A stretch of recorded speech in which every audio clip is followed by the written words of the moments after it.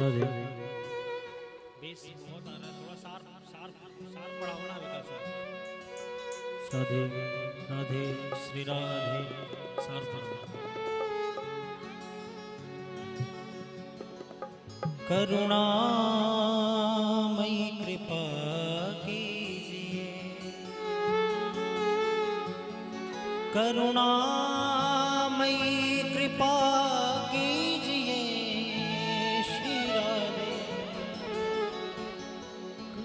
करुणामयी कृपा कीजिए श्री श्यामा,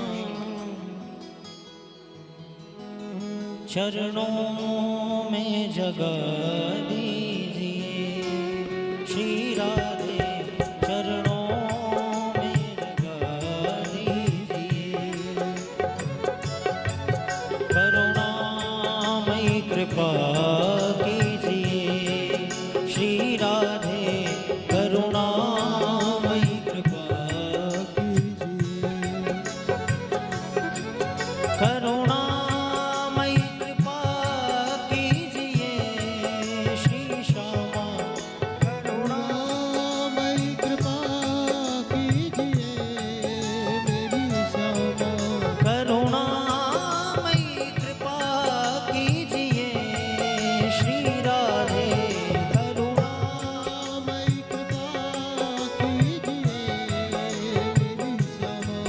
चरणों में जगह दीजिए श्री राधे, चरणों में जगह दीजिए,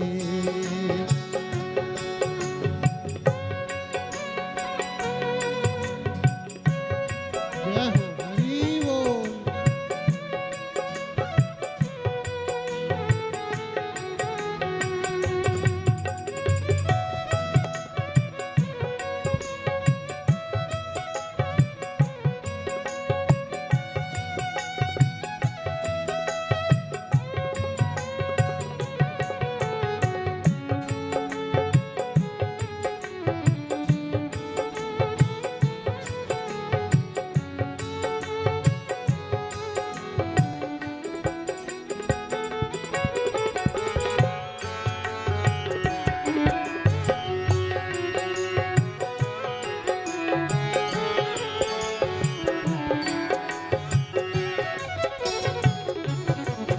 नाम जानू भजन साधना श्री राधे, नाम जानू भजन साधना श्री राधे, नाम जानू भजन साधना श्री राधे, नाम जानू भजन साधना श्री राधे, मुझे अपना बना लीजिए श्री राधे, मुझे अपना बना लीजिए श्री राधे, ओ करुणामयी कृपा कीजिए श्री राधे, करुणामयी कृपा कीजिए।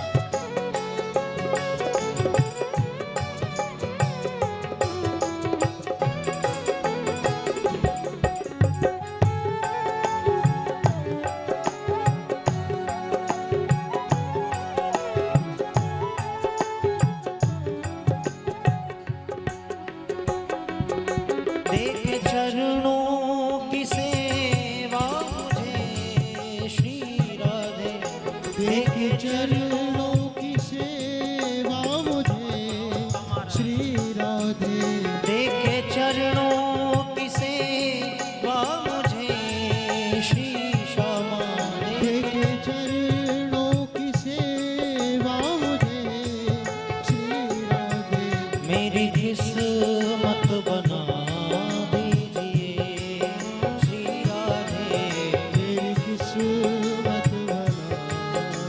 श्री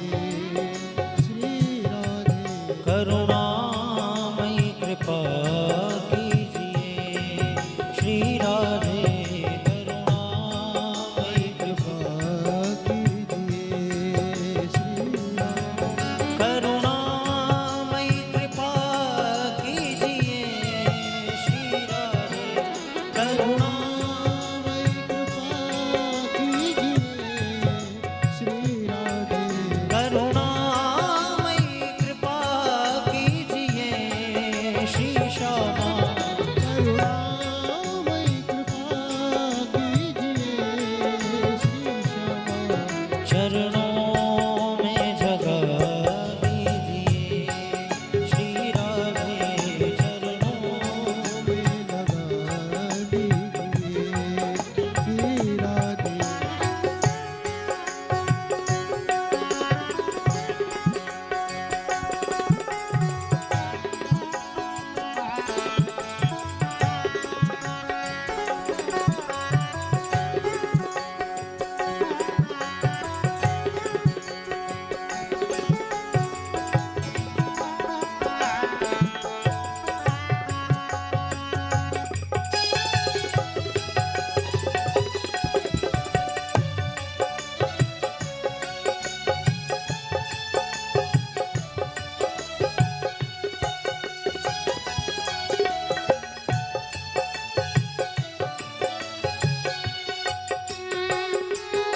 बीच मझधार में आप फंसी श्री राधे, बीच मझधार में आप फंसी श्री राधे, बीच मझधार में आप फंसी श्री राधे, बीच मझधार में आप फंसी श्री राधे।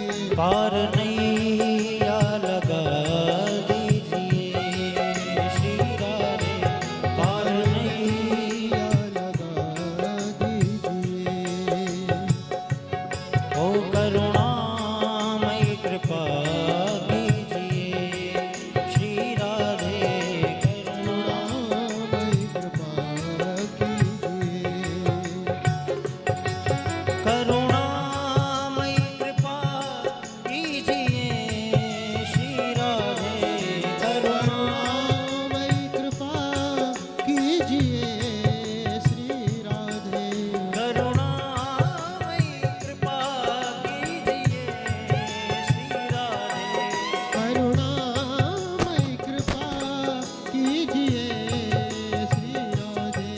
चरणों में जगह दीजिए श्री राधे, चरणों में जगह करुणामयी कृपा कीजिए, करुणामयी कृपा, ओ करुणामयी कृपा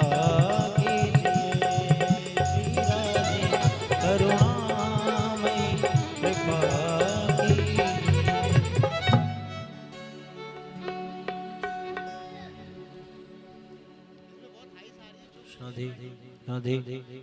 भैया क्या आ रहा है, इसको कम करो। राधे साथ में नहीं आए, थोड़ी देर से आए। राधे राधे राधे राधे राधे। कुछ और लगा लो, कोई और ही को लगाओ, कोई और। राधे राधे राधे श्री राधे। अभी जो साथ में आ रहा है ना, इको तुरंत थोड़ा लेट आए, लेट। राधे राधे फीडबैक बढ़ा के। राधे राधे श्री राधे। गूंज रहा है बहुत। राधे राधे श्री राधे। रिपीट वाला लगा के देख लो। श्री राधे श्री राधे। रिपीट वाला लगा के देखो, रिपीट। राधे राधे राधे राधे श्री राधे श्री राधे। ठीक है, रहने दो।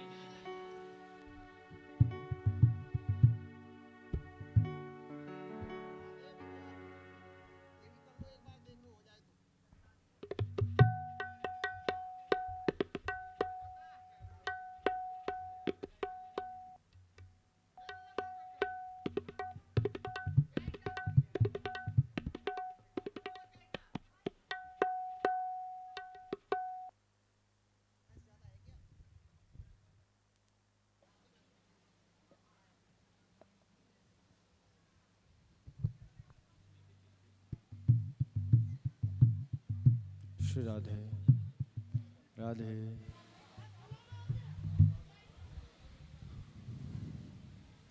जय श्री राधे, जय जय श्री राधे, जय श्री राधे राधे।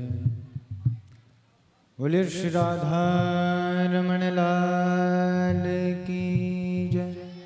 श्री भागवत भगवान की, पूज्य व्यास जी महाराज की, श्री सद्गुरुदेव भगवान की, श्री सुखदेव महाराज की जय, परीक्षित महाराज की जय, भागवत महामहोत्सव की जय। जय जय श्री राधे श्याम बाल कृष्ण लाल की जय। परम मंगलमय परात्पर अखिलेश्वर अखंड कोटि ब्रह्मांड नायक श्री राधा रमण लाल जी की कृपा से आप हम सभी यहाँ विद्यमान हैं, विराजमान हैं और पूर्ण रूप से यहाँ हम आप सभी पर भागवत जी की बड़ी ही विशेष कृपा, जो आप हम सभी साप्ताहिक इस क्रम में, साप्ताहिक अनुष्ठान में यहाँ उपस्थित हैं और श्रीमद् भागवत कथा का रसपान हम आप सभी यहाँ विराजमान होकर के कर रहे हैं। श्री ठाकुर जी की विशेष कृपा है और इस कृपा का प्रतिक्षण अनुसरण करना यही हमारा कर्तव्य है। आज जो साप्ताहिक श्रीमद् भागवत कथा है, साप्ताहिक यानी कि एक सप्ताह में होने वाली जो कथा हो वो ही साप्ताहिक कथा है। तो एक सप्ताह में 7 दिन होते हैं और 7 दिनों में यह मंगलमय कथा हम आप सभी श्रवण करते हैं। राजा परीक्षित को सुखदेव स्वामी जी ने भी 7 दिन में ही कथा श्रवण कराई थी और ये ही कथा श्रवण कराई थी जो कथा आज हम आप सभी यहाँ बैठ करके श्री महादेव के श्री चरणों में बैठ करके आज श्रवण कर रहे हैं। सौभाग्य और शोषर यह है कि दिव्य श्रीमद् भागवत कथा पहली बात तो श्रवण करने का अवसर ही मिल जाए, ये ही बड़ी बात है। परंतु ऐसे श्रावण मास में, और श्रावण मास भी चतुर्मास्य का प्रथम चरण है, जैसे 4 महीने होते हैं वैष्णवों के लिए, जो साधक वैष्णव होते हैं उनके लिए 4 महीने बहुत अनमोल होते हैं। इस समय वैष्णव चाहे कहीं भी हो पूरी पृथ्वी में, वो आकर के धाम वास करते हैं। श्रीधाम वृंदावन में खूब भीड़ होती है। कई वैष्णव संत जन आकर के 4 महीने वहीं विराजमान रहते हैं, वहीं तप करते हैं, वही भजन करते हैं।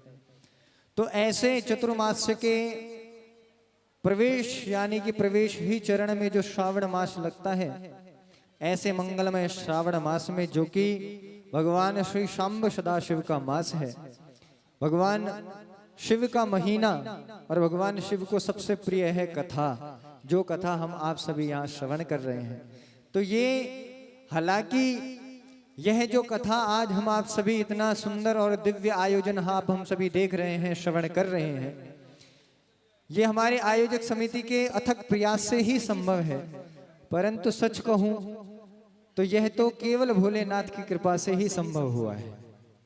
यदि भोलेनाथ ने ऐसी कृपा करी, भोलेनाथ की कृपा थी कि उनको इस पावन श्रवण मास के प्रथम चरण में ही कथा श्रवण करनी थी, तो आयोजित करवाई, और भोलेनाथ ने श्रवण करनी थी, तो हम आप सभी को भी यह सौभाग्य प्राप्त हो गया कि हम भी ऐसी दिव्य और भव्य कथा श्रवण पान करें।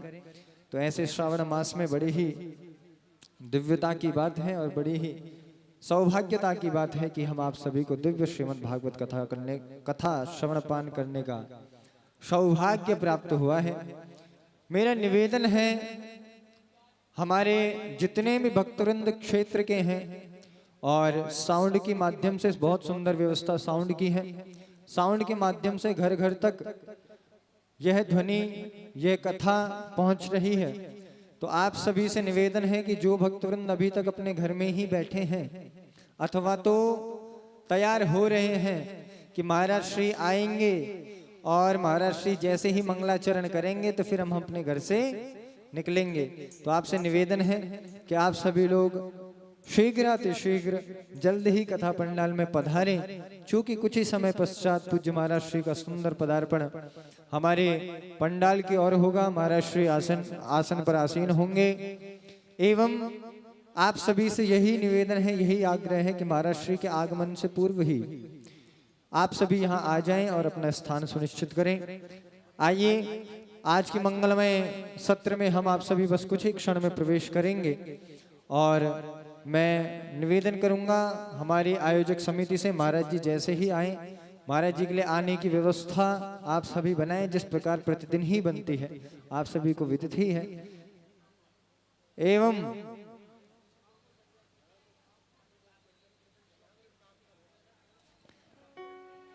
आइए, अब हमारे सुबल भैया बहुत सुंदर और दिव्य भाव आपको श्रवण कराएंगे। हमारे भैया से भी रहा नहीं जा रहा है, तो भैया एक सुंदर भाव हम आप सभी को श्रवण कराएंगे। आप सभी से निवेदन है, सभी भक्तवृंद अपने अपने स्थान पर बैठ जाएं और दिव्य मंगलमय हमारे सुबल जी की वाणी को श्रवण करें और सुबल जी के साथ ही आप सभी भी गाएं और उनका उत्साह को और वर्धन करें और बढ़ाएं। और वो कैसे बढ़ेगा, तो बोले तालियों की सेवा करने से बढ़ेगा। खूब तालियों की सेवा करें। अभी भी कर दिया, बहुत सुंदर बात है। हमारे सुबल जी के लिए जोरदार ताली। और इसके बाद जब भजन होगा तो भजन के मध्य में भी आपको ताली की सेवा करनी है और खूब सुंदर ठाकुर जी का भजन गुनगुनाना है। आइए, हमारे सुबल जी के द्वारा एक सुंदर भाव आप सभी को श्रवण कराया जाएगा। हरे कृष्णा।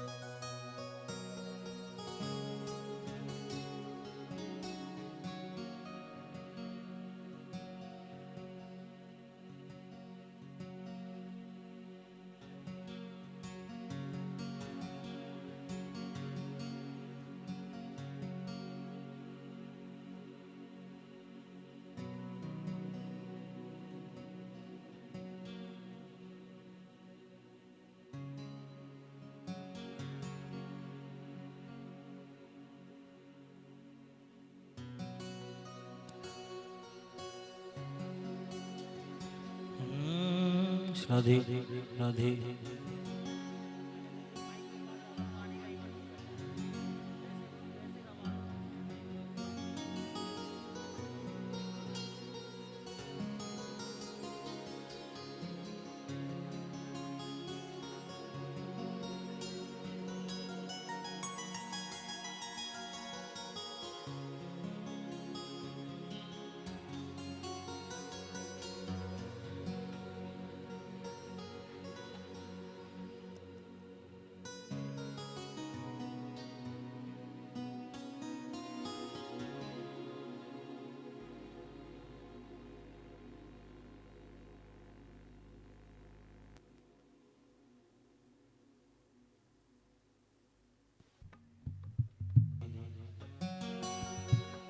श्री राधे श्री राधे।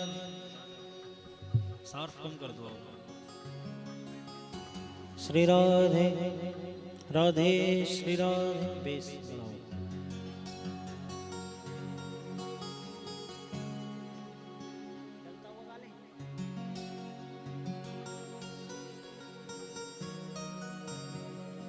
श्याम श्याम है अपने लाडली हमारी है। इफेक्ट बढ़ाओ। राधे थोड़ा सार्फ, हल्का सा सार्फ। श्याम श्याम है अपने लाडली हमारी है। श्याम है अपने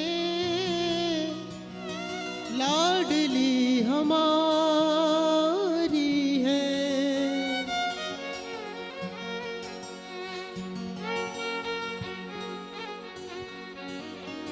दर्शन का हूँ अभिलाषी, दर्शन का हूँ अभिलाषी, अरज हमारी है। दर्शन का हूँ अभिलाषी, अरज हमारी है। श्याम श्याम है अपने लाडली हमारी है। श्याम श्याम है अपने लाडली हमारी है।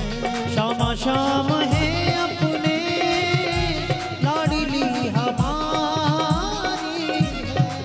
श्याम है अपने लाडली हमारी है। श्याम श्याम है अपने लाडली हमारी है। श्याम है अपने लाडली हमारी है।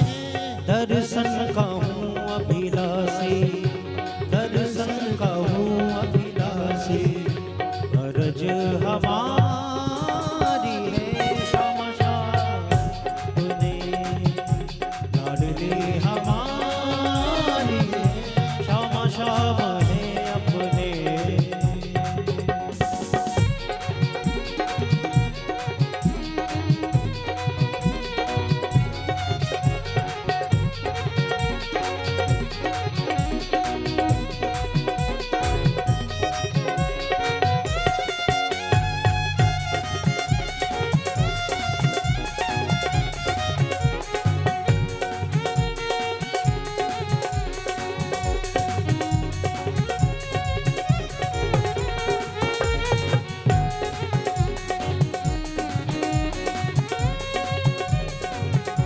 करुणामयी श्री राधे बरसा दो करुणा निस दिन।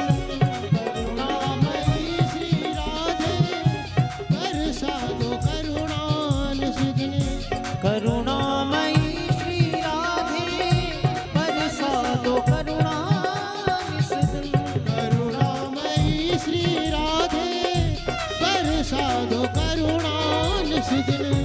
सदा वास देना ब्रज में, सदा वास देना ब्रज में, अरज हमारी है।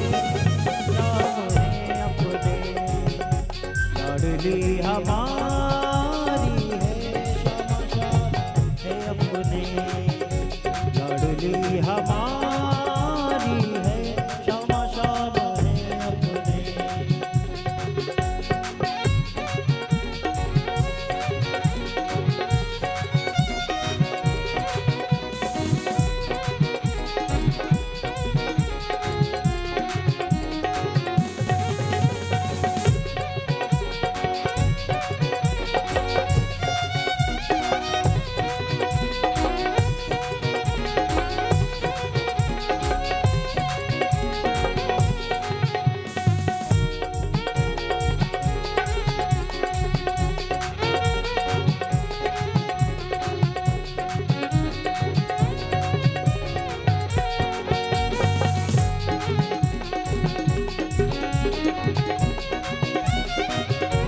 ऊंचे अटारी वारी तेरा सहारा है। ऊंचे अटारी वारी तेरा सहारा है। ऊंचे अटारी वारी तेरा सहारा है। ऊंचे अटारी वारी तेरा सहारा है। कर दो कृपा नथवारी, कर दो कृपा नथवारी, अरज हमारी है। श्याम श्याम है अपने लाडली हमारी है। श्याम श्याम है अपने लाडली हमारी है।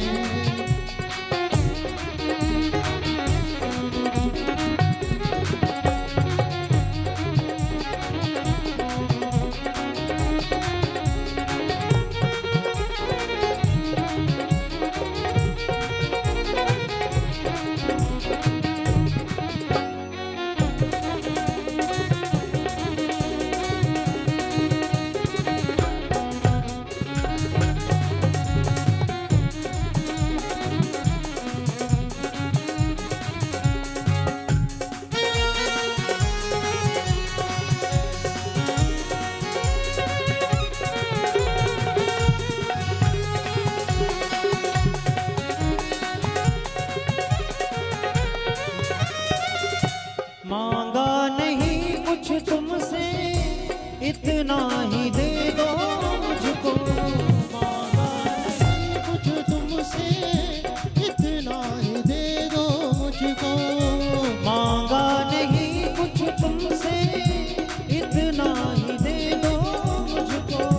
मांगा नहीं कुछ तुमसे, इतना ही दे दो मुझको।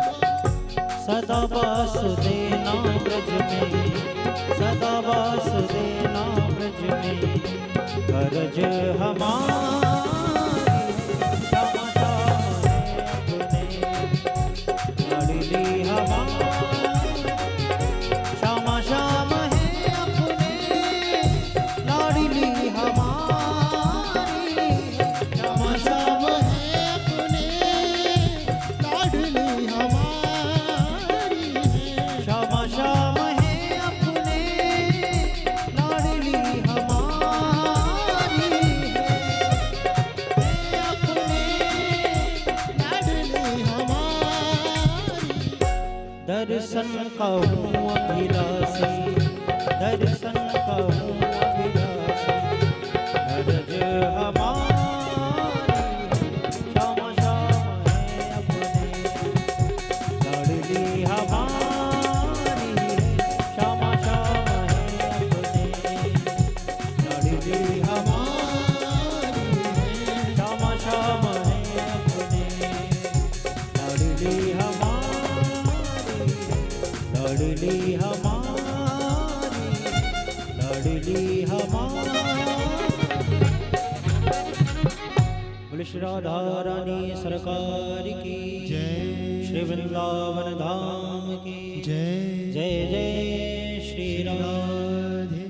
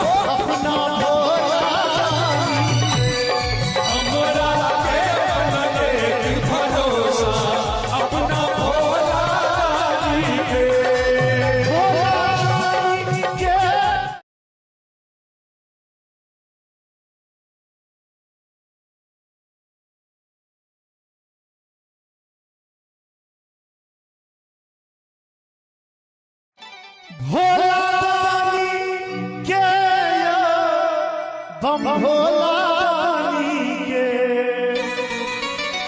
भोला दानी के बम भोला दानी के। एक बार बाबा का पर दोनों हाथ दियो सब बोले और ताली बजबे। हमरा के भरोसा अपना भोला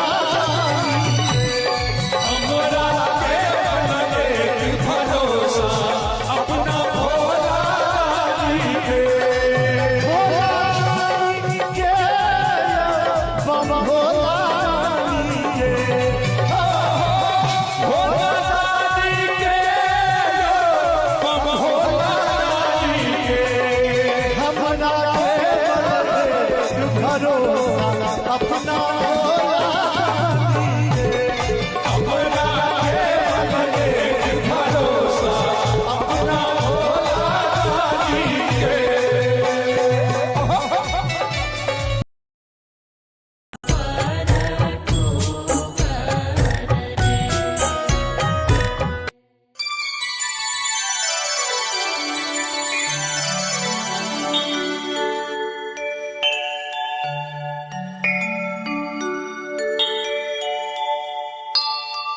नारायण नारायण। कहियो जे केलक ने धर्मक चर्चा ने भक्ति भजन माना,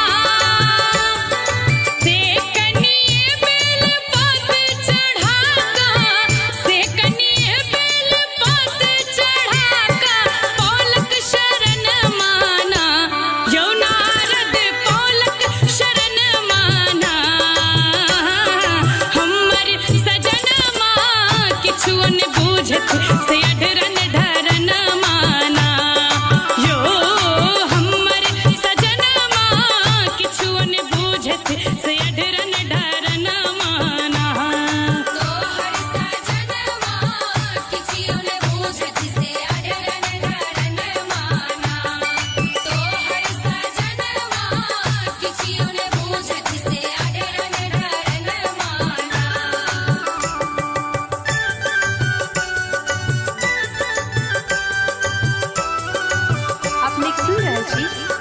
प्रोडक्शनक प्रस्तुति।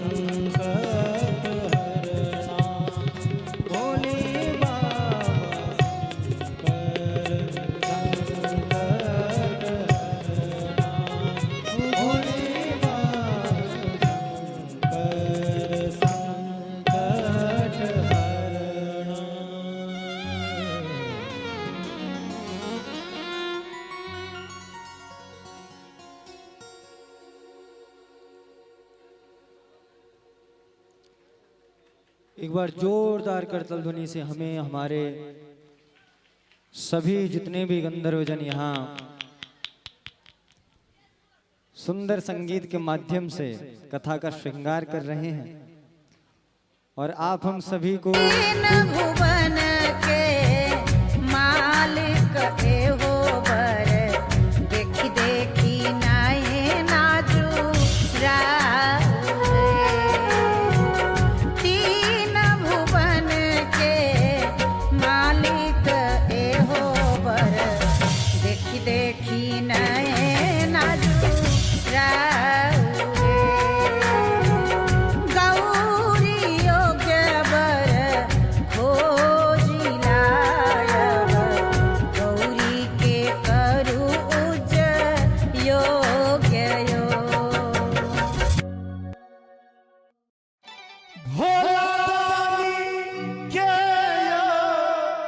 बम भोलानी के भोला दानी के यो बम भोला दानी के। एक बार वाला पर दोनों हाथ दियो सब बड़े और ताली बजबे हमरा के भरोसा अपना हमरा के बने भरोसा अपना भोला दानी के। भोलानी के बम भोलानी के भोला दानी के यो बम भोला दानी के। हमरा के भरोसा अपना हमरा के बने भरोसा अपना भोला दानी के।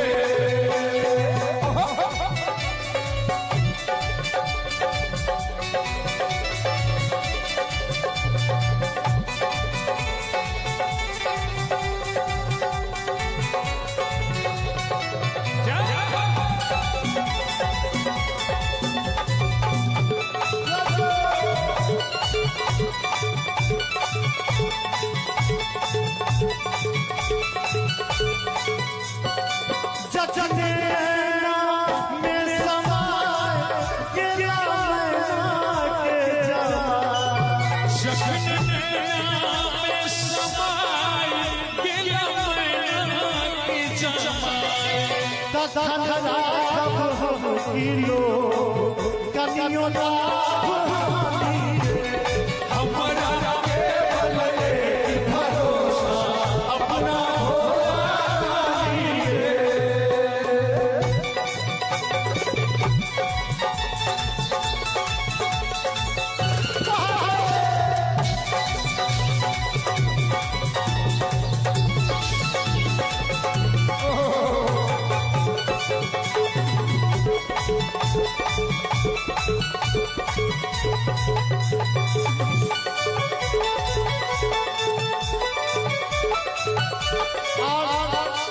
जजन खोज कृपा के दोष अपना चला जगन खोज कृपा के कोश अपना जनले आशुतोष। तखन राखब हम किलो कनियो हमरा के बने भरोसा अपना भोला दानी के। सब संत में राजा शंकर दया रानी गिरिजा राजा शंकर दया धाम रानी गिरिजा पैसे पाम। मैया के मंदिर छिया मैया के मंदिर छिया ना राजा शंकर दया धाम रानी गिरिजा राजा शंकर दया धाम रानी गिरिजा पैसे पाम। मधुकर शरणागत में तेहि राजा हमरा के बने भरोसा अपना भोला दानी के। भोलानी के बम भोलानी के भोलानी के यो बम भोलानी के। तकर बाद समाम के कार्यक्रम हेतै तकर बाद झांकी सब हेतै एक बेर में हर झांकी रामेश्वर बाबा के नाम पर पार्वती मैया के नाम पर ताली बजबै कि हमरा के बने अपना हमरा के भरोसा अपना भोला दानी के। हमरा अपना यो हमरा के बने भरोसा अपना भोला दानी के।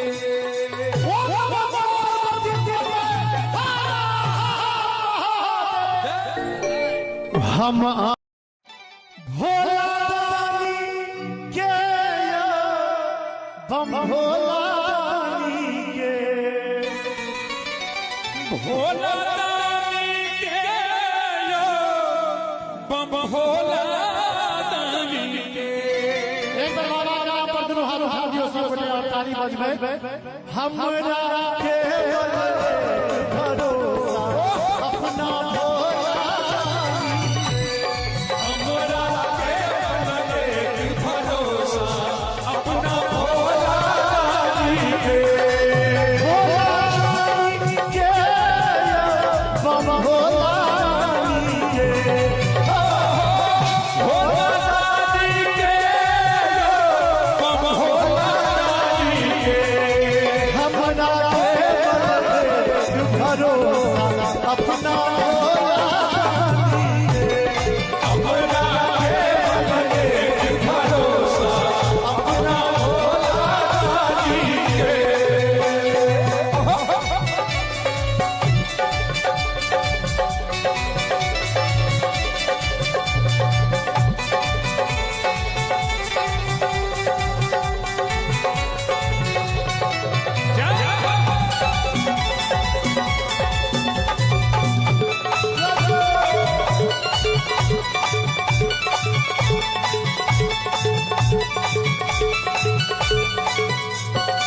जचने में समाए गिरा मैना के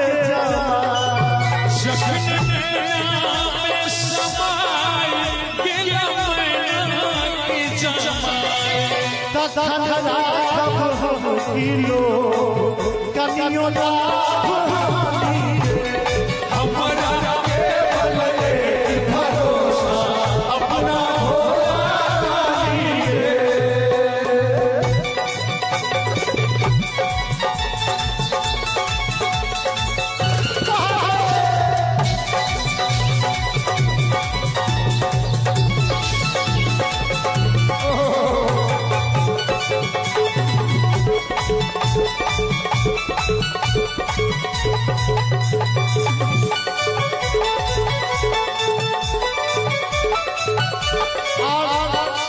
जगत खोज कृपा के दोष अपना चला शरण खोज कृपा की कोशिश अपना चले आशुतोष धन किलो कनियो हमरा के भरोसा अपना भोला दानी के सब संत में राजा शंकर दया रानी गिरिजा राजा शंकर दया धाम रानी गिरिजा पैसे मैया के मंदिर छिया मैया के मंदिर छिया ना राजा शंकर दया धाम रानी गिरिजा राजा शंकर दया धाम रानी गिरिजा पैसे मधुकर शरणागत में तेहि राजा हमरा के भरोसा अपना भोला दानी के भोलानी के बम भोलानी भोलानी के बम भोलानी के समाम के कार्यक्रम हेतु तकर बाद झांकी सब हेतु एक बार में हाथ उठा दिया रामेश्वर बाबा के नाम पर पार्वती मैया के नाम पर ताली बजबै कि हमरा के अपना हमरा के भरोसा अपना भोला बहती है गंगधारा भोले तेरी जटा से। और मीठी मीठी तालियों के साथ सभी को शंकर तेरी जटा से बहती है गंगधारा शंकर तेरी जटा से बहती है गंगधारा शंकर तेरी जटा से। काली घटा के अंदर, काली घटा के अंदर जिस नाम की उजाला, शंकर तेरी जटा से बहती है गंगाधारा, शंकर तेरी जटा से।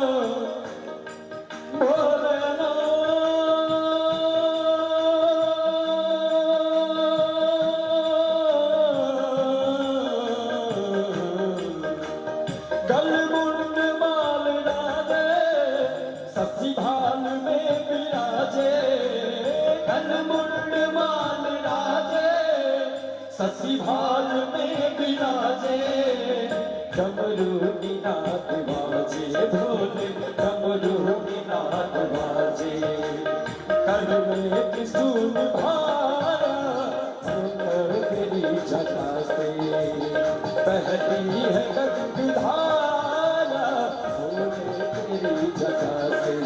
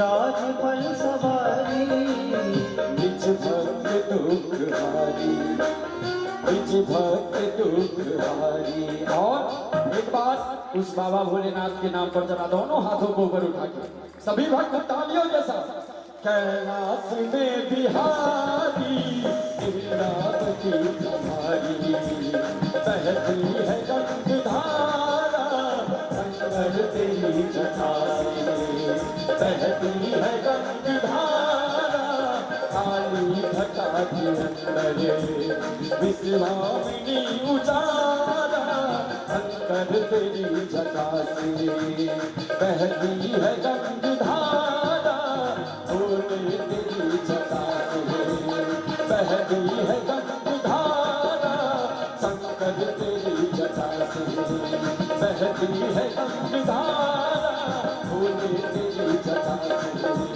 बहती है गंगाधारा संकर तेरी जटा से भोलेनाथ भोलेनाथ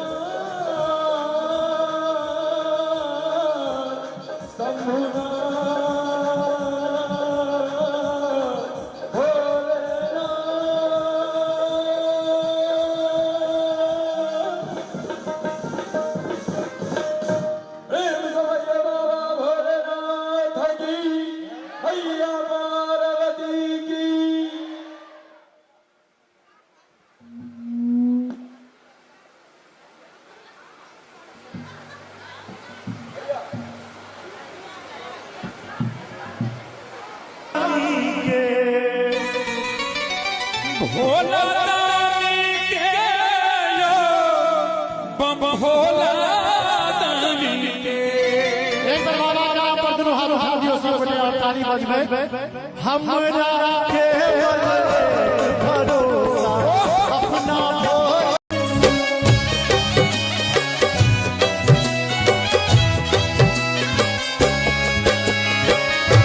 नहीं धोती नहीं पाग माथ पर बगे बन सलागत भिखारी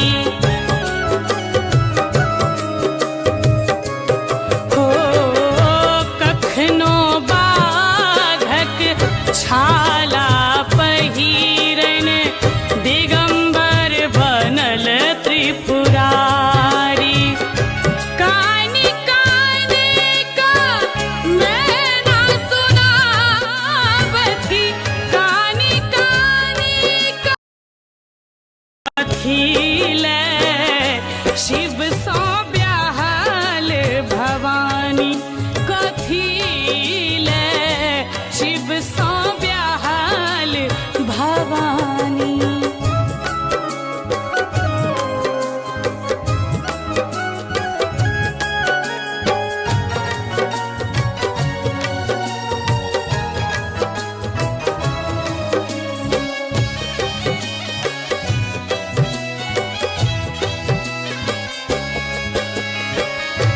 घोर अघोर शंभु शिव शंकर आहा त्रिभुवन केर स्वामी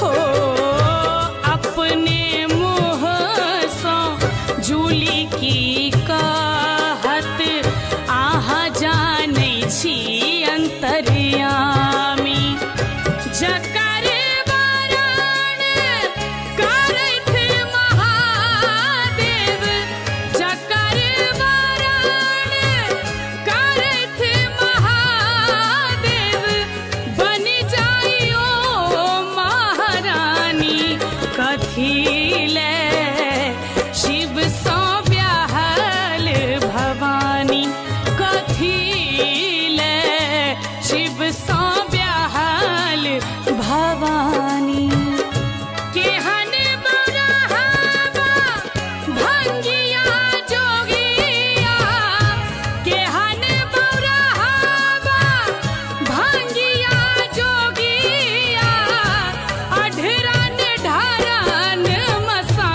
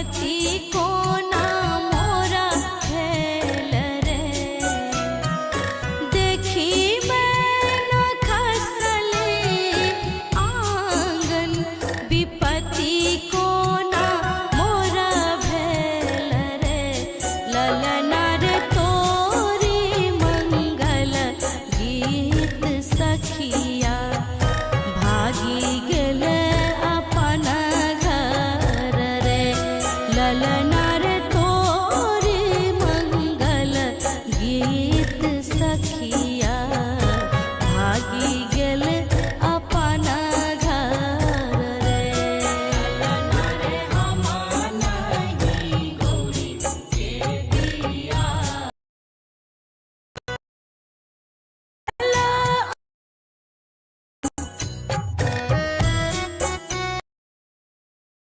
नारायण। आओ आओ देवर्षि आसन ग्रहण करू। प्रणाम माते। देवाधिदेव आई एखन धरि ध्यान मग्ने छथि। की कहू सदखन बैसल धुनी रमाबैत आर कोनो ने प्रयोजन कालक काल त्रिकाल करै छथि भांग दतूरक भोजन। नारायण नारायण हाय रे अररन धरन।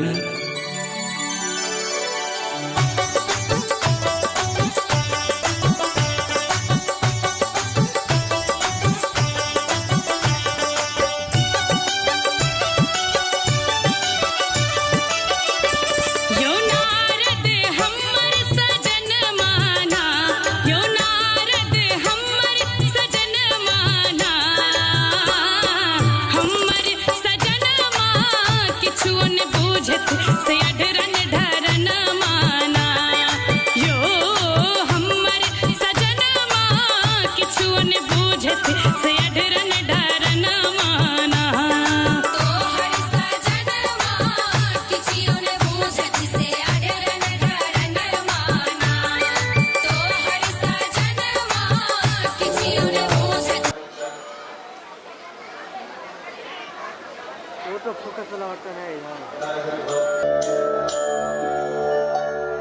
जगत्तं पालको व्यापी सर्वव्यापी सुरेश्वर। बोले श्री भागवत भगवान की जय। पूज्य व्यास जी महाराज की, सद्गुरुदेव भगवान की, श्री सुखदेव महाराज की, श्री परीक्षित महाराज की, भागवत महामहोत्सव की, बाल कृष्ण लाल की जय जय श्री राधे श्याम। परम मंगलमय सप्त दिवसीय दिव्य श्रीमद् भागवत कथा के मध्य आप हम सभी आज चतुर्थ दिवस की मंगलमय वेला में चतुर्थ दिवस के द्वितीय सत्र में संध्याकालीन वेला में उपस्थित हुए हैं। जो भी भक्तवृंद पंडाल में उपस्थित हैं, आप सभी से निवेदन है आप यथा स्थान पर विराजमान हो जाएं। कोई भी भक्त व्यास पीठ के सम्मुख खड़े नहीं रहेंगे। आप सभी से निवेदन है आप सभी लोग अपने स्थान का चयन करें और अपने आसन पर सभी भक्त विराजमान हो जाएं। एवं जो भी भक्तवृंद अभी यहाँ उपस्थित नहीं हो पाए हैं, आपसे निवेदन है कि आप सभी भक्तवृंद भी शीघ्र अपने अपने घर कार्यों से निवृत्त हो करके कथा पंडाल में आए, कथा पंडाल में पधारे।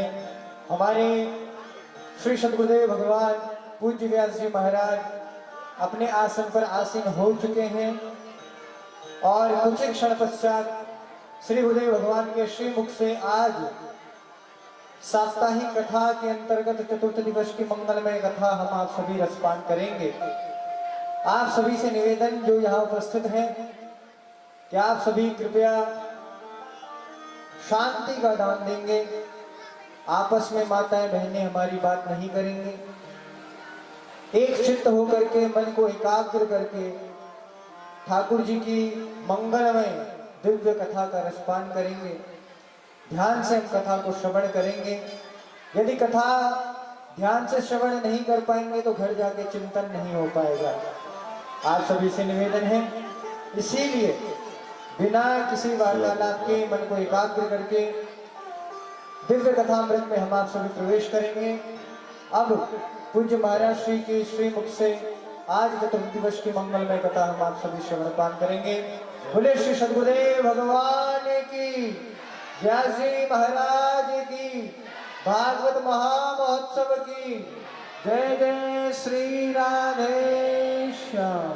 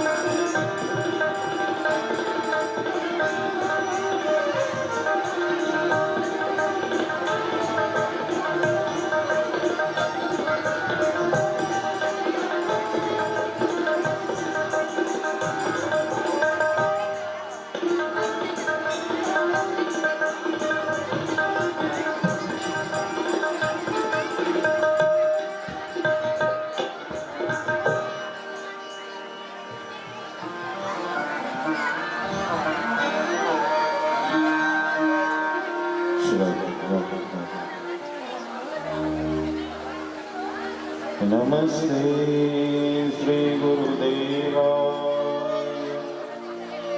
सर्वसिद्धि प्रदायिने सर्वमंगल रूपा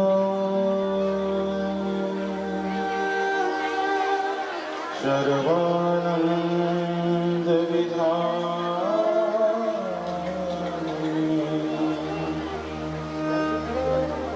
वंदेहं श्री गुरु श्री भगवत्पादं श्री गुरु वैष्णवांश श्री रूपं साग्रजातं सहगण रघुनाथान् वितं सजीवं साद्वैतं सावधूतं परिजन सहितं श्री कृष्ण चैतन्य देवं श्री राधा कृष्ण पादान्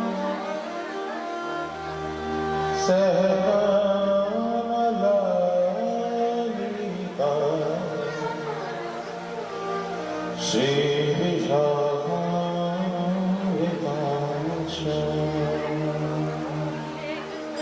गुरुवे गौरचन्द्राय राधिकाय तदालये कृष्णाय कृष्णभक्ताय तद्भक्ताय नमो नमः।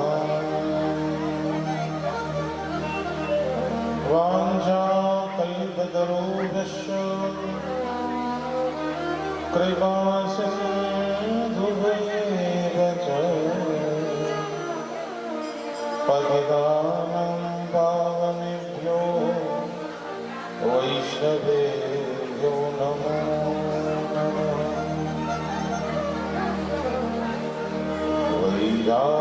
वैराग्यविद्या निजभक्तियोगः शिक्षा त्वमेव पुरुषपुराणम्। श्रीकृष्ण चैतन्य सदेव नीलभागे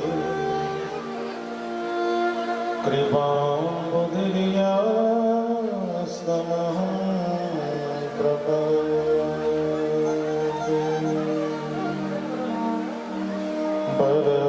बर्हापीडं नटवरवरौ कर्णयो कर्णिकारम्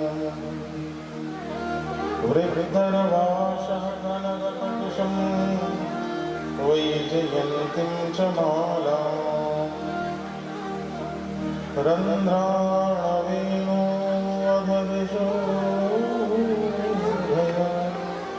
पूर्णयन् गोपवृन्दै बृन्दारण्यं स्वोपरमणं प्राविशदवेदखिले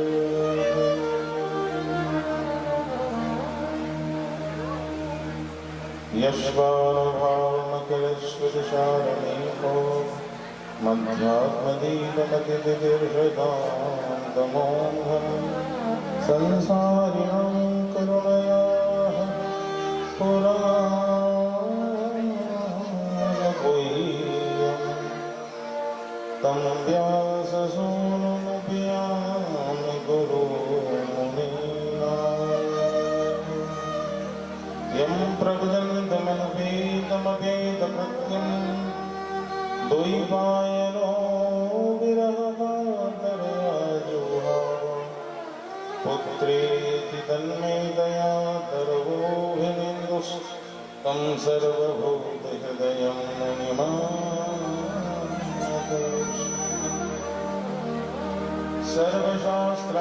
सर्वशास्त्राधिपीयूष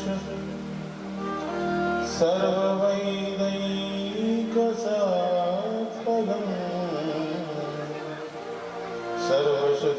सर्वसिद्धान्तरणाढ्य सर्वलोकैकदृक्पद सर्वभागवतप्राणश्रीमद्भागवतो प्रभो कलिध्वान्तिकादिव्यं श्रीकृष्णपरिवर्तितो परमानन्दपाठाय प्रेमवर्षजराय ते सर्वदा सर्वसिद्ध्याय श्रीकृष्णाय नमस्ते मदैकबन्धो मत्संज्ञा मद्गुरो मन्महाधर मन्निस्तारक मधुभाय मदानन्द नमस्तुते अशावसाधुदाय मदृक्षोचराकरो आनो मुञ्चकदा चिन्मां प्रेमनावृत्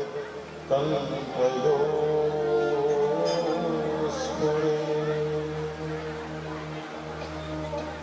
जय जय श्री राधे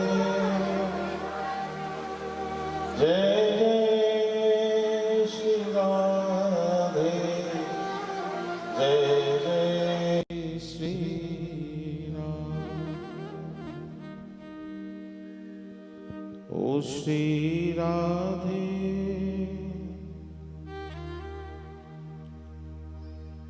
ओ श्री राधे ओ श्री राधे हमारी सरकार फिकर मोहे काहे की श्री राधे हमारी सरकार फिकर मोहे काहे श्री राधे जय राधे श्री राधे ओ जय राधे श्री राधे हमारी सरकार फिकर मोहे काहे की श्री राधे हमारी सरकार फिकर हमें काहे की जब ऐसी हो जब ऐसी जब ऐसी हो जब ऐसी जब ऐसी मिली दरबार फिकर मोहे काहे की जब ऐसी फिकर काहे की।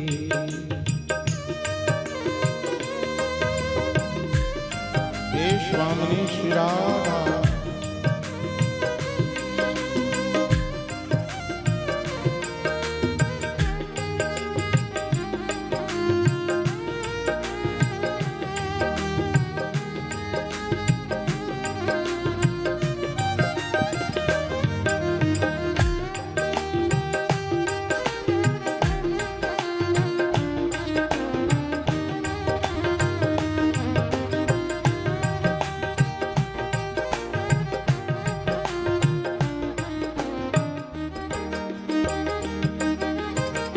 हित अधम उदाहरण देह धरी उदाहरण देह धरी बिनु कारण दीनन नेह करे बिनु कारण दीनन नेह करे ओ जब ऐसी हो जा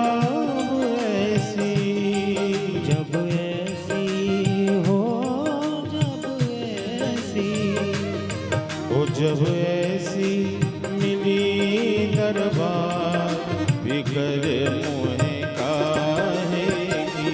श्री राधे हमारी सरकार फिकर हमें काहे की।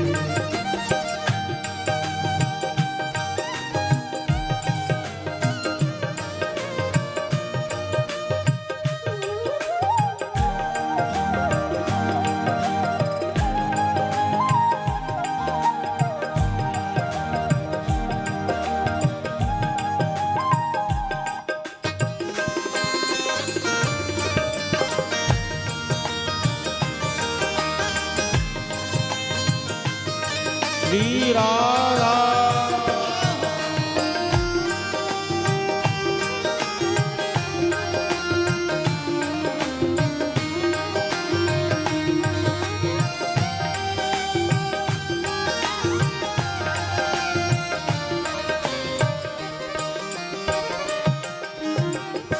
दुख निज जन कंद्रण सुनि पावे दुख निज जन कंद्रण सुनि पावे तज श्यामो निज जन पहधावे तज श्यामो निज जन पहधावे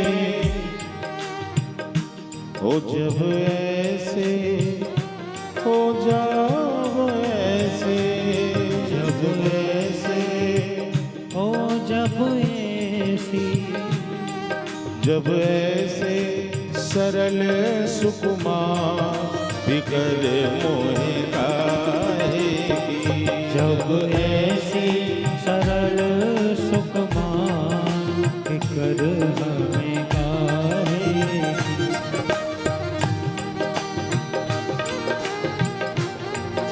फिकर हमें काहे की। जब ऐसी दया दरबार बिकर मोहे काहे की। राधे हमारी सरकार फिकर हमें काहे की।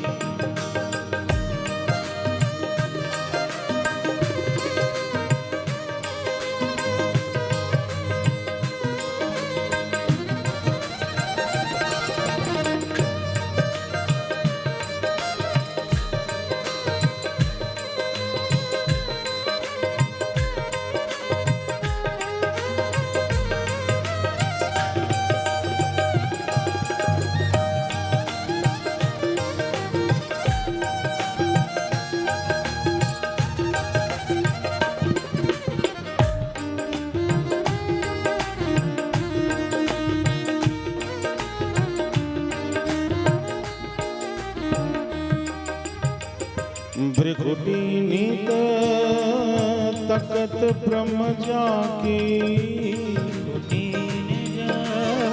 तकत ब्रह्म जाकी ताकी शरणा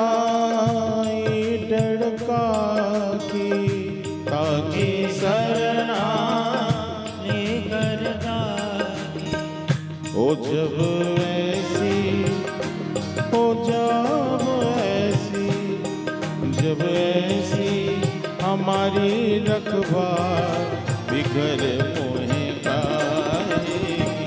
जब ऐसी हमारी रखवार फिकर हमें काहे, हमारी सरकार फिकर हमें काहेगी। श्री राधे हमारी श्री राधे, श्री राधे, ओ श्री राधे, श्री राधे हमारी सरकार बिगर मोहे काहेगी। श्री राधे हमारी सरकार फिकर मोहे काहे।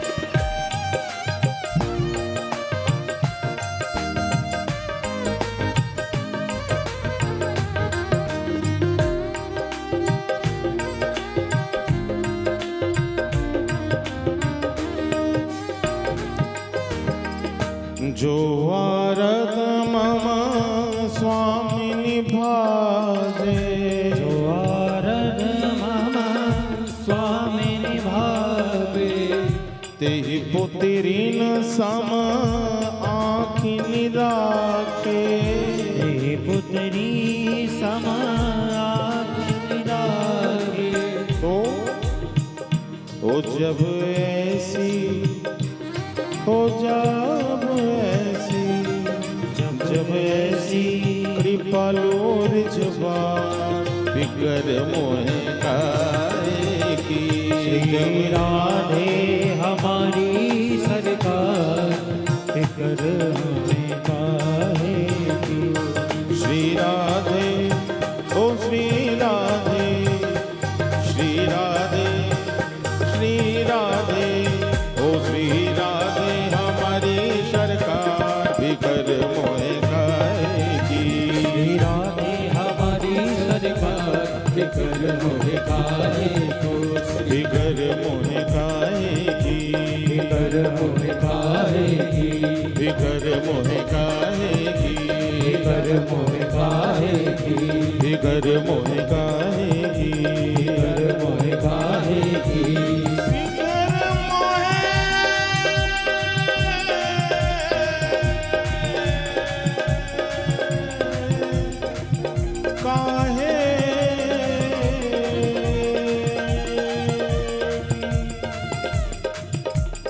श्री राधे,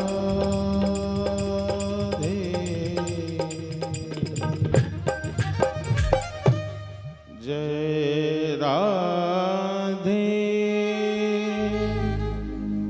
श्री राधे, राधे राधे प्रिया प्रिया।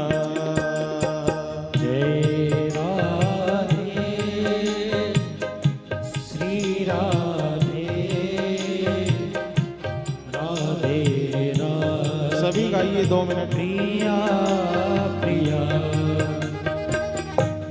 जय राधे, श्री राधे, राधे राधे प्रिया प्रिया। जय राधे, श्री राधे, राधे राधे प्रिया प्रिया। जय राधे राधे प्रिया प्रिया। जय राधे राधे प्रिया प्रिया। जय राधे राधे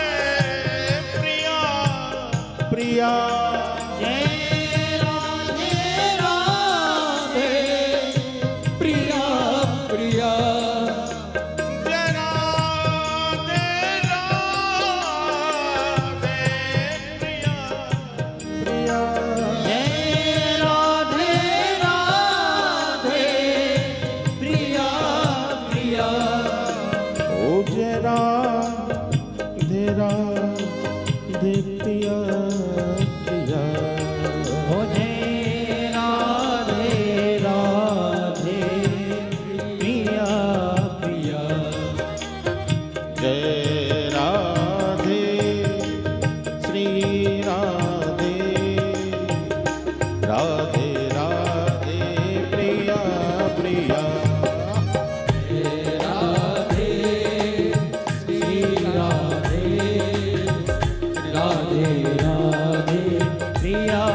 प्रिया प्रिया जय राधे राधे प्रिया प्रिया राधे प्रिया प्रिया जय राधे राधे राधे प्रिया प्रिया जय राधे राधे राधे प्रिया प्रिया जय राधे राधे राधे प्रिया प्रिया जय राधे राधे राधे प्रिया प्रिया जय राधे राधे राधे प्रिया प्रिया जय राधे राधे राधे प्रिया प्रिया राधे राधे प्रिया प्रिया जय राधे राधे राधे प्रिया प्रिया जय राधे राधे राधे प्रिया प्रिया जय राधे राधे राधे प्रिया प्रिया जय राधे राधे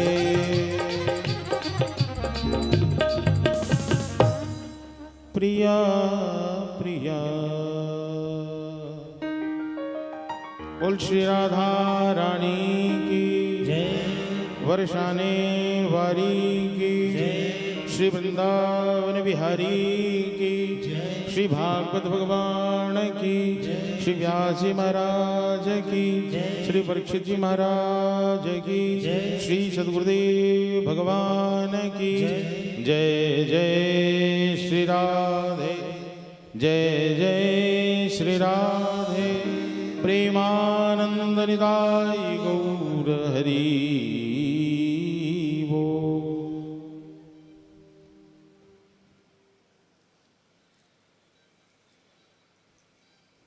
परम मंगलमय अकारुण करुणावरणालय भगवान घनश्याम श्याम सुंदर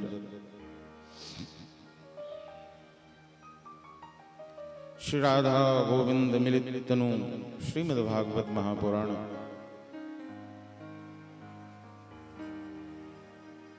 इस दिव्य शिवालय के प्रांगण में श्रीमद् भागवत के आश्रय में विराजमान आप सभी विज्ञजन विप्रजन वैष्णवजन एवं श्रद्धावनत माताओं के चरण में व्यासपीठ से वंदन।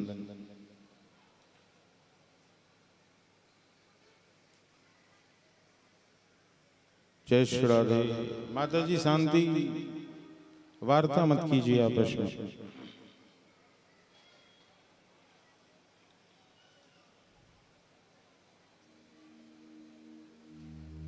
भगवान की असीम अनुकंपा से इस श्रीमद् भागवती कथा के आज हम सभी चतुर्थ दिवस में विद्यमान हैं। यह सुंदर रूप से साप्ताहिक कथा समायोजित हो रही है। आज भगवान की ऐसी करुणा कृपा, उनके मानो करुणा कृपा प्रसाद रूप से ही खूब आज वृष्टि हो रही है। और मौसम चूंकि सावन का मास है और ये महीना वर्षा ऋतु की है, और आज चतुर्थ दिवस की इस कथा के मध्य और प्रारंभ से ही वृष्टि होती रही। इसलिए कथा आज अपने निर्धारित समय से थोड़े विलंब से प्रारंभ हुआ है। आज चारों ओर लाल पीला हरा उजला गुलाबी ये वातावरण ऐसा ही लग रहा है कि प्रकृति भी आज निश्चित ही भगवान के स्वागत में अपनी उपस्थिति दर्ज कर रहा है।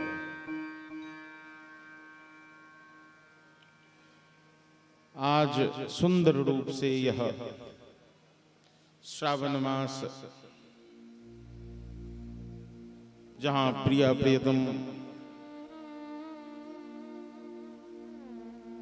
झूलन सरकार के रूप में विराजमान होकर अति आनंदित होते हैं, जहां वन की शोभा चारों ओर हरियाली छा जाती है,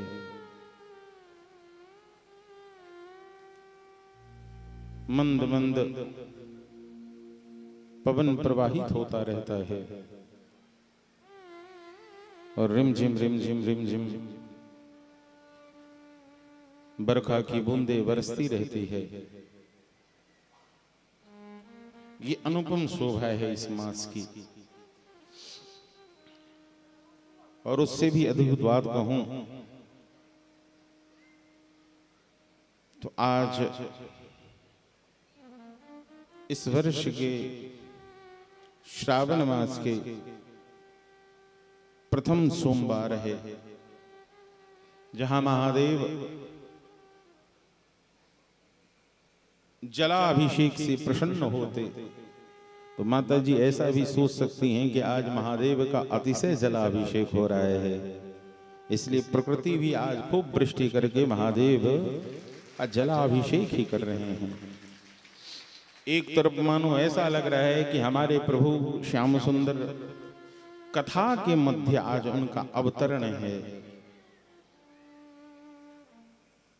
तो वर्षा ऋतु उपस्थित होकर चारों ओर सुचिता, सुचिता मतलब पवित्रता। लोग कहता नहीं अरे चलो चलो रास्ते पे जल छिड़क दो, बरामदे पे जल छिड़क दो तो क्या हो जाएगा, शुद्ध हो जाएगा। तो महादेव चूंकि श्री कृष्ण के परम अनुरागी हैं और ये उनका दिव्य मास आज प्रथम सोमवार है, इसलिए पिंटू बाबू प्रकृति ने आज ऐसी तैयारी करी है। महादेव कह रहे हैं कि छींटा देने से काम नहीं चलेगा, तो आज तुम सारे मार्ग को ही बढ़िया से धो डालते। इसलिए जहां देखो जीवन में सतत सकारात्मक रहो, क्योंकि होने वाली जितनी भी घटनाएं हैं, जितनी हो रही बातें हैं, ये सभी प्रभु इच्छा से होती है। हमारे आपके चाहने से कुछ भी नहीं होता। अवध हो या वृंदावन हो,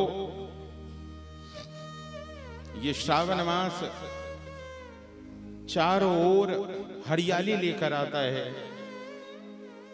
और दृश्य हो जाता है कैसा लाला, ऐसी छाई हरियाली वृंदावन में,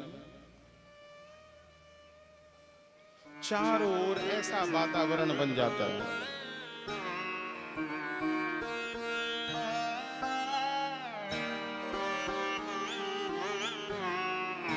ओ ऐसी छाई हरियाली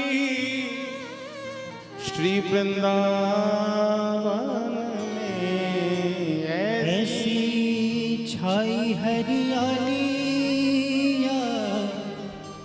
कुंजन में, ऐसी छाई हरियाली याही कुंजन में, झूला झूले राधा दामोदर वृंदावन में। ओ झूला झूले श्री राधे वृंदावन, झूला झूले राधा दामोदर वृंदावन। तो ये सुंदर वातावरण जब बनता है तो श्यामा जो निश्चित आती हैं इस दिव्य अवसर पर। ये प्रथम पद है जो झूलन में प्रारंभ हो जाता है। ओ प्यारी झूलन पधारो जो की आई बदरा, प्यारी झूलन पधारो जो की आई बदरा, जो की आई बदरा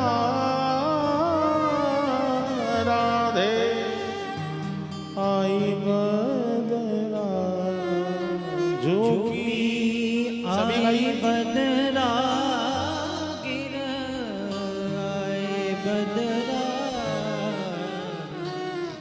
इस मौसम की तो बरस भर प्रतीक्षा होती है नवीन जी कि कब ऐसा मौसम बने, कब प्रिया और लाल जी झूलन पे विराजमान हो, मंद मंद पवन चले और रिमझिम रिमझिम बदरा बढ़के। प्यारी झूलन पधारो जो कि आई बदरा। प्यारी झूलन पधारो जो कि आए बदरा। जो कि आई बदरा राधे आई बदरा। जो कि आए बदरा गिर आए बदरा। प्यारी झूलन पधारो जो कि आई बदरा। राधे झूलन पधारो जो कि आए बदरा।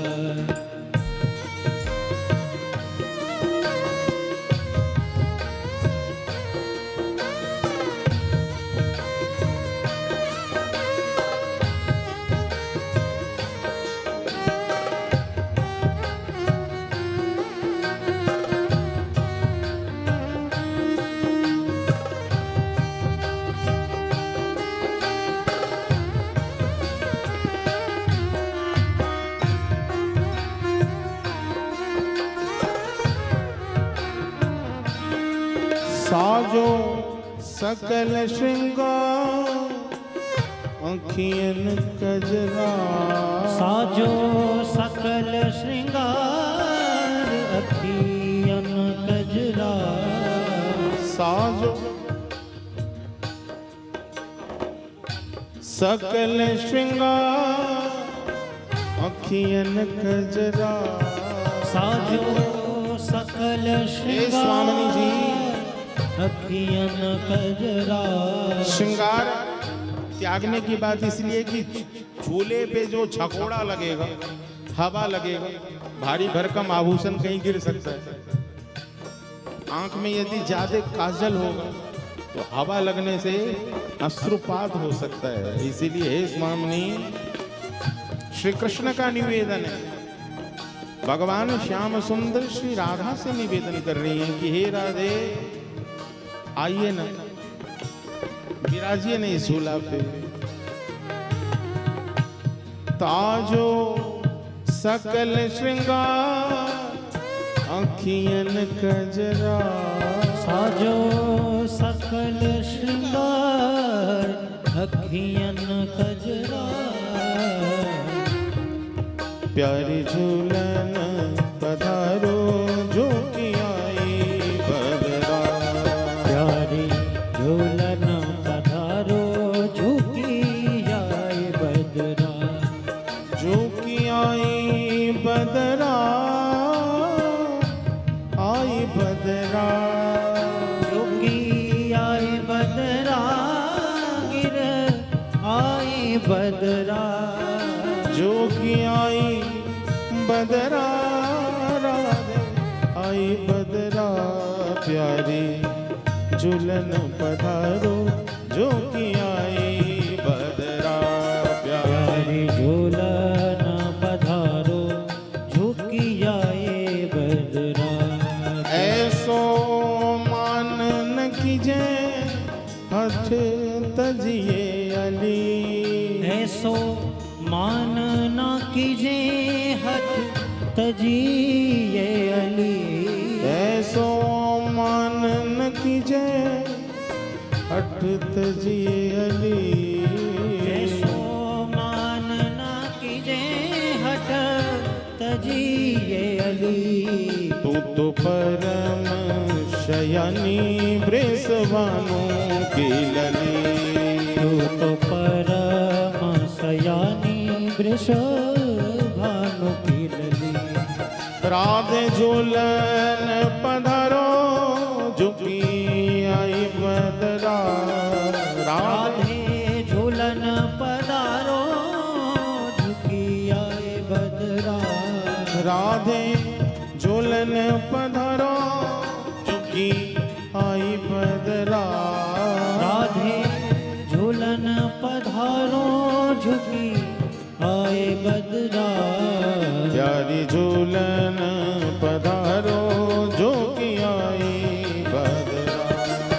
राधे झूलन पधारो झुकी आए बदरा।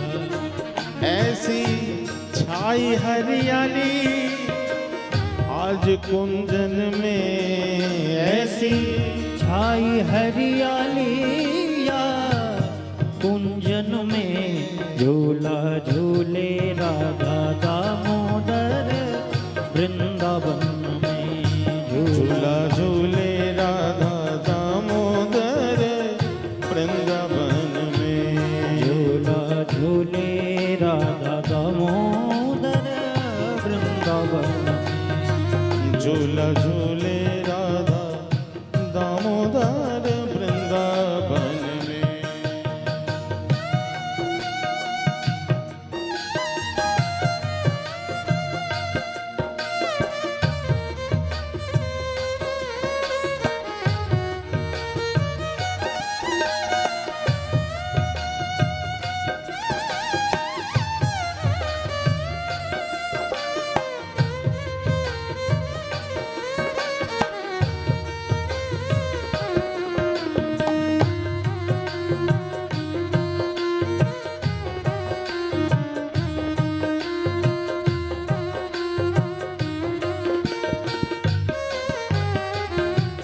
प्रीतम रसिक बिहारी मग जो बत खड़े।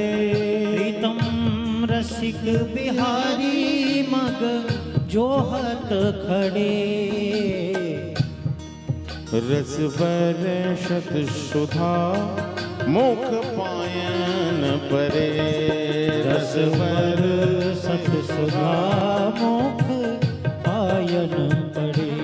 प्यारी झूलन पधारो जो की आई बदरा। प्यारी झूलन पधारो जो की आई बदरा। तो आज यह दिव्य श्रावण का मास चारों ओर बदरा घिर गई है, काले काले बादल घिरे हैं। दो भाव देखें तो एक तरफ तो ऐसा लग रहा है कि प्रकृति अपने स्वरूप से श्री कृष्ण का स्वागत कर रहे हैं, दूसरी ओर श्री कृष्ण श्री राधा के स्वागत में उपस्थित हैं।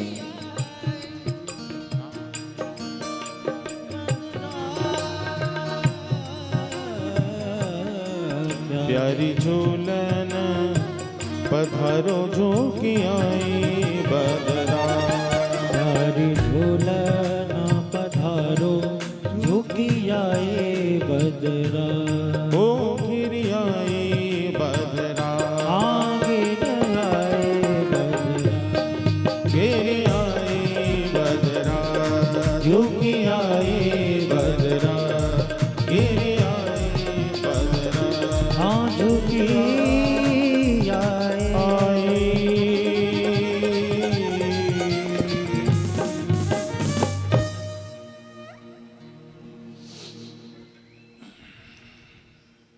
भगवान जब दक्ष शिव शरणागति को पाया है, विद्याधर गंधर्व देव जब समूह ने आज इंद्र सिद्ध ब्रह्मा अग्नि सभी ने जब आज श्री भगवान को वंदना करी है, स्तुति करी है, क्योंकि शिव के कोप से यदि कोई बचा सकता है वह केवल और केवल भगवान नारायण ही हैं, जो शिव के क्रोध को कम कर सकते हैं। और भगवान की यह वाणी भी है कि अहम ब्रह्मा च सर्वस्य जगत कारणं परम आत्ममेश्वरो दृष्ट्वा स्वयं दृग्य विशेषण।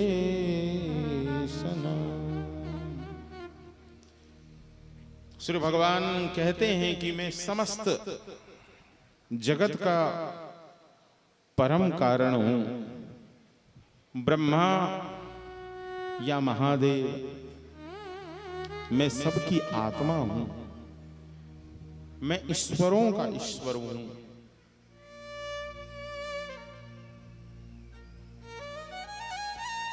और इस संसार में घटने वाली जितनी घटनाएं हैं वह सब मेरे शक ज्ञान में है, मेरी इच्छाओं से होता है। मेरी इच्छाओं के विपरीत कुछ नहीं हो सकता है। भगवान की यह वाणी है कि त्रिगुणात्मिका माया को स्वीकार करके मैं ही इस सृष्टि का विस्तार करता हूं, इस जगत का पालन भी मैं करता हूं, रचना भी मैं करता हूं और श्रृंगार भी मैं ही करता हूं। आत्मा मायां समाविश्य सोहम गुण महिम द्विजा सुजन रक्षन हरम विश्वम दधे संज्ञा क्रियोचिता। ये आज निश्चित हो गया दक्ष प्रसंग में कि महादेव भी वही करते हैं जो भगवान वाच। भगवान कह रहे हैं जो मेरी इच्छा होती है, ब्रह्मा वही करता है जो मेरी इच्छा होती है, और विष्णु भी वही करता है जो मेरी इच्छा करती है। तो जो परम ईश्वर हैं, जो नियंता हैं, वह ब्रह्मा विष्णु महेश, ये तीनों उनके आदेश पालक हैं। इसलिए मैं अभेद हूं, इसलिए मुझे भेद रहित मत समझो। ये ब्रह्मा हैं, ये विष्णु हैं, ये महादेव हैं, सभी रूपों में मैं ही अवस्थित हूं। इसलिए जीव को चाहिए बाबूजी, बाबा, कि आपकी अपनी भावना कैसी है। जीव स्वभावगत ही देख पाता है। एक स्वभाव प्रारब्ध जन है, एक स्वभाव संग जन है। जैसा संग करेगा वैसा स्वभाव बनेगा। एक स्वभाव जन्मजात है, कहता नहीं इसका तो जन्मजात ही ऐसा स्वभाव है। अरे भैया तू पहले ऐसा तो नहीं था, भला तू बड़ा अच्छा था, अरे तुम उसके संग रहने लगा, उस दिन से तुम बदल गए हो। मतलब स्वभाव स्थिर नहीं है, अपितु स्वभाव परिवर्तनशील है। स्वभाव अस्थाई नहीं है। क्या नहीं है? एक जैसा स्थित नहीं रह सकता है। इसलिए ये निर्धारण नहीं किया जा सकता जो व्यक्ति आज जैसा है कल भी वैसा ही रहेगा। निश्चित है कि उसके व्यक्तित्व भी परिवर्तित होंगे यदि उसका संग परिवर्तित होगा। और पूर्वाग्रही होकर यह विचार करना कि अरे पहले तो बड़ा बेकार आदमी था, और आप पूर्वाग्रही होकर उस व्यक्ति के प्रति यदि वैसी ही अवधारणा रखते हो तो ये आपके अपने निज सोच पर निर्भर करता है। इसलिए गोस्वामी जी कहते कि जाकी रही भावना जैसी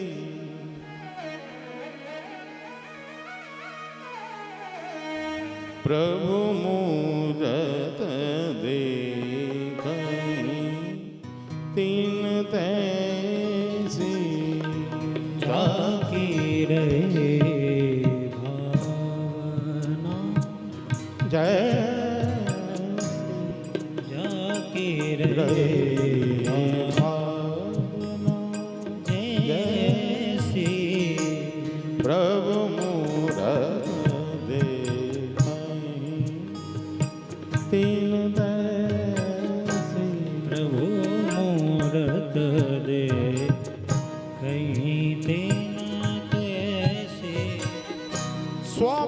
भाविता होकर यदि आप जाएंगे और आपके भीतर यदि आसुरी स्वभाव की मात्रा अत्यधिक है तो आपको भगवान भी असुरी दिखेंगे।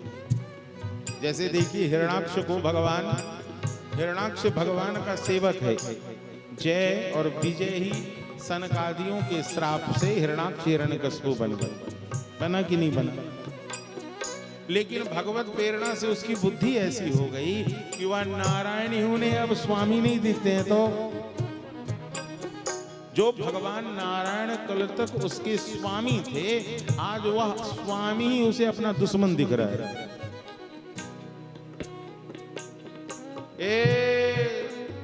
कोई नारायण का नाम नहीं लेगा। इस नारायण ने मेरे भैया की हत्या करी है।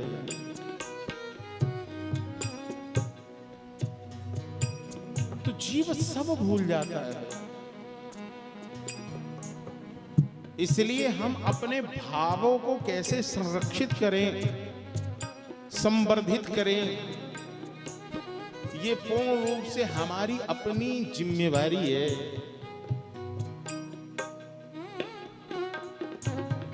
अन्यथा पर निंदाओं में पड़कर, पर दोष दर्शन करके माता जी केवल और केवल समय खोटा होता है। क्या होता है? समय की बर्बादी होना।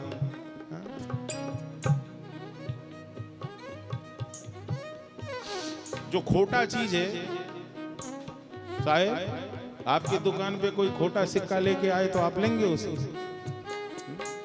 कोई चांदी का एक सिक्का लेके आया लेकिन तुरंत ही परीक्षण करके ये बोलेंगे ये खोटा है, कोई मूल्य नहीं। लेकिन यदि वही शुद्ध चांदी है तो आप तुरंत उसका मूल्य लगा दें।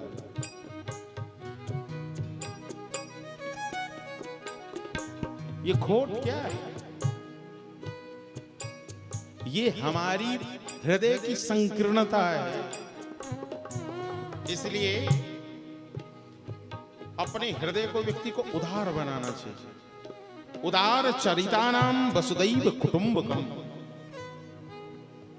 इतने उदार बन जाओ कि ये पूरा संसार ही आपका परिवार हो जाए।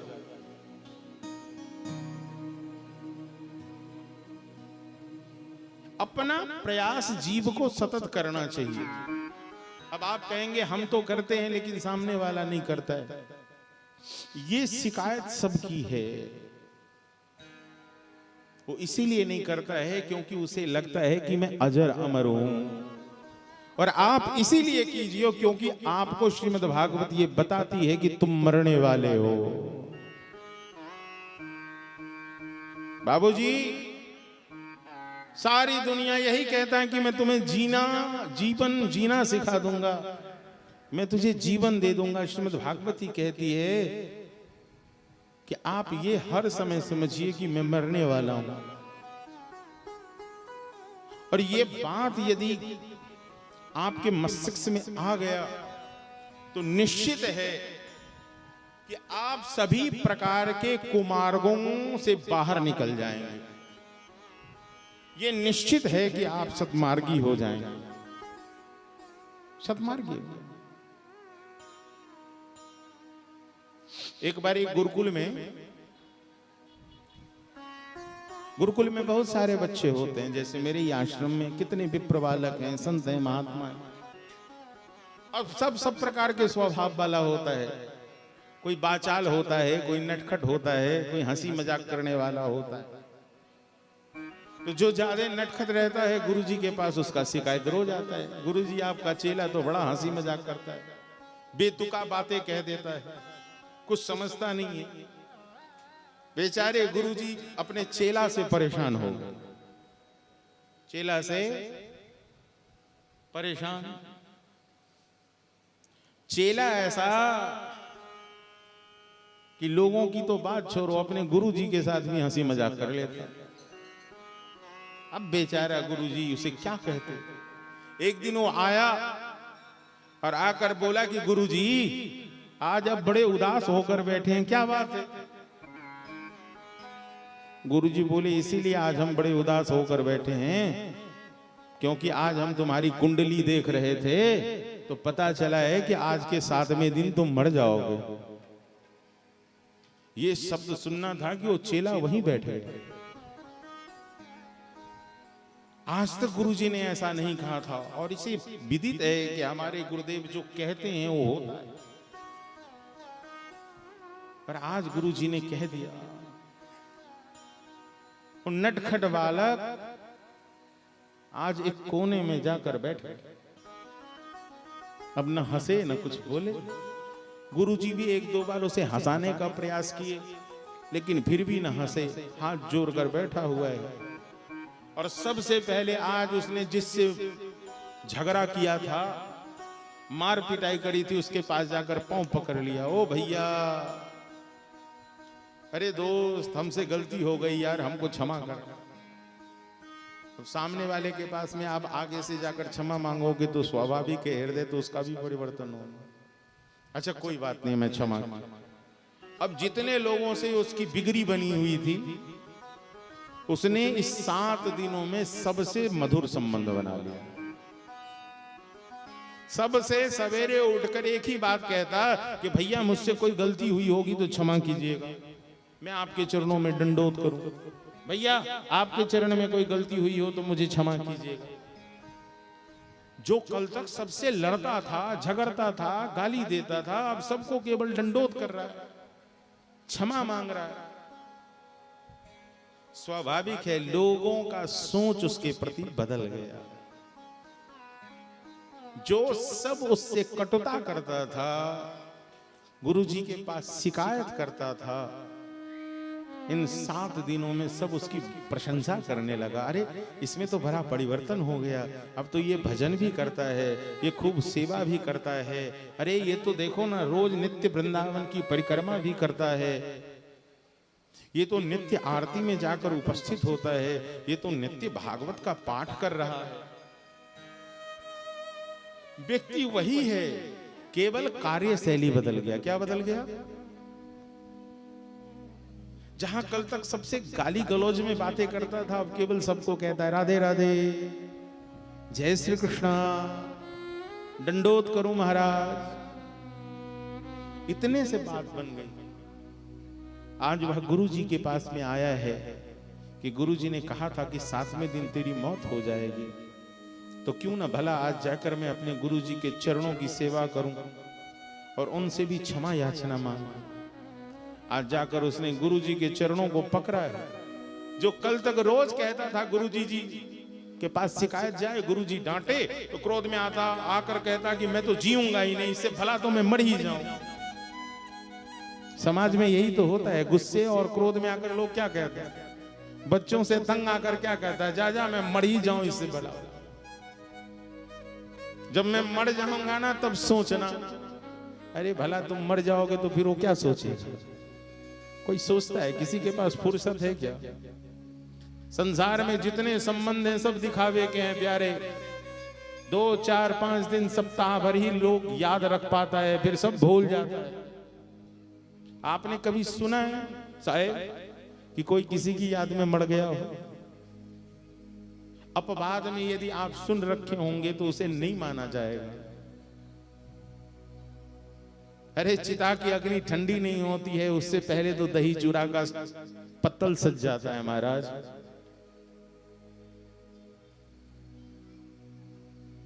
जहां भूख नहीं व्यक्ति का मान, पेट नहीं मानता है, तो गुस्से और क्रोध में आकर जो बालक नित्य कहता था मैं मर जाऊंगा, क्यों? क्योंकि उसका रोज शिकायत आता है, लोग उसके विषय में बुरी बुरी बातें करते हैं। ये अपनी आदत को नहीं सुधार रहा है, लेकिन मरने की बातें कर रहा है। जब आज गुरुजी के पास में आया है, शांत चित बैठा है, गुरुजी पूछ रहे हैं चेला क्या हुआ? आज कुछ हंसी मजाक की बातें नहीं कर रहे हो, कोई चुटकुला ही सुना दो। नहीं कुछ सही तो कम से कम एक चुटकुला तो सुना दे। आज हाथ चोरा हुआ वह मौन कहता है गुरुदेव अब मैं पहले जैसा नहीं रहा, अब मैं इन सब बातों में नहीं रहता हूं। अच्छा नहीं रहता? तो तू तो रोज मरने की बातें करता था, क्योंकि रोज तुम्हारी सबसे शिकायतें रहती थी। अब भी झगड़ता है लोगों से। बोला नहीं नहीं गुरुदेव, मेरा तो किसी से कोई झगड़ा नहीं है, भला वो सारे लोग अच्छे थे, कमियां तो मुझ में थी जो मैं लोगों से लड़ता था। मैं रोज आकर आपसे गलती शिकायत कर जाता था, मुझे तो सब बड़े प्यारे दिखते हैं और मुझसे सब प्यार करते हैं। जो गुरु के पास रोज आकर शिकायत करता था दूसरे की, आज वो सबकी प्रशंसा कर रहा है। ए तू झूठ बोल रहा है। बोले गुरुदेव अब तो मैं मर ही जाऊंगा, मैं भला झूठ क्यों बोलूं। गुरुजी पूछे जीने की इच्छा है, अब अच्छा लगता है? उसने कहा हाँ गुरुदेव अच्छा तो लगता है। बोले बेटा जियो, लेकिन हर समय या हृदय में स्वीकार करके जीवन जियो कि तुम एक दिन मर जाओगे, इसलिए तुम क्या पाकर जाओगे और क्या खोकर जाओगे ये निर्णय तो आपको लेना है।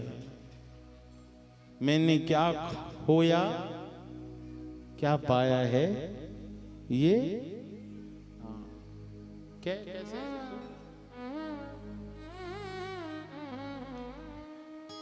तो सोचना है व्यक्ति को, विचार करना है व्यक्ति को।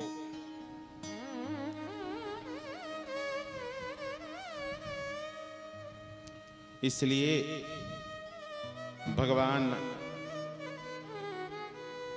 सत्य हैं, भगवान का नाम सत्य है, भगवान का धाम सत्य है, भगवान की लीला सत्य है और भगवान का रूप ही लाला सत्य है। जीव, हम सभी जीव जो मानव हैं, हम सब क्या हैं? उत्तानपाद हैं। कौन है?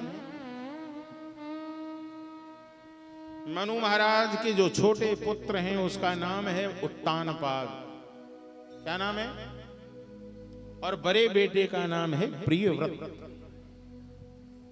उत्तानपाद होता है माता जी, गर्भ से जीव जब बाहर निकलता है तो सिर के आगे पहले चरण ही बाहर आता है और यह उत्तानपाद जब जन्म ग्रहण करता है और बड़ा होता है तो बंधुओं ऐसे ही है कि इसका संबंध हो जाता है किससे? सुनीति से। पहले जीव का संबंध नीति से होता है। सुनीति का मतलब है सुंदर नीति वाली, लेकिन मुझे आपको नीति प्रिय नहीं है। हमें प्रिय कौन है? हमें प्रिय है हमारी रुचि। इसलिए महाराज उत्तानपाद की बड़ी पत्नी है जिनका नाम है सुनीति और छोटी वाली पत्नी है जिनका नाम है सुरुचि। राजा को बड़ी पत्नी प्यारी नहीं है, राजा को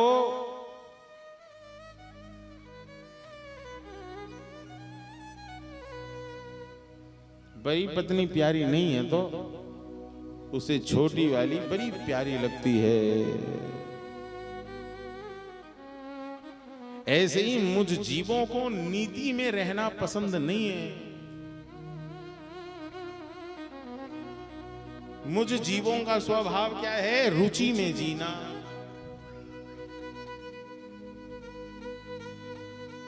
लोग कह देता है, बात बात पे ही कह देता है, कह रहे हम अपनी रुचि का करेंगे कि आपके रुचि का करेंगे। जब भी रुचि का किया जाता है उसका परिणाम सही नहीं होता। जीवन में जो भी करो नीतिगत करो। यदि रुचिगत करोगे तो उसका परिणाम होगा जैसे उत्तानपाद की पत्नी सुरुचि के गर्भ से उत्तम का जन्म होता है और सुनीति के गर्भ से ध्रुव का जन्म होता है। बंधुओं,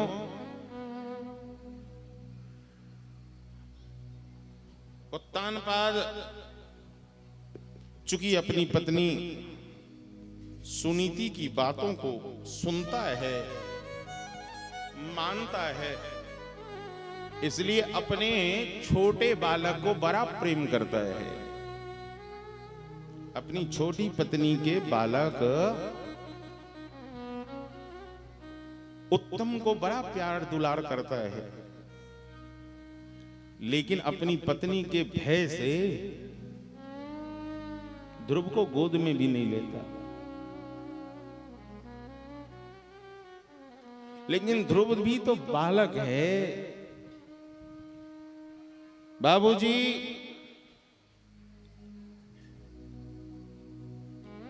माताजी, उसके मन में भी इच्छा हो रही है कि भला मैं भी क्यों ना अपने पिता की गोद में खेलूं। एक दिन एकदा सुरुचे पुत्रम अंकमारोप्यलालयम्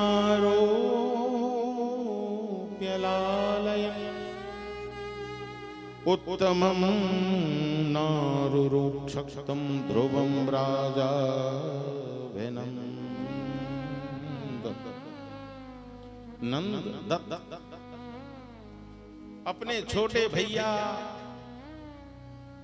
उत्तम को अपने पिता से लार और दुलार पाता हुआ देखकर ध्रुव के मन में भी आया कि भला मैं भी तो अपने पिता का पुत्र हूं, तो पिता की गोद मुझे भी मिलनी चाहिए।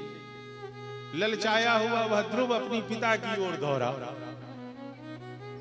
कि मैं भी पिताजी की गोद में जाऊंगा। सोई उसकी मैया सुरुचि ने रोक दिया। ए बालक, अरे रुक जा रुक जा रुक जा, कहां जा रहा है? बोले मां, मैं भी पिताजी के पास जा रहा हूं। बोले नहीं नहीं नहीं नहीं, बालो शिवतनात्मान मन्य स्त्री गर्भ संभृतम नूनम वेद भवान यश्यः दुर्लभे अर्थ मनोरथ।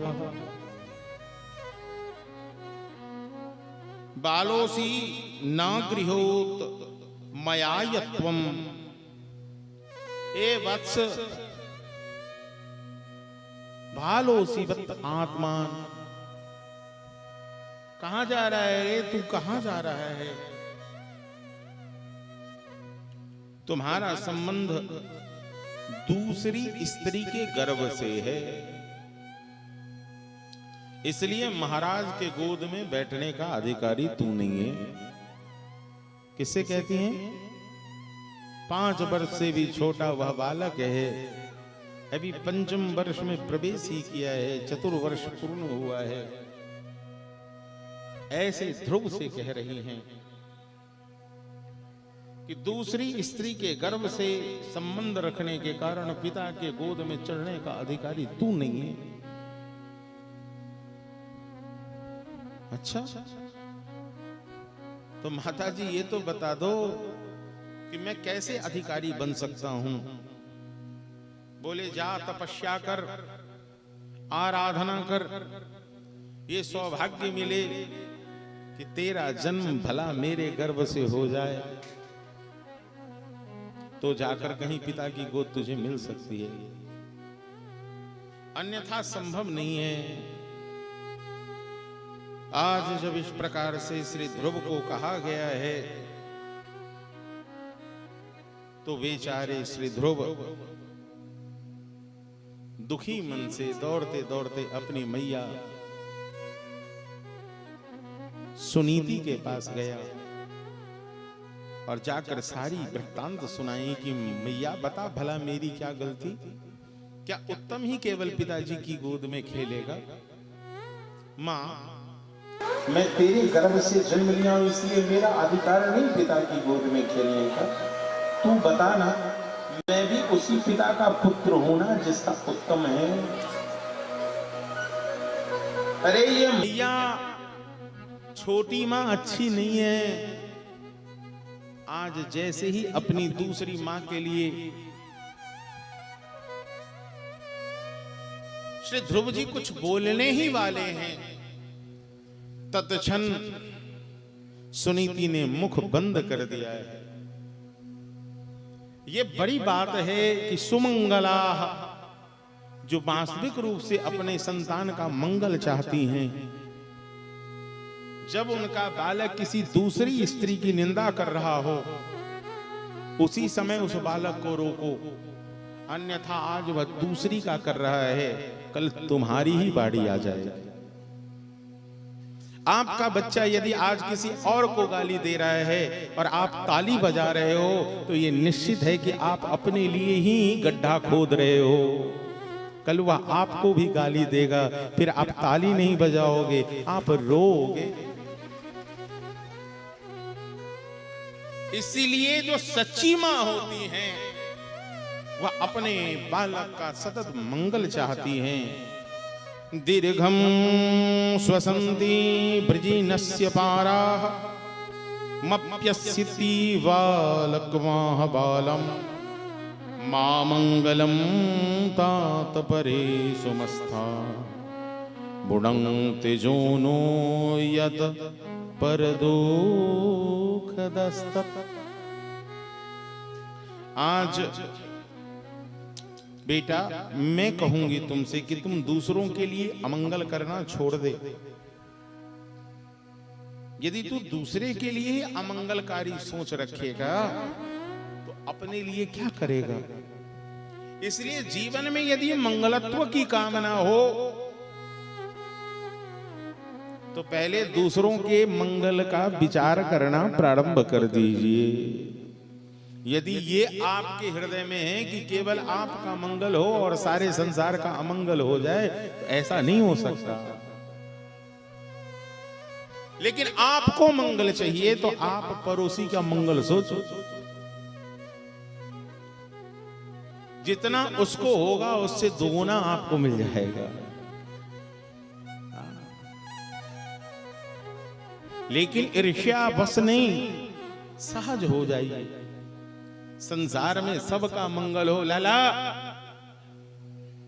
एक व्यक्ति एक बार गया, कलयुगी भक्त था, ब्रह्मा जी की आराधना करी। ब्रह्मा जी को कम ही लोग भजते हैं, इसलिए ब्रह्मा जी का मंदिर भी भारतवर्ष में बहुत कम है।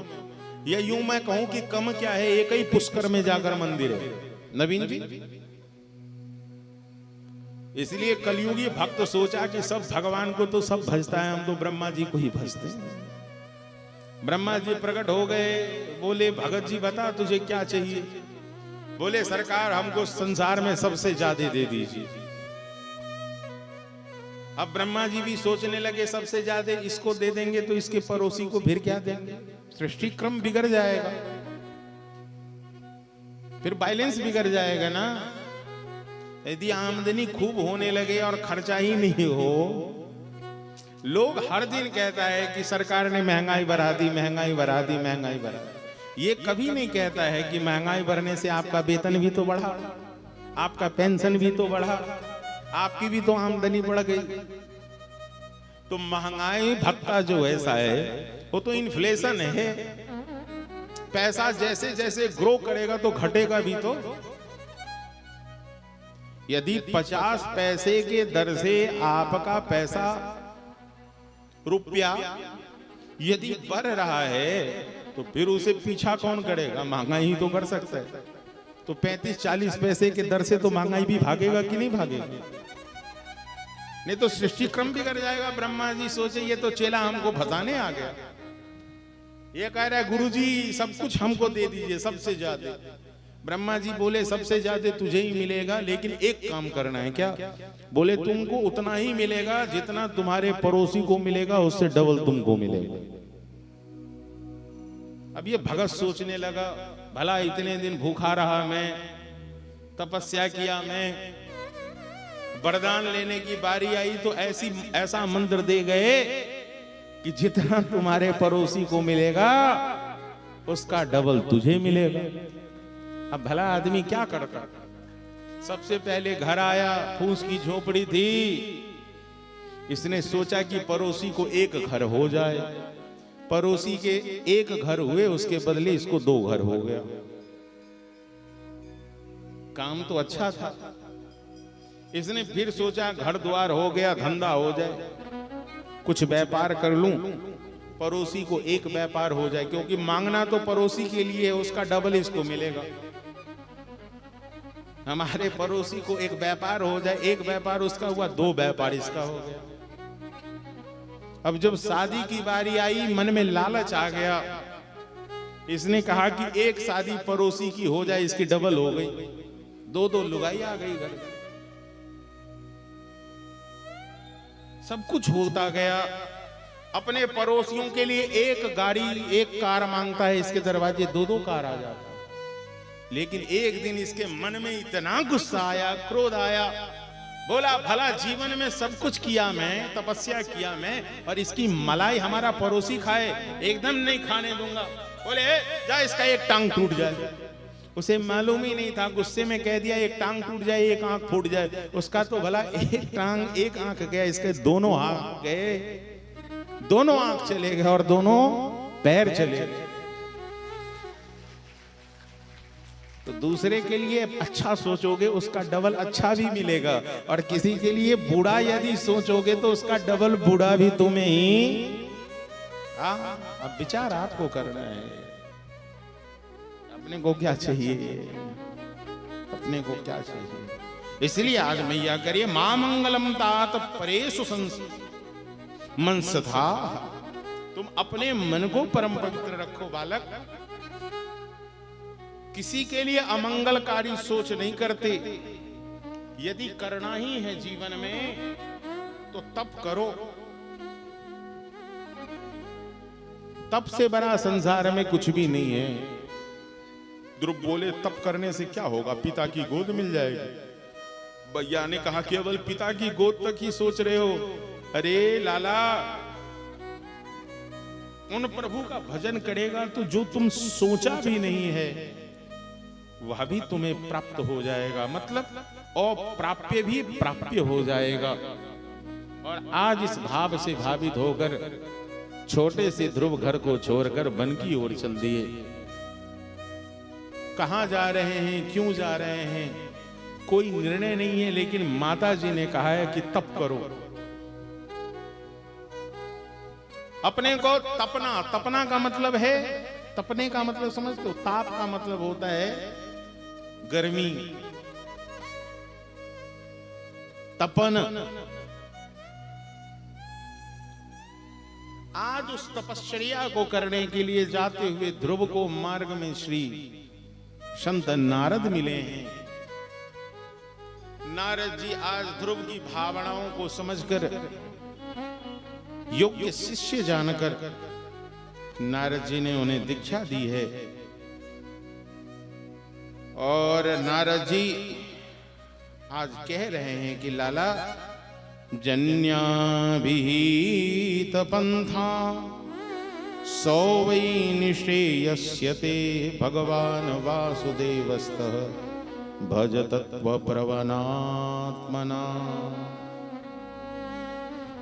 किसी भी प्रकार से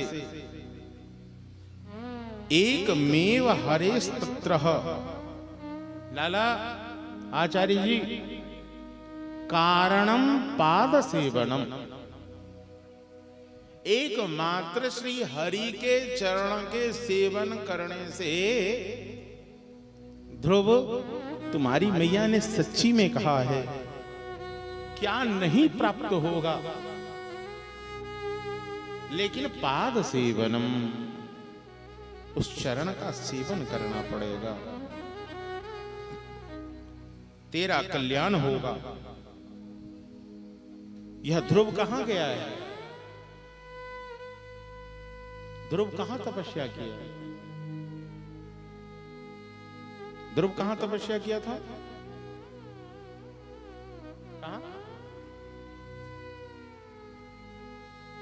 मधुवन में किया। ये मधुवन है वृंदावन। मधुवन का मतलब है वृंदावन, जमुना के सलील पर, इसीलिए मधुवन में राधिका।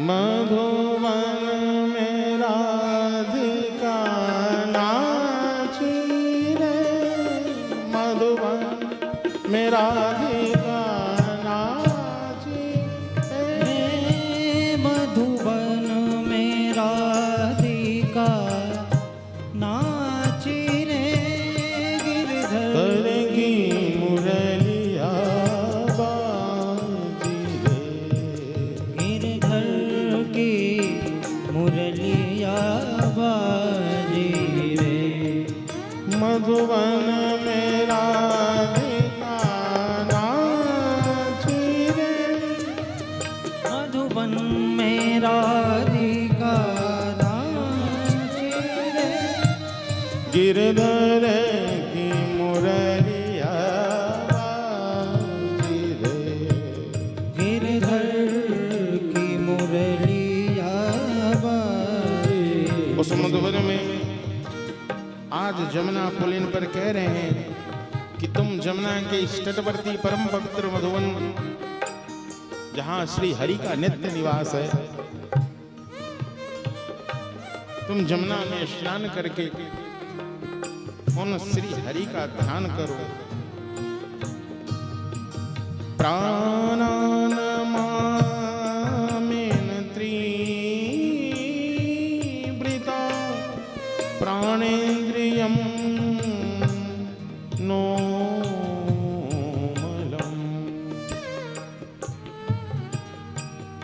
भगवान के नेत्र मुख्य निरंतर तुम्हें प्रसन्नता देंगे। और भगवान का स्वरूप कैसा है, गुरुदेव ने आज श्री भगवत स्वरूप की रसमयी स्वरूप दर्शन शब्दों के द्वारा करा रहे हैं कि श्रीवत्सांक घनश्यामं पुरुषं वनमालिनं शंख चक्र गदा पद्मै विव्यक्त्यं चतुर्भुजं। भगवान चतुर्भुज रूपधारी हैं, शंख चक्र और गदा पद्म धारी, किरीटिनं कुंडिलं केयूरवलयान्वितं कौस्तुभाभरणगीवं पीतकौशेवाससं। किरीटिनं कुंडलं, किरीट कुंडलधारी, आहा, झलमल झलमल झलमल झलमल सुंदर पीतांबरी को धारण किए हुए प्रभु, जिनका तुम दर्शन करोगे। गुरुदेव कब दर्शन मिलेगा? बोले बेटा दर्शन तो तब मिलेगा जब भजन करोगे। शब्दों में स्वरूप का दर्शन कर लेना अलग बात है, लेकिन वास्तविक रूप से उस श्री अंग का दर्शन करना बड़ी बात है। आप ही सोचो ना, जो मदन मोहन मुरारी बनवारी गिरधारी जो फोटो में इतने प्यारे लगते हैं, आखिर वास्तविक में वो कितने प्यारे होंगे। जिन जो चित्रकारी में मन को खींच लेते हैं, चित्रकारी ही तो देखते हो, भला वास्तविक रूप से उनका सौंदर्य कैसा होगा। बड़े बड़े महर्षि ऋषि मुनिंद्र विंद शिव ब्रह्मा कामदेव कौन है जो प्रभु के स्वरूप को देखकर मोहित नहीं होता हो। ऐसा स्वरूप है उनका। और लाला वही स्वरूप दर्शन होगा। यदि उपासना करनी है तो उपासक को चाहिए कि इंद्रिय संबंधी भोगों से वैराग्य हो जाए और भक्ति पूर्वक अनिच्छा भगवान का ध्यान करे तो ही मूल कारण होगा। और आज इस प्रकार से श्री नारद जी सुंदर रूप से उपदेश देते हुए कहते हैं कि राजन तुम्हारा मुख सूखा हुआ है। राजपुत्र है ना, उदास लग रहे हो क्या? मन में कई सारे विचार उत्पन्न तो नहीं हो रहे हैं? अपने विचारों को एकत्रित करो और सूतो में बालको ब्राह्मण। जब आज इस प्रकार से श्री नारद जी ने अपनी बात कही, ध्रुव ने भी अपने भाव रखे और नारद जी आज श्री ध्रुव जी को मंत्र दीक्षा देते हैं। और इति देवर्षि नाम प्रोक्तम, देवर्षि नारद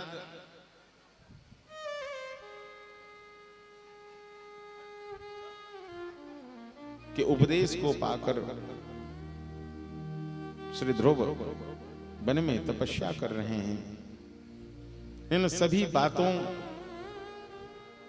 को महाराज उत्तानपाद से जाकर संत नारद कहते हैं कि भैया आपका जो बेटा है वह वन में जाकर घोर तपस्या किया। ओम नमो भगवते वासुदेवाय।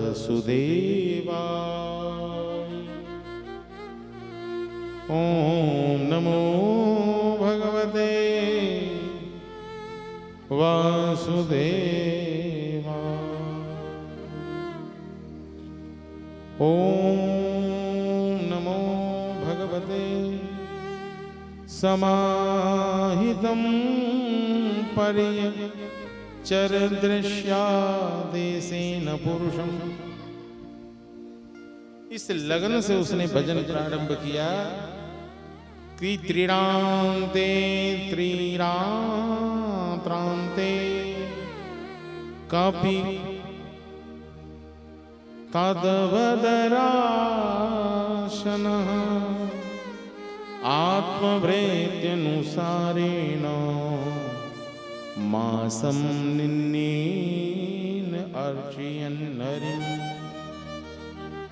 नारद जी के उपदेशानुसार एकाग्र चित्त होकर परम गुह्य भगवान नारायण की उपासना आरंभ कर दी। 3 रात्रि के अंतर से शरीर निर्वाह के लिए कैंथ जो जंगली फल है और बैर फल खाकर श्री हरि की उपासना कर रहा है। और इस प्रकार से करते करते दूसरे महीने में उन्होंने उस क्रम को 6 दिन का कर दिया। अब 6 दिन निराहार और 6 दिनों के बाद बैर और कैंथ के फल खाकर तीसरे महीने में 9 दिन और 9 दिन करने के बाद अब जल पीकर रहने लगे और जल पीकर समाधि योग के द्वारा श्री हरि की आराधना करते हुए बिताया है। चौथे महीने में उन्होंने श्वास को जीतकर 12 दिनों के अंतराल पर केवल वायु का पान करते हैं। और जब 5वां मास लगने पर है तो राजकुमार ध्रुव श्वास को जीतकर परम ब्रह्म का चिंतन करते हुए एक पैर से खंबे के समान खड़े हो गए इतने उपवास व्रत कठिन तपश्चर्या के बाद भी श्री नारायण अभी तक नहीं आए। अब सोचो कि तुम इससे ज्यादा कैसी तपस्या कर सकते हो, कैसा उपवास कर सकते हो, कैसा व्रत कर सकते हो। पंचमास हो जाने के बाद बेटा श्वासों के ऊपर विजय पा लेने के बाद भी जब हरि नहीं आए तब इन्होंने जान लिया कि सर्वतो मन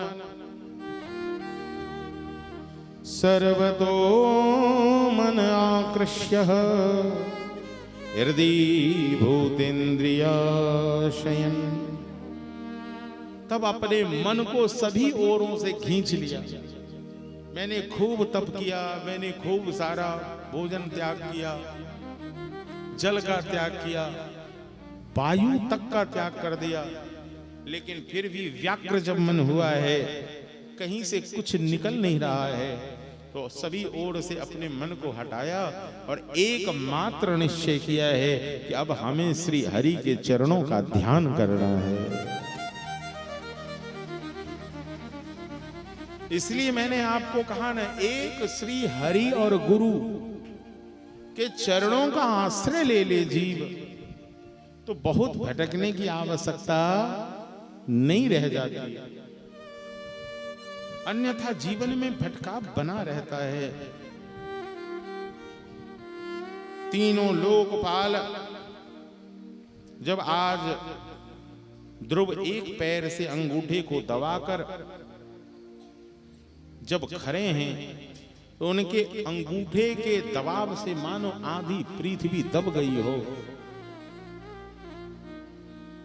देवता भी विचलित हो गए कि ऐसी घोर तपस्या, ऐसा प्रेम, ऐसा अनुराग, ऐसा लगन, ऐसी भक्ति मैंने नहीं देखा।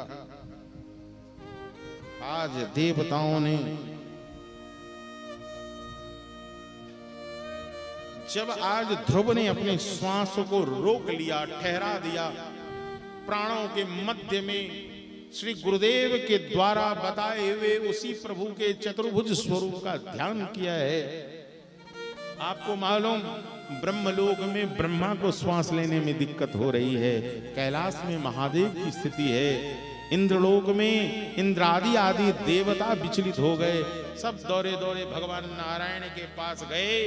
नैमं विदाम भगवन् प्राणरोधम चराचरस्याखिल सत्वधामनः विदेहि तन्नो ब्रजनादि मोक्षं प्राप्ता वयं त्वां शरणं शरण्यम्।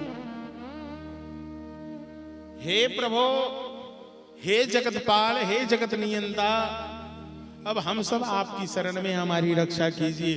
अरे आपका एक भगत ऐसे लगन में भजन कर रहा है कि महाराज अब हम लोगों को भी जीना मुश्किल हो रहा है। हे प्रभु, हम आपके शरणागत हैं, आप ऐसे भक्त की रक्षा कीजिए। तब श्री भगवान ने आज कहा है कि मां भयष्ट बालम तपसो दुरत्यया। घबराओ मत। तुम सबको मालूम नहीं है कि जो मेरा चेला है ना, वो मेरा चेला भजन कर रहा है, उत्तानपाद का छोरा ध्रुव। इसलिए तुम लोगों को श्वास लेने में दिक्कत हो रही है, क्योंकि उसने वायु को स्थिर कर दिया है। भगवान सर्वजन पूर्ण है, देवताओं की भी इच्छा पूरी करनी है, क्योंकि देवता का जीवन संकट में आ गया और अपने भक्त श्री ध्रुव के ऊपर भी कृपा करनी है। मैत्री जी कहते हैं कि महाराज, आज देखो भगवान श्री ध्रुव पर अतिशय प्रसन्न हो गए। आहा, किरीट कुंडल धारण किए हुए भगवान चतुर्भुज रूप में प्रकट हो गए। ध्रुव के नेत्र खुले, सामने श्री हरि का दर्शन है। नेत्र बंद करता है, आत्मा में भी वही श्री हरि हैं। जिसका दर्शन श्री गुरुदेव ने करने को कहा था। छोटा सा ध्रुव है, ये भीतर देखता है तो वही है और बाहर भी अंतर बहिर्वस्थिताम। कुंती बुआ यही तो कहती हैं कि भीतर भी आप हो और यहां सब और आप हो प्यारे। मैं जिधर देखता हूं वहां आप ही मुझे दिखाई देते हो और ऐसा ही दृष्टि होना चाहिए। जब भक्त आज भी वृंदावन की ओर जाते हैं तो उस वृंदावन में श्याम आज भी बंसी बजाते हुए दिख जाते हैं। लाला सावन की मां से है, जरा चल के वृंदावन देखो, श्याम बंसी बजाते मिले।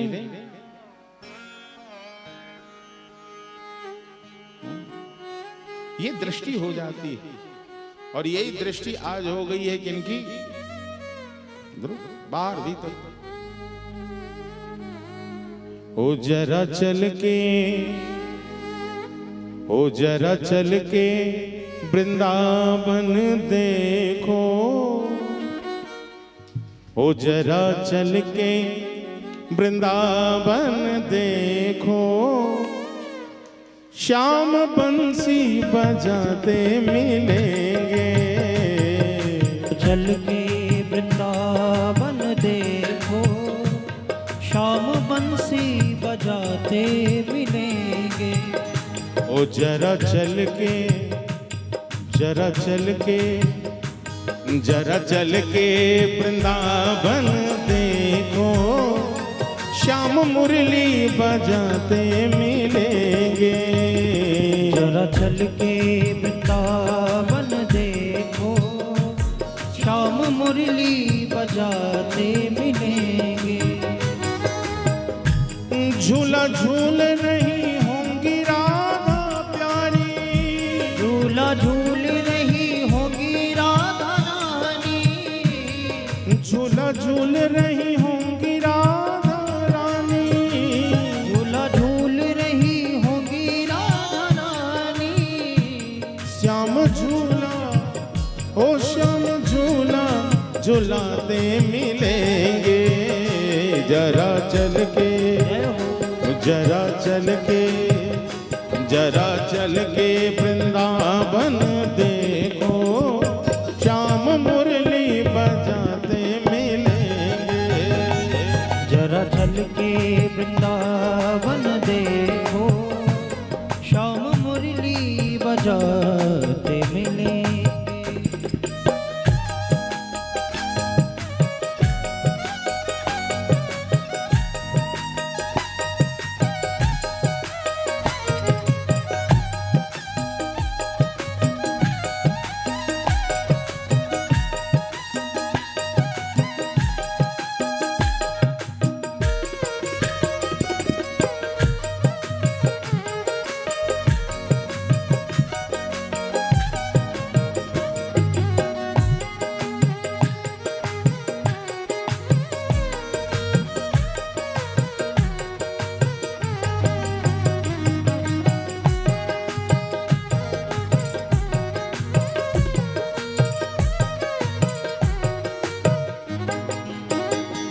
वहाँ बहती है यमुना की धारा, वहाँ बहती है यमुना की धारा, पाप काटे हैं वो तो सारा, पाप काटे हैं वो तो सारा।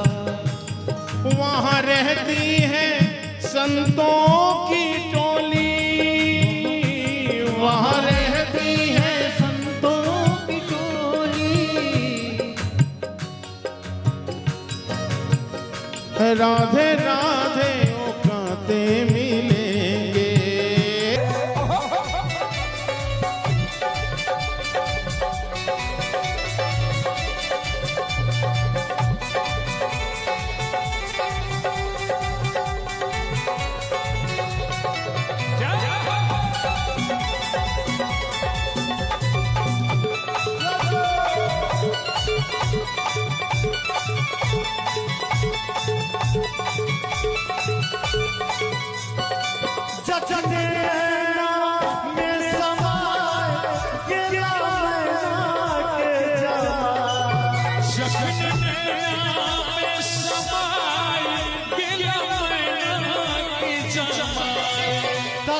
राघव किलो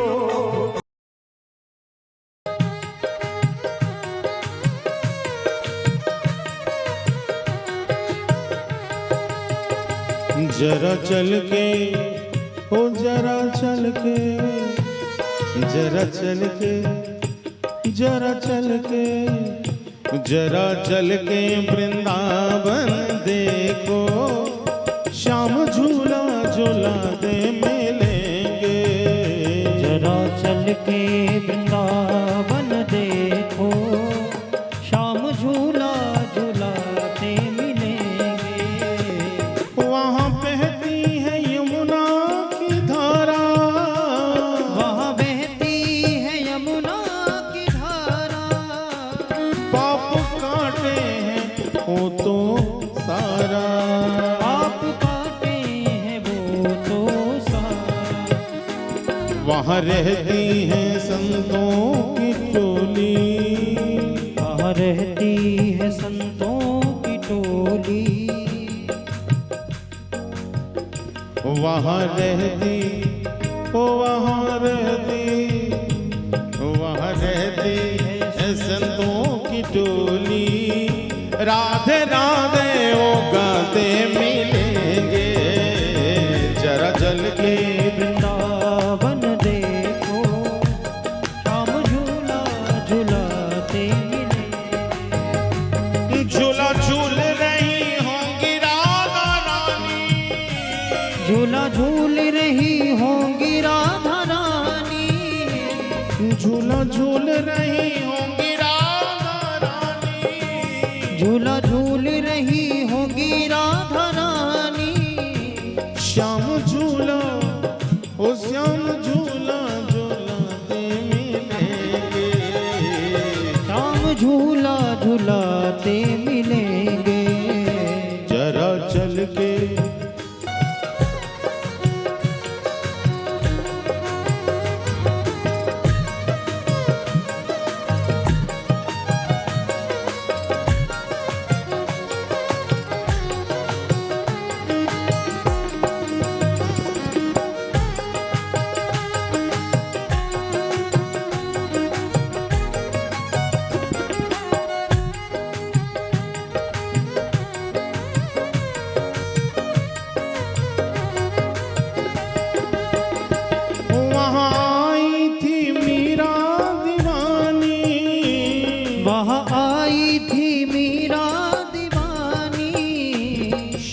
सुंदर की प्रेम दीवानी।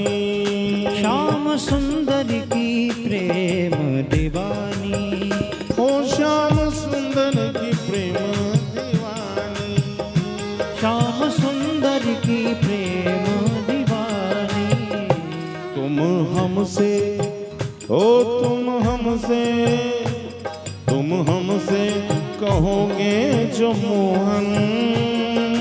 हमसे कहोगे जो मोहन। भक्त दर्शन कहाँ से मिलेंगे। भक्त दर्शन कराते मिलेंगे। ओ भक्त दर्शन कहाँ से मिलेंगे। भक्त दर्शन कराते मिलेंगे। तो सबसे बड़ी बात है कि आपकी दृष्टि जब हो जाएगी तो भगवान उसी मधुबन में, उसी वृंदावन में सहज रूप से सभी भक्तों को दर्शन देते हैं। ये सत्य निष्ठा आपकी होनी चाहिए। आप जितना निष्ठावान होंगे, जितने भाववान होंगे, आपके अंदर जैसी श्रद्धा होगी, ठाकुर जी तत्क्षण उस रूप में आपको दर्शन दे देंगे। इसलिए दोनों हाथ उठाकर कहना क्या, ओ जरा चल के, ओ जरा चल के, ओ जरा चल के, ओ जरा चल के, ओ जरा चल के वृंदावन देखो, जरा चल के वृंदावन देखो, श्याम मुरली बजाते मिलेंगे। जरा चल के वृंदावन देखो, श्याम मुरली बजाते मिलेंगे। श्याम मुरली बजाते मिलेंगे। श्याम मुरली बजाते मिलेंगे। श्याम बंसी बजाते मिलेंगे।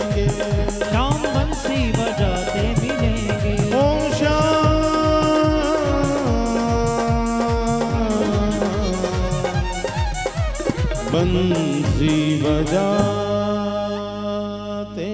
मिलेंगे। और ठाकुर जी जब आज प्रकट हो गए, ध्रुव जी महाराज जिन्होंने दर्शन किया, दर्शन मात्र से प्रभु की वंदना करने की इच्छा हुई और इच्छा मात्र से ही ध्रुव की सोई हुई वाणी जागृत हो गई। योंत प्रवेश्यामं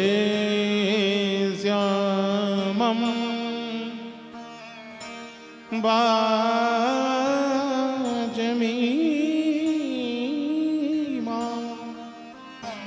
प्रसुप्तां।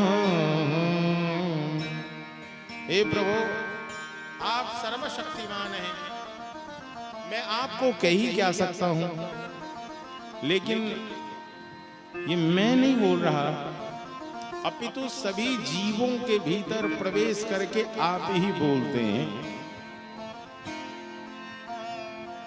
और ये भी वास्तविकता है।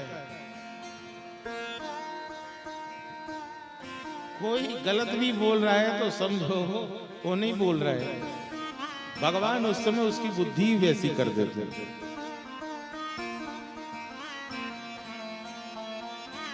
लेकिन जो ध्रुव सरीखे होते हैं, जो ध्रुव जैसे होते हैं, वो सावधान हो जाते हैं और वह समझ जाते हैं कि ये संसार जहां की भोग वस्तुएं जीव को सहज रूप से केवल नरक में ले जा सकता है, एकमात्र आपके चरण की भक्ति ही जीव की वास्तविक गति है। अन्यथा संसार के इंद्रियों में और पदार्थों में फंसकर जीव लाला काल के मुख की ओर जा रहा है, लेकिन उसे भान ही नहीं है, प्रतीति ही नहीं है। उसे हो रहा है कि मैं क्या कर लूं, क्या कर लूं, क्या कर लूं, क्या कर लूं। इस संसार में मैं जो हूं उससे बड़ा कोई नहीं। आदमी खुद को सिक्योर करने के लिए, सुरक्षित करने के लिए जितने संसाधन हो सकते हैं, सभी संसाधनों को पाने का पूर्ण प्रयास करता है वह। लेकिन आप भी बता दीजिए, कोई ऐसा एक धनिक व्यक्ति मुझे बता दीजिए, अरे बाबूजी, ओ भैया मेरी ओर देखना, संसार में ऐसा कोई व्यक्ति बता दो जिसके कफन में किसी ने जेब सिलवा दिया हो। संसार में आपने ये विचित्र बात सुनी है कि किसी के कफन में जेब था? आया है सो जाएगा, राजा रंक फकीर, कोई सिंहासन चढ़ चला और कोई बंधा जंजीर। बालक बेटी, इस संसार में कुछ भी शाश्वत नहीं है, इसलिए जीवन में श्रेष्ठ कर्म करने चाहिए और केवल संग्रह संग्रह संग्रह संग्रह संग्रह क्या करोगे? आप ले जाओगे। कोई है? अरे आप ज्यादा से ज्यादा क्या कर सकते हो? आप उसके प्रति सच्ची श्रद्धा व्यक्त कर सकते हो। क्या कर सकते हो? श्रद्धा। वही श्रद्धा ही श्राद्ध है। श्रद्धा क्या है? आपका अपने पिता के प्रति, माता के प्रति, अपने प्रियजन के प्रति कैसी श्रद्धा है, उसका ही रूप है श्राद्ध। क्योंकि वह जीवात्मा उस समय में अपने प्रियजनों को ढूंढता है, देखता है। तो जो जितने उदार मना होकर करता है, तो कम से कम उस प्रेत आत्मा को यह संतोष होता है। क्योंकि कर्म कांड में तो यही विधान है नवीन जी, कि पंडित जी जो घाट पर मंत्र पढ़ाते हैं, उसमें उस जीव को 9 दिनों तक और घाट पर भी कर्म कराते हुए प्रेत संबोधन किया जाता है। क्या संबोधन किया जाता है? एक संत ही ऐसे होते हैं लाला, जब यह देह भी छूटता है तो चारों ओर हरि बोल हरि बोल, हरि बोल। वहां केवल हरि बोल का उद्घोष होता है। दुनिया तो 2 मिनट के लिए बाबू बाबू, मामा, दादा दादा, पति, जो भी याद आए नाम ले लेकर। गाना भी एक स्किल है, गाना भी सबको नहीं जैसे आता है, वैसे रोना भी सबको नहीं आता है। प्राचीन समय में जो माताएं हैं, आप सबों को पता होगा, पहले बेटी की विदाई होती थी तो बेटी रोएगी कैसे रोएगी, इसका भी एक कला होता था। अपने चाचा से लिपट कर रोए तो चाचा को सब बात सुनाएगी और रोएगी भी। बाबूजी से लिपट कर रोएगी तो सब कहानी सुनाएगी। सखी से लिपट कर, अब तो खैर रोने की परपाटी खत्म हो गई है, हंसने की बात नहीं है। शहर में माता पिता मर जाते हैं बाबूजी, तो लोगों को रोने वाला भी किराया पे लाना पड़ता है। रोने वाला भी मिल जाता है आजकल, पैसों से रोने वाले लोग मिलते हैं जो आकर घर में, उसका काम है कोने में बैठकर केवल रोना और अपना चार्ज लेता है, चला जाता है। आज के समय में तो रोना भी नहीं हो पा रहा।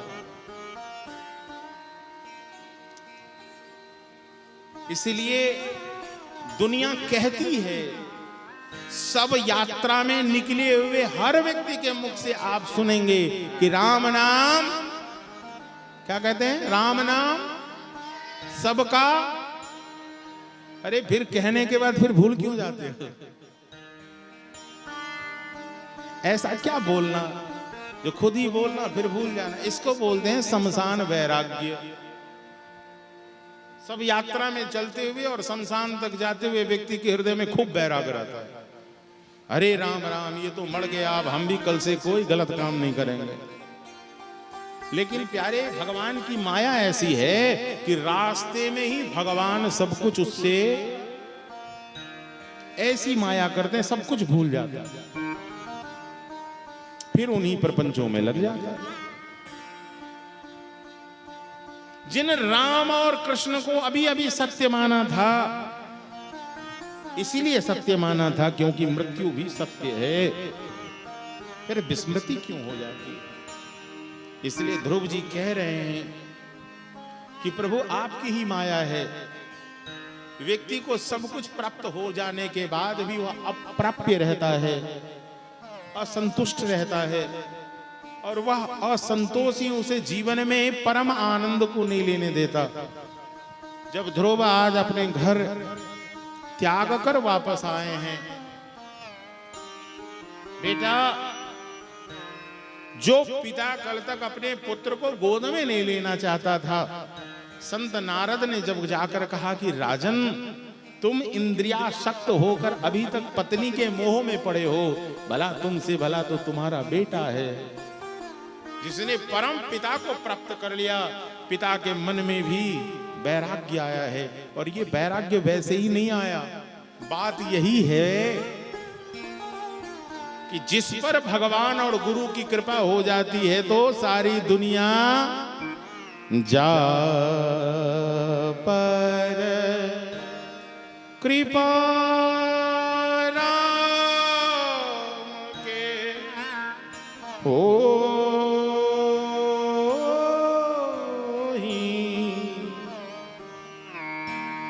ता पर कृपा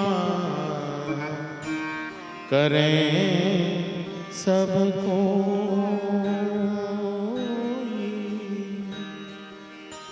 जा पर कृपा गुरु की होई।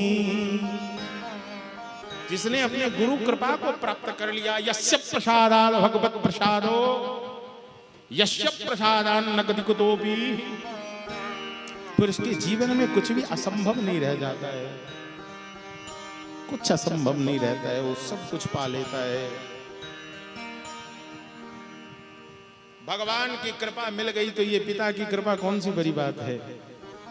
पिता का हृदय और पिता के हृदय के भाव आज परिवर्तित हो गए। जो अपने बेटा को गोद में नहीं लेना चाहता था, आज आए हुए ध्रुव की आज श्री ध्रुव की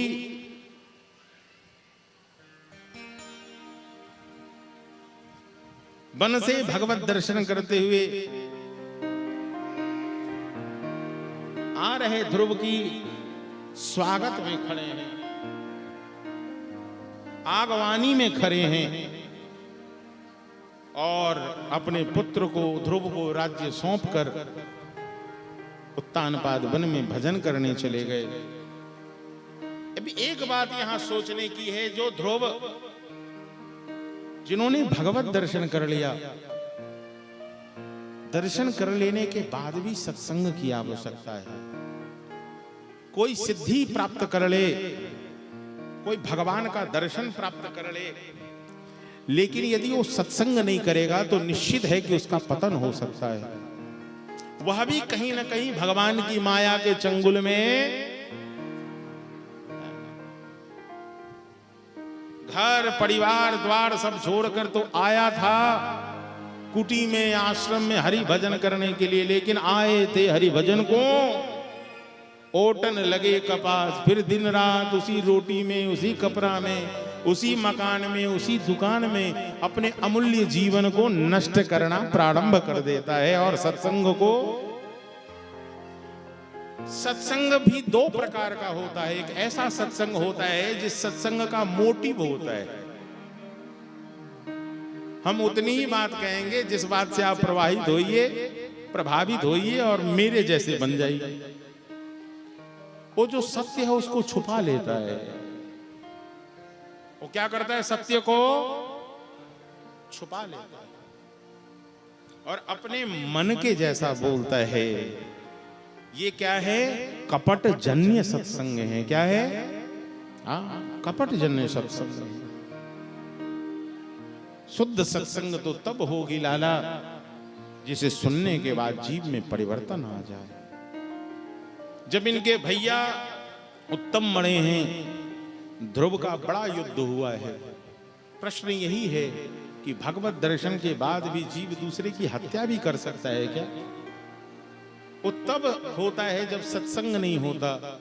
आज इनके बाबा मनु आए हैं, सत्संग हुआ, ध्रुव जी को बात समझ आ गई।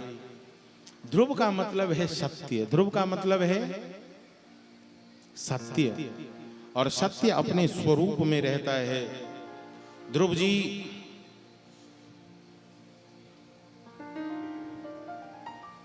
को कुबेरों के द्वारा वरदान मिला है, विष्णु लोक की प्राप्ति हुई है और ध्रुव जी महाराज ध्रुव लोक में अवस्थित हुए हैं। ध्रुव है, सत्य स्वरूप है। ध्रुव के वंश की वृद्धि हुई है और इसी वंश में आगे जाकर राजा बेन हुआ है, जो बेन खूब यज्ञादि करता है, पशुओं की बलि देता है। और इस राजा के कर्मकांड के हिंसक पूजन के कारण पृथ्वी दुखी हो गई, देवगण दुखी हो गए, विप्रगण दुखी हो गए और दुख का परिणाम ये हुआ कि पृथ्वी ने सभी पदार्थों को अपने गर्भ में धारण कर लिया। और एक दिन ब्राह्मणों और ऋषियों के श्राप से राजा बेन मर गया। अब जब राजा बेन मर गया तो राजा के बिना राज्य कैसा, महंत के बिना आश्रम कैसा, मठ महंत बिन, पति के बिना पत्नी कैसी, जल के बिना सरोवर कैसा,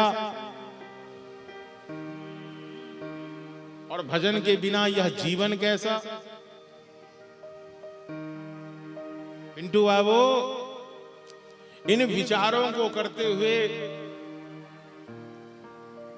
ये हुआ कि सर राजा के शरीर का मंथन किया जाए। क्या किया जाए? जैसे राजा निमि के शरीर का मंथन होने से राजा निमि को भी गुरु का श्राप लग गया था, पता है आपको? जिन राजा निमि कहां के महाराज थे? मिथिला के महाराज थे। कहां के? अरे बाबा, कौन बोला? बढ़िया बोला। मिथिला नरेश श्री राजा निमि गुरु श्राप से जब मृत्यु को पाते हैं तब उनके शरीर का मंथन होता है और उसी शरीर से एक बालक का जन्म होता है जिसका नाम है मिथिल, जिसे राजा मिथि कहते हैं। उसी मिथिल के राज्य शासन वाले जगह को मिथिला कहते हैं।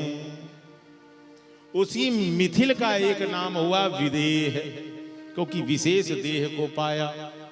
एक नाम हुआ जनक, क्योंकि उसे किसी ने जना नहीं है, अपितु राजा निमि के शरीर के मंथन से निकला है। उन्हीं राजा मिथिल जनक विदेह के 17वें पीढ़ी में जनक, जिनका नाम सीरध्वज है, नाम उनका सीरध्वज है, और उनके घर में जानकी का जन्म होता है। या यूं कह ले कि उन्हें ही जानकी इस भूमि से प्राप्त होती हैं। अस्तु, ऐसे ही राजा निमि के शरीर के मंथन करने से एक भाग से भगवान पृथु प्रकट हुए और दूसरे भाग से महारानी अर्ची प्रकट हुई। अर्ची और पृथ्वी का संजोग हुआ। भगवान पृथु जी देखे कि हमारे प्रजा को कुछ खाने पीने के लिए भी नहीं है, चारों ओर सब भूखे प्यासे। तब पृथु जी महाराज हाथ में धनुष बाण लेकर पृथ्वी पर कुपित हुए। पृथ्वी गैया के रूप में प्रकट हुई और पृथ्वी का दोहन हुआ तो ये अन्न फल जल जो जिस योनि का था, जिस कुल का था, उस कुल के प्रतिनिधित्व करने वाले जन आए हैं और आकर पृथ्वी के दोहन के बाद उन पदार्थों को पाया है। महाराज पृथु अपने जीवन में 100 अश्वमेघ यज्ञ किए। उन्होंने प्रजा को हर समय धर्म की नीति समझाई। भगवान पृथु कहते, भजन के समय भजन करो, भोजन के समय भोजन करो, भोग के समय भोग करो। ऐसा नहीं कि स्वांग तो भजन करने का लगाए हुए हैं और उस भजन की आड़ में बढ़िया माल मलाई खाना चाहते हैं। घर में खाने को नहीं मिला, घर में हुआ खटपट, जो चलो बाबा जी के मठ पर। तुरंत ही घर छोड़ के बाबा जी की मठ की ओर चलो। मठ पे हुआ काम तो भैया हम रमते राम। ऐसा न हो कि चंदन और लंगोटी की आड़ में बढ़िया भोग मलाई खाओ, ये नहीं चलेगा। पृथु जी कहते हैं, एक समय में एक ही काम करो। भजन के समय भजन करो, भोजन के समय भोजन करो, शयन के समय शयन करो, अध्ययन के समय अध्ययन करो और भोग के समय भोग करो। कीड़ा के समय मतलब खेलने के समय खेलो। हर एक चीज को मिक्स मत कर दो। यदि भक्ति करने गए हो, धाम गए हो दर्शन करने, तो केवल वृंदावन धाम दर्शन करने जाओ, अयोध्या धाम दर्शन करने जाओ। ऐसा नहीं कि अयोध्या और वृंदावन में खड़े होकर मोबाइल निकालकर रियल को छोड़कर केवल रील में अपने जीवन को लगा दो। भगवान को कम देखना, भगवान से बाहर मंदिर लोगों को ज्यादा दिखाना कि देखो मैं बिहारी जी पे खड़ा हूं। आदमी पहले अपने प्राइवेसी को रखता था, आज सारी दुनिया अपनी प्राइवेसी को उघाड़ रहा है। चतुर व्यक्ति हुआ है कि अपने कल की जानकारी किसी को ना दे, यदि देना है तो ईश्वर को दे। दुनिया में आज के लोग कल की जानकारी आज ही शेयर कर देते हैं। लोग भूल जाए तो 2 साल बाद वाला फिर से शेयर कर देता है कि देखो 2 साल पहले हम कहां थे। फोटो में अपनी जिंदगी को देखना है, वास्तविक रूप से अपनी जिंदगी को निहारना ही नहीं। यदि वृंदावन गए हो तो संतों का दर्शन करो, वृंदावन जाओ समाधियों का दर्शन करो, अयोध्या जाओ तो अयोध्या में जाकर सोहनी सेवा करो, झाड़ू हाथ में उठाओ, थोड़ी दूर लगाओ। कहीं प्लास्टिक पड़े हैं, कचरे पड़े हैं, उसे उठाओ, गंदगी को साफ करो। सरयुग के किनारे में स्वच्छता रखो, जमुना के किनारे जाकर स्वच्छता रखो। ये नहीं कि वहां जाकर गंदगी फैला रहे हैं, नहीं। ये धाम की सेवा, ये सेवा भाव। ऐसा नहीं कि हम जा तो रहे हैं, हरिद्वार जा रहे हैं, हम जगन्नाथपुरी जा रहे हैं, कहां श्रीरंगम जा रहे हैं, तिरुपति बालाजी कहां जा रहे हैं वैष्णो देवी। और वैष्णो देवी जा रहे हैं और इतने प्लास्टिक का कचरा ढेर कर दे रहे हैं कि पहाड़ भी आज रो रहा है। चार धाम में ऐसी स्थिति हो जाती है भैया कि रोज पहाड़ों का स्खलन हो रहा है, गिर रहा है। क्यों? क्योंकि चारों ओर प्लास्टिक बिखरे पड़े। इसलिए धार्मिक जगह पे जाइए तो पूर्ण धार्मिक मन कर जाइए। यदि अपने को घूमने जाना है तो पहले मन बना लो कि हमें तो इस बार केवल घूमना है, तो घूमो। और दर्शन करना है तो केवल दर्शन करो, और सेवा करनी है तो केवल सेवा करो। अब जा तो रहे हैं कि हम वृंदावन जा रहे हैं ठाकुर जी की सेवा करने के लिए, सेवा तो कर नहीं पाते और अन्य सभी कार्यों को करते हैं, तो कैसे बात बनेगी? एक समय में एक काम। कर्मणा जायते जंतु कर्मणैव विलीयते, सुखम दुखम भयम क्षेमम कर्मणैवाभिपद्यते। श्री पृथु जी महाराज यही बात कहते कि भैया अपने समस्त प्रजाओं से कहते कि भगवान की भक्ति ही आधार है। मैत्री जी कहते, विदुर जी मैं क्या बताऊं, पृथु जी महाराज का जो राज्य है गंगा और जमुना के मध्य में अवस्थित है, और इन दोनों देशों में निवास करने वाले हैं। वह जानते हैं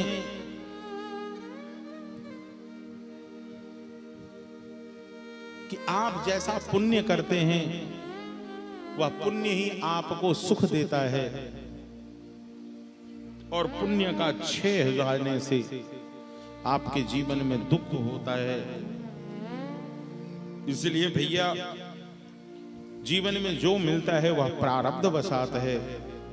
जीव को सतत प्रयास करना चाहिए कि हमसे श्रेष्ठ कैसे हो सके। इसलिए जीवन जिनकी सेवा चरणों की करने से हमें प्राप्त हो सकता है, क्या जो आपने सोचा भी नहीं।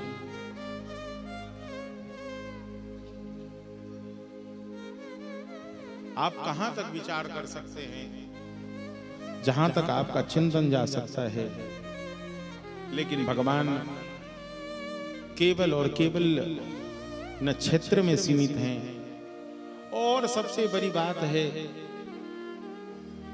कि मूर्ति को तो कोई कैद कर सकता है, लेकिन भगवान की कृपा को कोई कैद नहीं कर सकता। बताओ ना, कितने भी आक्रांता क्यों ना आ जाए, आपने यही सुना है ना कि भगवान की मूर्ति को चुरा लिया, मंदिर तोड़ दिया। कितने भी मंदिर क्यों ना तोड़ दिए जाएं, कितने भी श्री विग्रह की चोरी क्यों ना कर ली जाए, लेकिन ये निश्चित है कि भगवान की कृपा को कोई चोरी नहीं कर सकता। और वह कृपा ही है कि पुनः अपने स्वरूप में उपस्थित हो जाते हैं। ये काल क्रम है, जो आज बनता है तो कल बिगड़ता है। यहाँ कुछ भी शाश्वत नहीं है। मंदिर बनता फिर गिर जाता।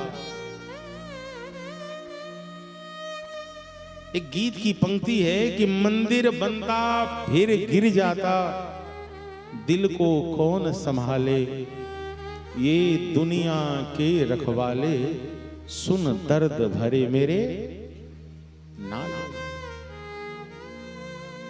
ये बनना बिगड़ना चलता रहेगा। बनाना है तो आप अपने व्यक्तित्व को बनाइए। व्यक्ति बनकर आप क्या करेंगे? नष्ट हो जाएंगे।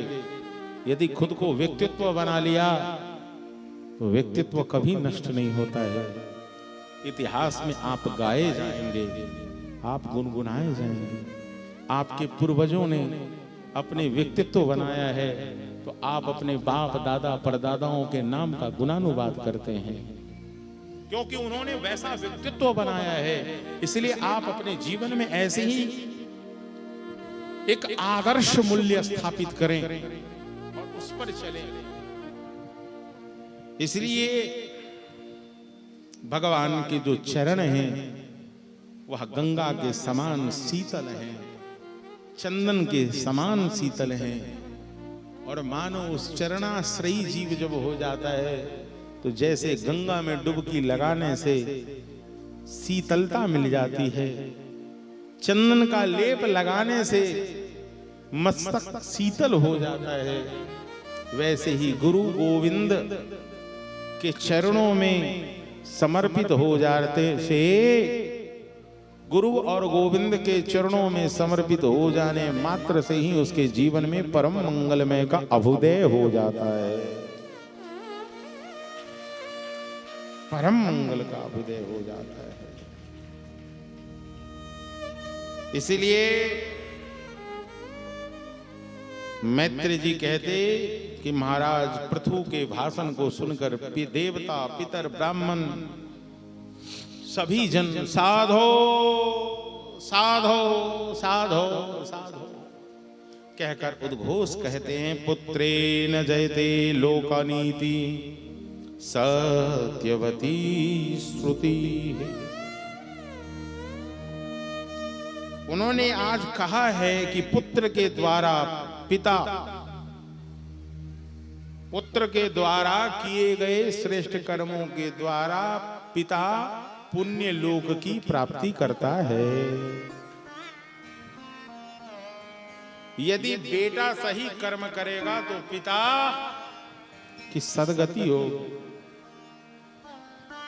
पिता की सदगति चाहने के लिए निश्चित है कि पुत्र को अपनी गति सही करनी पड़ेगी, तो ही जाकर निश्चित है कि आपके पितर भी आपसे प्रसन्न होंगे। और यदि आपके आचार विचार यदि शुद्ध परिशुद्ध नहीं हुए तो फिर आपके पितर भी आपसे प्रसन्न नहीं होते। बंधुओं, मुझे तो बहुत सारे प्रसंग कहने हैं और श्री कृष्ण जन्म तक जाना है। आगे श्रीमद् भागवत में राजा प्राचीन बरही का चरित्र है। जिन प्राचीन बरही को महाराज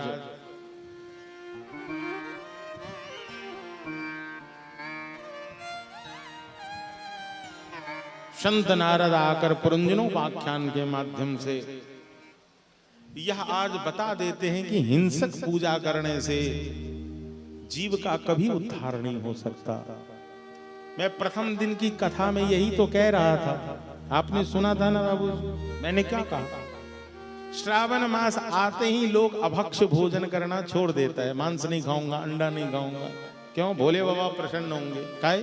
सावन मास में भोले बाबा रहते हैं, भादो महीने में कौन से देवता आ जाता है?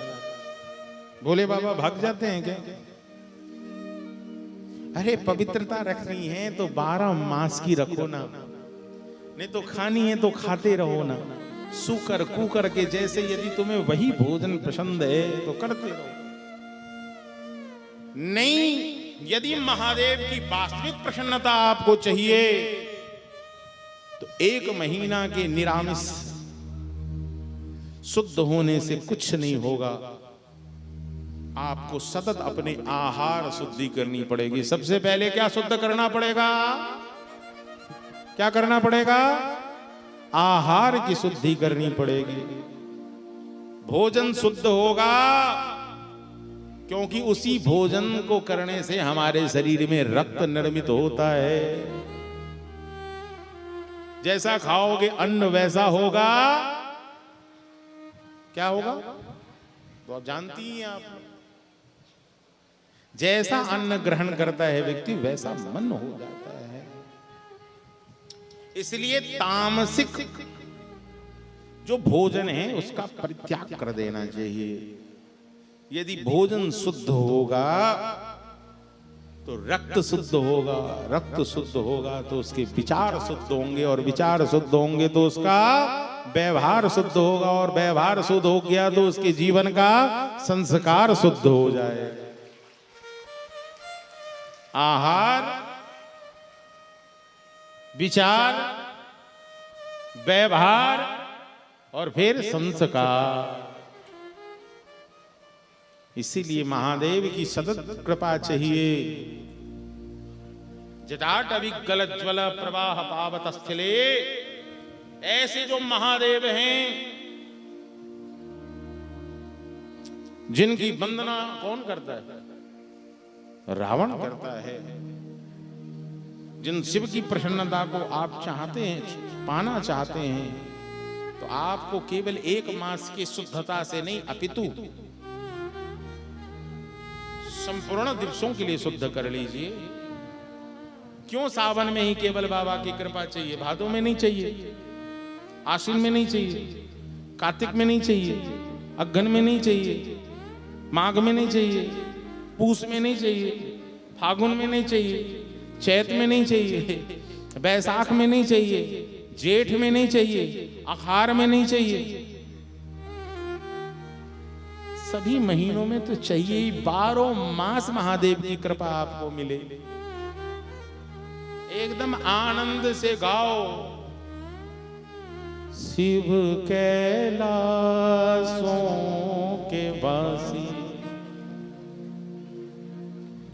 धौली धारों के राजा, शंकर संकट हरना, ओ भोले बाबा संकट संकट हरना,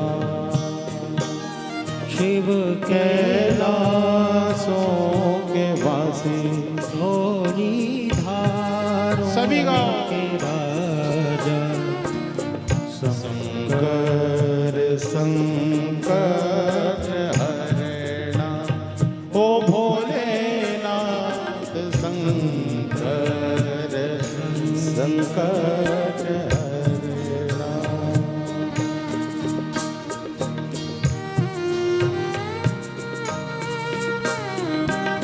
महादेव बम महादेव।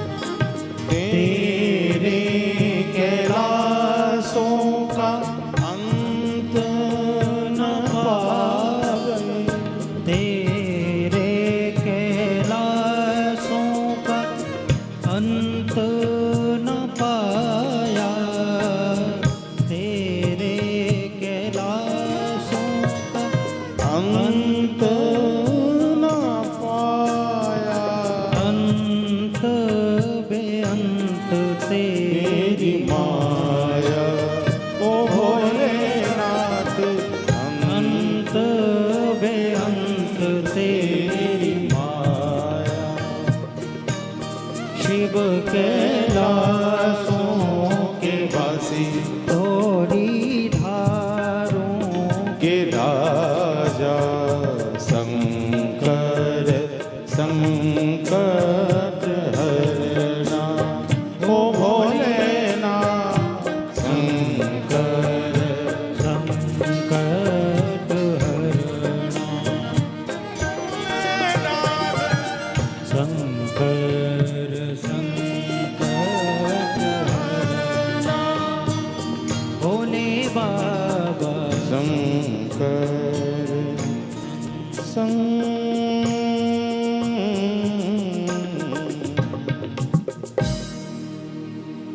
उस पुरंजन को, प्राचीन बरही को पुरंजनोपाख्यान के रूप में जीव की गति कैसे होती है, यह जीव कैसे अपनी बुद्धि का संयोग करता है, इस शरीर को ही अपना मान लेता है जो अपना नहीं है।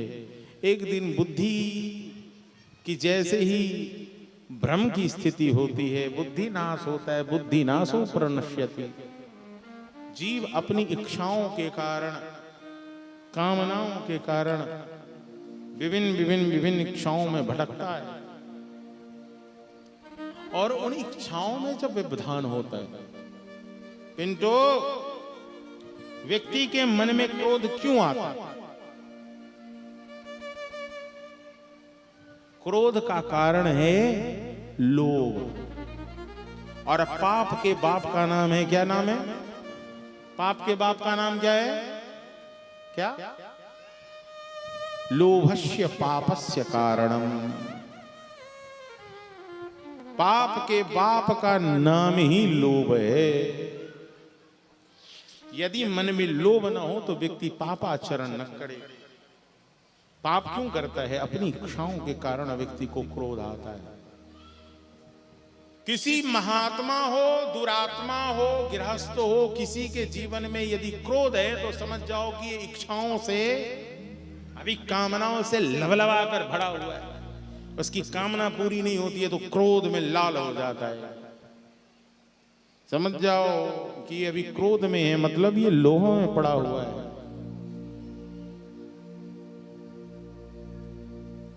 इसलिए जीव अपनी कामनाओं के कारण ही पतन को प्राप्त होता है, इच्छाओं के कारण। आज के समय में कोई भी संबंध शुद्ध नहीं रहा है। इसीलिए बंधुओं, आज इस विषय को स्पष्ट कर रहे हैं कि वह पुरंजन जो जीव है वो कहां प्रवेश करता है। बोले ये शरीर रूपी पुरंजनी पूरी में। ये शरीर का नाम है पुरंजनी पूरी। क्यों? क्योंकि इसमें 9 दरवाजे हैं। हमारे शरीर में कितने दरवाजे हैं? कितने? 9 द्वारे पुरा देहि। 2 कान, 2 नाक के छिद्र, 2 आंख के छिद्र, 1 मुख का छिद्र और मल द्वार, मूत्र द्वार। ये 9 द्वार हैं। इसी 9 द्वार वाले नगर में रहता है कौन? पुरंजन रूपी जीव। जब उसमें प्रवेश करता है तो सबसे पहले वो ढूंढता है। किसे ढूंढेगा? कुछ मालूम नहीं है तो सबसे पहले उसे एक व्यक्ति मिलता है जिसका नाम है अभिज्ञात। अभिज्ञात बोलते हैं अज्ञान को। अज्ञान से संयोग हो जाता है, और अज्ञान से जब संयोग हो जाता है तो लाला क्या होता है? वही जो बताता है वही समझता है। मतलब हम लोगों के अंदर में ज्ञान नहीं है, इसलिए हमारी दोस्ती किससे हो जाती है? अज्ञान से, अंधकार से। फिर व्यक्ति कहता है वो ये है, वो कहता है वो है, ये संबंध कराने लगता है, वो संबंध जानने लगता है। पुरंजन पुरंजनी की फेर में पढ़ा, लेकिन काल सबके ऊपर नजर रखता है। चंड वेग एक दिन उस नगर पे चढ़ाई किया है, और वह काल के बस में आकर पुरंजनी मरती है। पुरंजन उसी की याद में मरता है। बात ये आती है माता जी, जो जिसकी याद में मरता है वो वही बनता है। कोई कह देना कि अगली बार ना, ये देख सुंदरी, तू हमारी पत्नी है तो अगले जन्म में भी तू मेरी पत्नी होगी। श्रीमद् भागवत तो कहता है कि कोई पुरुष यदि स्त्री में आसक्त है तो निश्चित बात है कि अगली बार उसकी योनि स्त्री की होगी, और उसका जो प्रेमी होगा उसकी योनि वो स्त्री बनेगा और पुरुष बन जाएगा। भगवान एक जैसा होने ही नहीं देते, एक जैसा नहीं हो सकता है। ये निश्चित है। अंते मति सागति, अंत में लाला तुम्हारी मति जहां रहेगी तुम्हारी गति वही होगी। ऐसे करके भैया पंचम स्कंद में प्रियव्रत जी महाराज का चरित्र आता है, जो मनु के बड़े लड़के हैं। प्रिय व्रत का मतलब होता है, प्रिय का मतलब प्यारा, जो सबका प्यारा है, दुलारा है। इन्हीं के वंश में ऋषभ देव जी होते। ऋषभ देव जी महाराज के 100 पुत्र होते हैं और उन सभी पुत्रों में सबसे श्रेष्ठ भरत जी महाराज हैं। जिन भरत जी को वो ऋषभ देव जी महाराज सुंदर रूप से उपदेश करते, राज्य की व्यवस्थाएं समझाते हैं। ऋषभ देव जी महाराज जिन्होंने भागवत धर्म का विशुद्ध निरूपण किया, अपने समस्त पुत्रों से कहा कि पुत्रों, ये मानव देह केवल विषय भोग करने के लिए नहीं मिला है, ये मानव शरीर भोग करने के लिए ही नहीं, अपितु ये शरीर भजन करने के लिए मिला है, ये शरीर सेवा करने के लिए भी मिला है। नायम देहो देह भाजाम नलोके कष्टान कामान नरते विंगुराये तपो दिव्यम पुत्रकायेन सत्वम, ये शरीर दिव्य तप करने के लिए प्राप्त हुआ है। करोगे तो पाओगे। किसकी सेवा करें? बोले महत सेवाम द्वारमाहु विमुक्ते स्तमो द्वारम योसिताम संगी संगम महांतस्ते समचित्ता प्रशांता विनमय सुहृदो साधवो। महत सेवाम द्वारमाहो, महापुरुषों का चरण ही तुम्हारे कल्याण का द्वार है। पुत्रों ने पूछा कि पिताजी ये तो बता दो कि मैं कैसे समझूंगा कि ये महात्मा है कि ये दुष्ट है, मैं कैसे समझूंगा? क्या केवल भेष के ही महात्मा होते हैं? पिता ने कहा भेष के भी महात्मा होते हैं और संस्कार के भी महात्मा होते हैं। जो महांतस्ते समचित्ता प्रशांता, जो सबको देखकर प्रसन्न रहते हों, जो सबकी भलाई चाहते हों, जिनका चित्त निर्मल हो, संकीर्ण नहीं हो, जो केवल अपने को तो सबसे बड़ा लेकिन सभी को दुनिया का सबसे निकृष्ट समझता हो, समझना वो महाढोंगी है। इसलिए विनमय सुहृदौ साधवो, वही साधु हैं। साधु का मतलब होता है जो विनयी है। तृणादपि सुनीचेन तरुणपि सहिष्णुनाः अमानिमान देनः कीर्तनीय सदा हरि। जो सबको मान दे लेकिन खुद को अमानी बनाकर रखे, जो मिलने वाली गाली को भी अपना आभूषण बना ले, वही महादेव हैं। जो गाली को भी आभूषण बना लेते हैं। इसलिए महादेव तो विषयुक्त उस नाग को, आज नाग पंचमी है ना, अपने गले में इसलिए धारण करते हैं कि विष है। दुनिया जिसे देखकर भागती है बाबा कहते हैं उसे मैं समीप रख रहा हूं। कितना विषैला होगा, कितना विष उगल सकता है। बाबा कहते जितना भी विष उगलो मैं तो अपने गले पे तुम्हें धारण करके रखूंगा, चिंता मत करो। इसलिए महादेव गाली देने वाले को, विष उगलने वाले को भी अपना आभूषण बना ले। ये कोई तनाव चिंता का विषय नहीं। चिंता ये है कि दुनिया आपके लिए ताली बजा रही है, तो ये निश्चित है कि एक दिन आपको गाली देगी। यदि आज गाली दे रही है तो आप निश्चिंत हो जाइए कि ठाकुर जी एक दिन आपको अपने चरणों में स्थान निश्चित प्रदान कर देंगे। क्यों? क्योंकि दुनिया के सताए लोग यहाँ सीने से लगाए जाते हैं। दरबार में राधा रानी के दुख दर्द मिटाए जाते हैं। दरबार में रानी के दुख दर्द मिटाए। यदि कोई तुम्हें दुख दे रहा है, कष्ट दे रहा है, परेशान कर रहा है तो चिंता मत करो। दुनिया जिसको ठुकरा देती।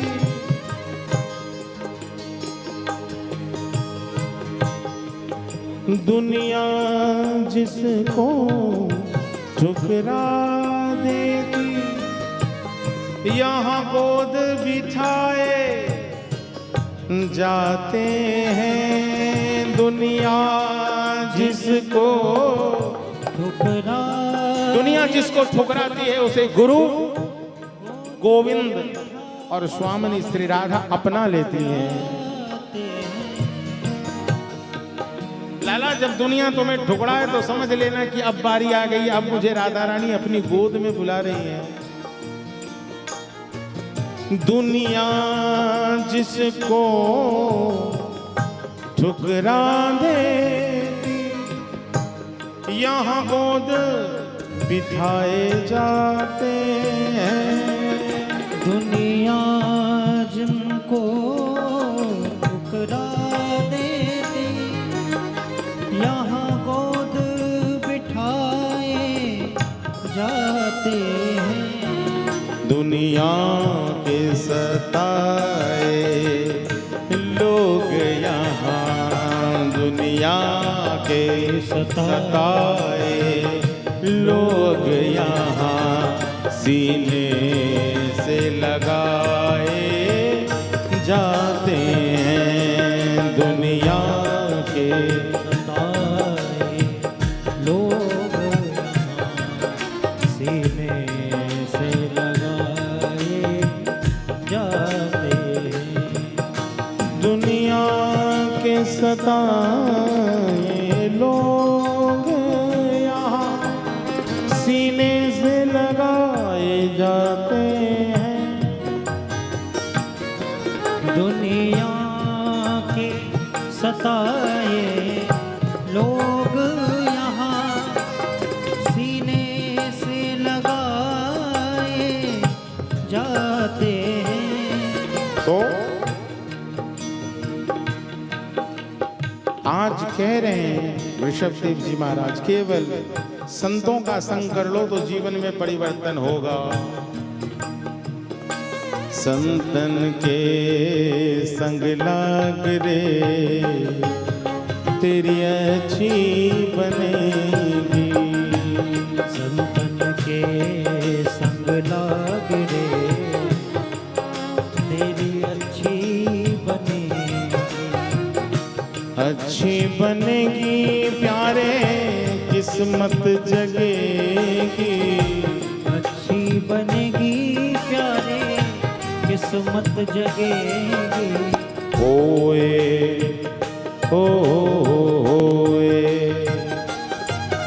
अरे होए तेरो बड़ो भाग रे तेरी अच्छी बनेगी। संतन के सभी का लाग रे तेरी अच्छी बनेगी। अच्छी बनेगी तेरी बिगड़ी बनेगी। तेरी किस्मत बनेगी तेरी बिगड़ी बनेगी। अच्छी बनेगी तेरी बिगड़ी बनेगी। अच्छी बनेगी तेरी बिगड़ी बनेगी। अरे संतन ओ संतन हे संतन के संग लाग रे तेरी अच्छी बनेगी।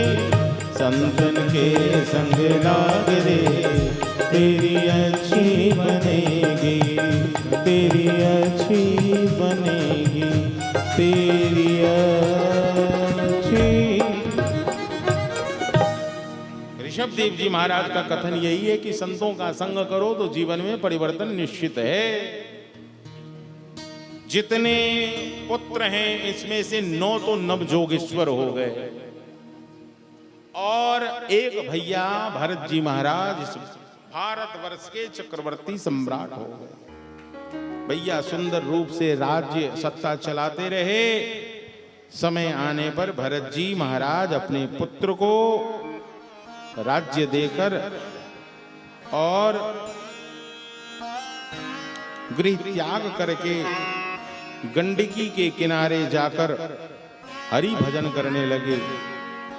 और हरि भजन करते हुए आप सभी को विदित है कि भरत जी को एक दिन एक मृग में, मतलब हिरण के बच्चे में मोह हो गया। और उस हिरण के बच्चे में ऐसा मोह हुआ कि जब उस हिरण का बच्चा, जो चक्रवर्ती थे, इतने बड़े राजपाट, हाथी घोड़े, न जाने क्या क्या सब परित्याग करके आए थे, फिर भी एक मृग में मोह हो जाने के कारण उन्हें पुनः मृग योनि में जाना पड़ा। इसका मतलब है कि किस मोह में पड़कर व्यक्ति को वही बनना पड़ जाए, कहा नहीं जा सकता।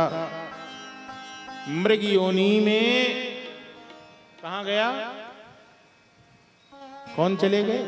भरत जी महाराज। लेकिन ये भरत जी महाराज हैं जिन्हें स्मरण है कि पिछली बार की भूल के कारण से उस मृग में, उस शावक में आसक्ति के कारण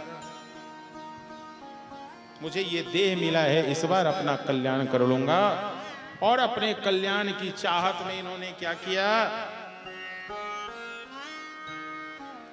भजन करते हुए उस मृग देह को छोड़ दिया। और जब मृग देह का त्याग किया है तो इस बार इनका जन्म एक ब्राह्मण के घर में हुआ।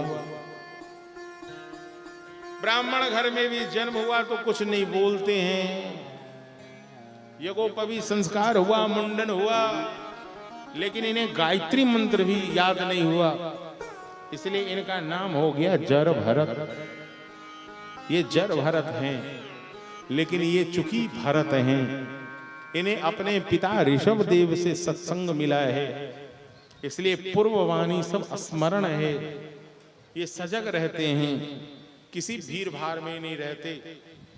प्रसंग तो ऐसा ही है कि भाभियां गाली देती हैं, खेत की रखवारी करने जाते और वो खेत की रखवारी भी ढंग से नहीं करते, क्योंकि ये किसी को रोकते ही नहीं है।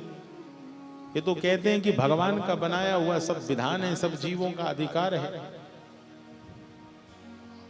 इधर उस नगर में कुछ डाकुओं की टोली घूम रही थी। उन डाकियों ने काली मैया से ये मनता किया था कि हे मैया, यदि हमें धन लाभ होगा तो मैं एक ब्राह्मण, एक हृष्ट पुरुष किसी मानव को पकड़ के उसकी बलि आपको चढ़ाऊंगा। इस बार उन डाकुओं के हाथ लग गए। कौन? जर भरत जी महाराज। ये कभी किसी का विरोध ही नहीं करते थे। उन डाकुओं ने प्यारे उसे पकड़ कर ले गया। किन्हें? जर भरत जी को। जर भरत जी का स्नान करा दिया, स्नान कर लिए, बढ़िया वस्त्र पहना दिया, क्योंकि बलि देने से पहले लोग क्या करते हैं, उसकी खूब सेवा करते हैं। बढ़िया भोजन कराया, भोजन कर लिए, तिलक करा दिया, माला पहना। ये भी नहीं पूछ रहे हैं कि भैया क्यों कर रहे हो। फिर इनको ले जा करके मैया काली के पास में कहा सिर नीचे करो, इनका सिर आगे कर दिया और बड़ा सा खड़ग लेकर वो डाकू आया और ज्यों ही जर भरत जी महाराज के ऊपर चलाने वाला था, सोई भैया मैया काली, भद्र काली के रूप में उस पाषाण की मूर्ति को फाड़ कर प्रकट हो गई। जब उन्होंने देखा कि ऐसे हमारे परम भक्त के ऊपर यह हमला कर रहा है, और उन डाकुओं से भैया वही खरक छीन कर महिषासुर मर्दनी मैया ने आज सभी डाकुओं को अंग भंग कर दिया। इसका मतलब ये है, मैं बस ये कहना चाहता हूं कि आप यदि विष्णु भक्त हो तो मैया भद्रकाली कहती हैं कि मैं विष्णु भक्त, मेरा संतान है, उसकी रक्षा मैं करती हूं। जो विष्णु का भक्त है, मां काली कहती हैं कि मैं उसकी रक्षा करता हूं। मैया सब जीवों की रक्षा करती हैं। आज भरत जी महाराज मैया के चरणों में प्रणाम करके आगे जब बढ़े तो समस्या यहीं खत्म नहीं हुई। उस राज्य का राजा है राजा रहुगण। रहुगण पालकी से चलता है। आपको पता ही है, पालकी को चलाने के लिए 1 2 नहीं 4 ड्राइवर लगते हैं। आज तो दुनिया एक ड्राइवर के लिए परेशान है कि बढ़िया सा मिल जाए। और उस जमाने में एक नहीं पालकी में 4 ड्राइवर चाहिए होता था। एक भी बीमार हो गया तो पालकी नहीं चलने वाली है। और यही हुआ राजा रहुगण जो महाराज कपिल के यहां सत्संग करने जा रहे हैं। इस पालकी को ले जाने वाला सेवक बीमार हो गया है। उसके जगह राजा की पालकी में आज महाराज जर भरत को लगा दिया गया। जर भरत का जीवन ऐसा है बालक कि मार्ग पे चलते तो कोई यदि चींटी होता तो उसे जैसे ही देखते तो ऊपर कूद जाते कि मेरे पांव के नीचे आकर कहीं चींटी दबकर मर न जाए। चतुर्मास्य में जो संत महात्मा कहीं यहां से वहां यात्रा नहीं करते थे, उसका कारण क्या था कि मग में कोई कीट पतंग, बरसात में बहुत सारे कीड़े उड़ने लगते तो मर न जाए। एक ही समय भोजन इसलिए करते थे सूर्यास्त होने से पहले कि रात्रि में कीड़ा उड़ेगा कहीं मेरे भोजन में गिर न जाए, इसलिए सूर्य अस्त होने से पहले ही भोजन ग्रहण कर लो। ये जो सावन भादो आश्विन और कार्तिक का मास है, ये नियम होता था। जब भरत जी महाराज उचके तो जैसे ही पालकी को लेकर कूद जाते थे, राजा के सिर में चोट लगता। सभी सेवक घबराते कि ये क्या हो गया भैया। इस प्रकार से मिला जुला कर राजा रहुगण को ये विदित हुआ कि ये सेवक बड़ा मूर्ख है और ये जानकर मुझे चोट पहुंचा रहा है। सोई राजा रहुगण आज बाहर निकलकर रहुगण कहता है कि तू इतना मोटा तगड़ा है और तुझसे एक पालकी का भार नहीं उठ रहा है। इतनी सी बात कहने से जर भरत जी महाराज बिदक गए और उन्होंने तुरंत ही कहा, राजा तू मूर्ख है क्या?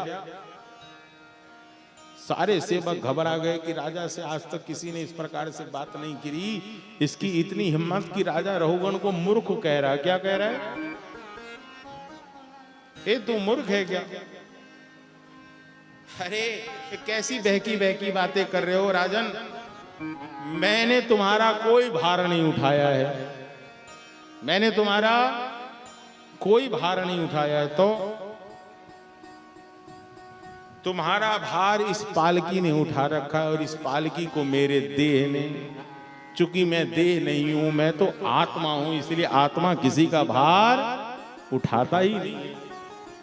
रही बात तुमने कहा कि मैं बड़ा मोटा हूं, तो मोटा होना, नाटा होना, काला होना, गोरा होना, ये तो शरीर का धर्म है। ए राजा तू तो बहकी बहकी और मूर्ख जैसी बात करने लगा रे। सभी सेवकों को लगा कि राजा जी उतरेंगे और इस मूर्ख व्यक्ति को दंडित करेंगे, लेकिन राजा रहुगण तो पालकी से कूदा है और महाराज जर भरत के चरणों को पकड़ लिया है कि महाराज आप कौन हैं? आप ऐसी दिव्य बातें कर रहे हैं, आप हैं कौन? मैं आपको पहचान नहीं पा रहा हूं। क्या आप वही हैं क्या मैं जिनके पास जा रहा हूं? आप कपिल मुनि हैं क्या? आप कौन हैं? आप अपना परिचय दें।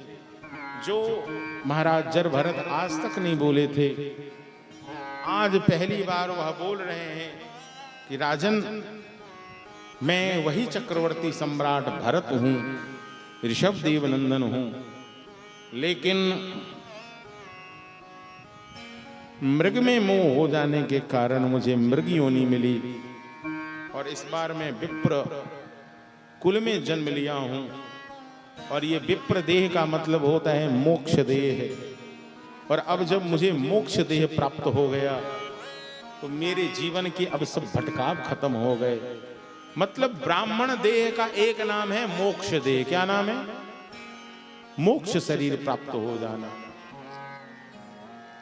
फिर संवाद होता है ज्ञान विज्ञान और आत्म तत्व, आत्म रहस्यों को राजा रहुगण के पास में प्रस्तुत करते, इस संसार के भावाटवी का वर्णन करते कि जीव कैसे अपने कर्मों के कारण इस भव सागर में विचरता है।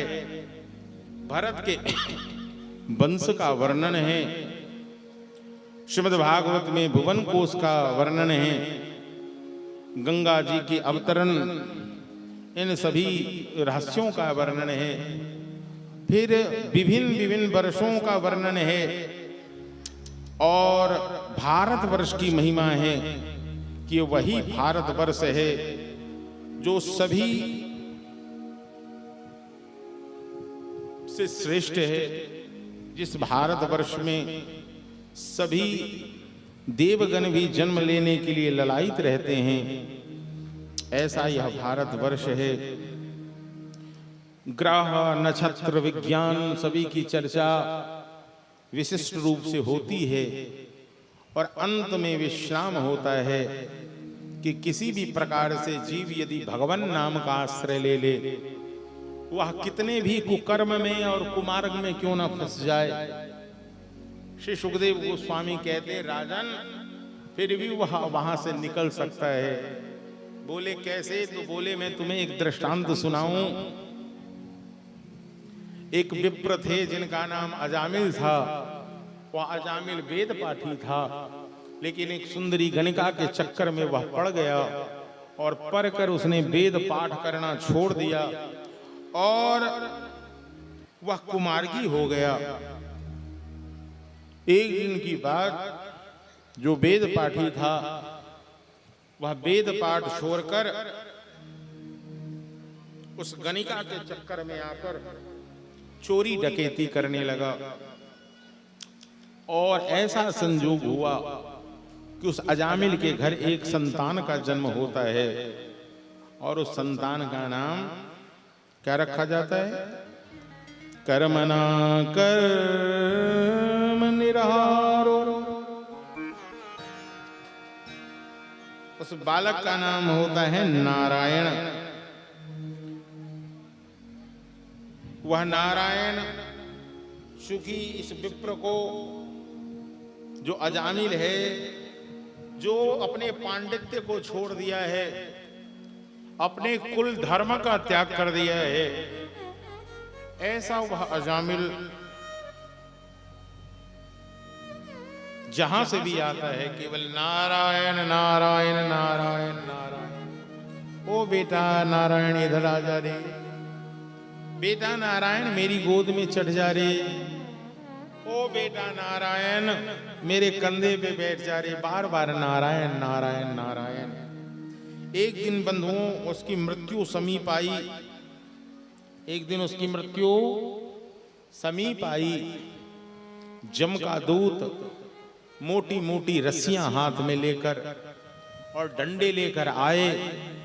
उस आए हुए जमदूतों को देखकर यह अजामिल घबराया और दूर खेलते हुए अपने बेटा को पुकारा। तूरे किरण का सक्तम पुत्रम नारायणावयम। ओ नारायण नारायण नारायण, आओ आओ मुझे बचाओ। इतना कहना था कि जम के दूत जो इन्हें पास में बांध कर ले जाने के लिए आए थे, वहां तुरंत ही भगवत पार्षद उपस्थित हो गए और जमदूतों को रोका। ए जमदूत, जमराज के दूत, रुक जा, तू इसे नहीं ले जा सकता है। क्यों? अरे इसने मेरे प्रभु का अभी अभी नाम लिया है। अस्तु तेरा कोई अधिकार नहीं बनता कि तू इसे बांध कर ले जा। वो कहता है प्रभु आपको पता नहीं है, इसने आपके प्रभु का नाम नहीं लिया। तो बोले किसका नाम लिया? बोले अपने बेटा का नाम लिया। बोले अरे मूर्ख है क्या? किसी के बेटा का नाम नारायण हो सकता है क्या?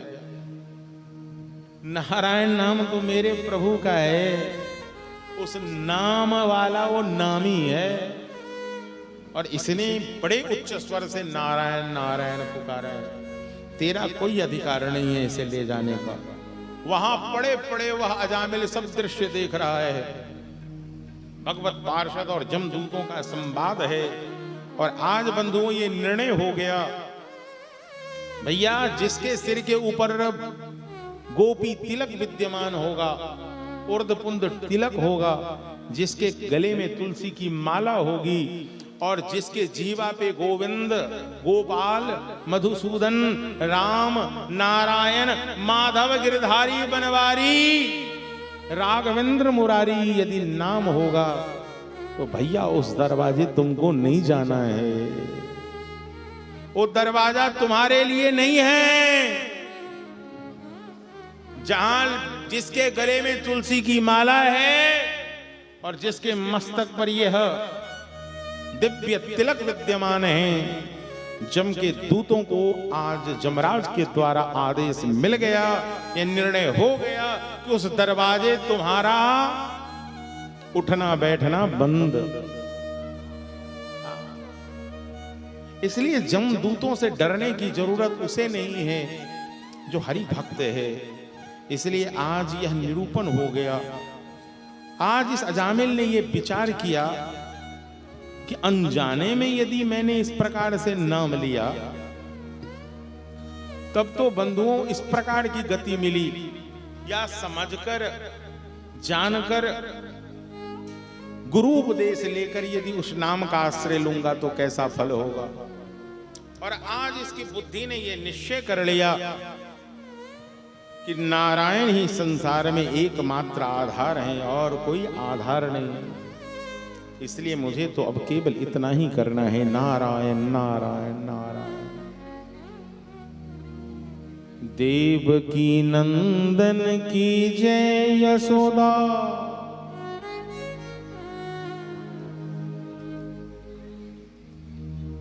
देवकी नंदन की जय यशोदा नंदन की जय, देवकी नंदन की जय यशोदा नंदन की जय। बोलो असुर निकंदन की जय जय जय, असुर निकंदन की जय जय। बोलो असुर निकंदन की जय जय जय, असुर निकंदन की जय जय। देवकी नंदन की जय यशोदा नंदन की जय, देवकी नंदन की जय यशोदा नंदन की।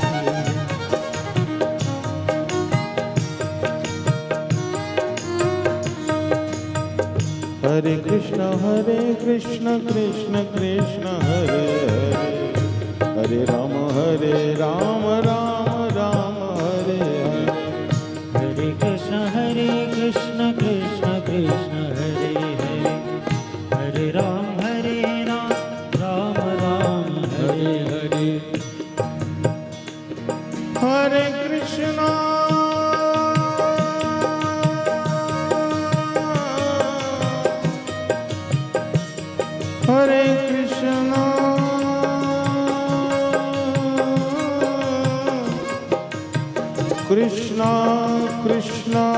कृष्ण कृष्ण हरे हरे,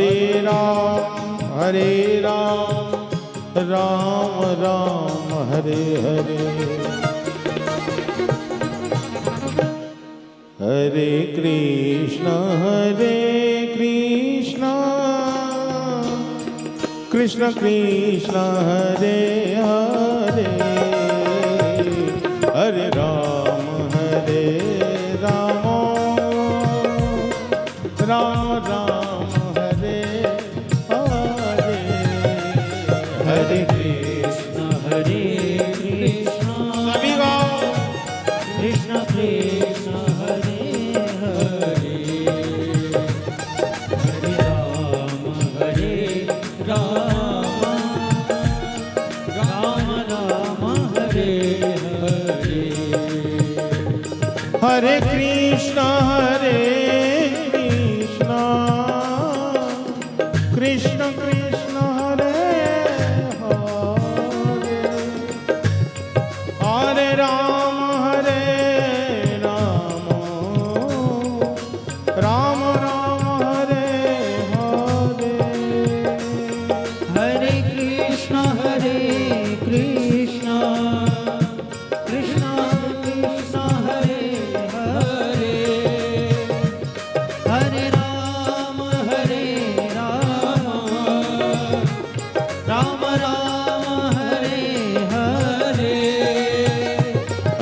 कृष्ण हरे कृष्ण कृष्ण कृष्ण हरे हरे हरे राम राम राम हरे हरे हरे कृष्ण हरे कृष्ण कृष्ण कृष्ण हरे हरे हरे राम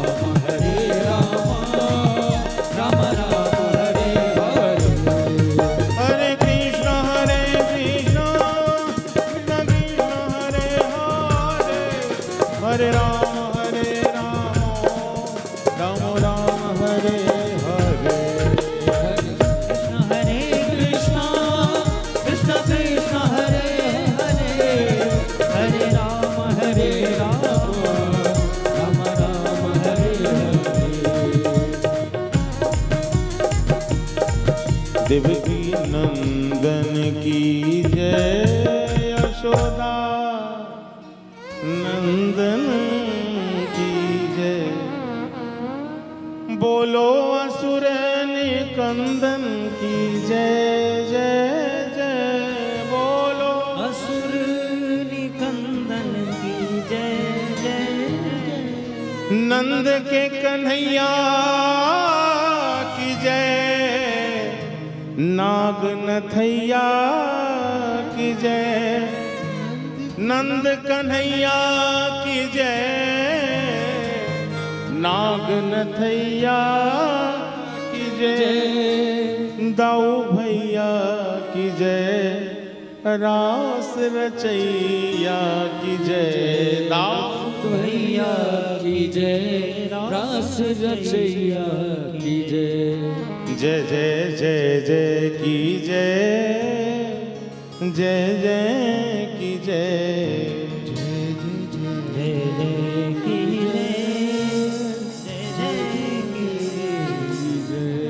बोलो नृत्य करैया की जय जय जय नृत्य कन्हैया की जय जय जय भैया देवताओं की रक्षा करने के लिए भगवान ने दिव्य नारायण कवच का उपदेश श्रीमद् भागवत में किया है। यया गोप्त सहस्रशा सावाहन रिपुषैनिकान् क्रीडनेव विनर्जित्यः त्रिलोक्यो बुभजे श्रियम्। भगवान का दिव्य कवच सभी प्रकार से रक्षा करता है। जब इंद्र को वृत्रासुर के बद्ध करने के बाद गुरु हत्या का पाप लगता है, भगवान विश्वरूप की हत्या होने से देवताओं को लगे पाप के निवारण के लिए, जहां उनके देवताओं के पाप के निवारण के लिए भगवान का प्रयास है, वहीं विश्वरूप के पिता त्वष्टा ऋषि के द्वारा देवताओं को मारने के लिए एक वीर उत्पन्न किया गया है, जिनका नाम है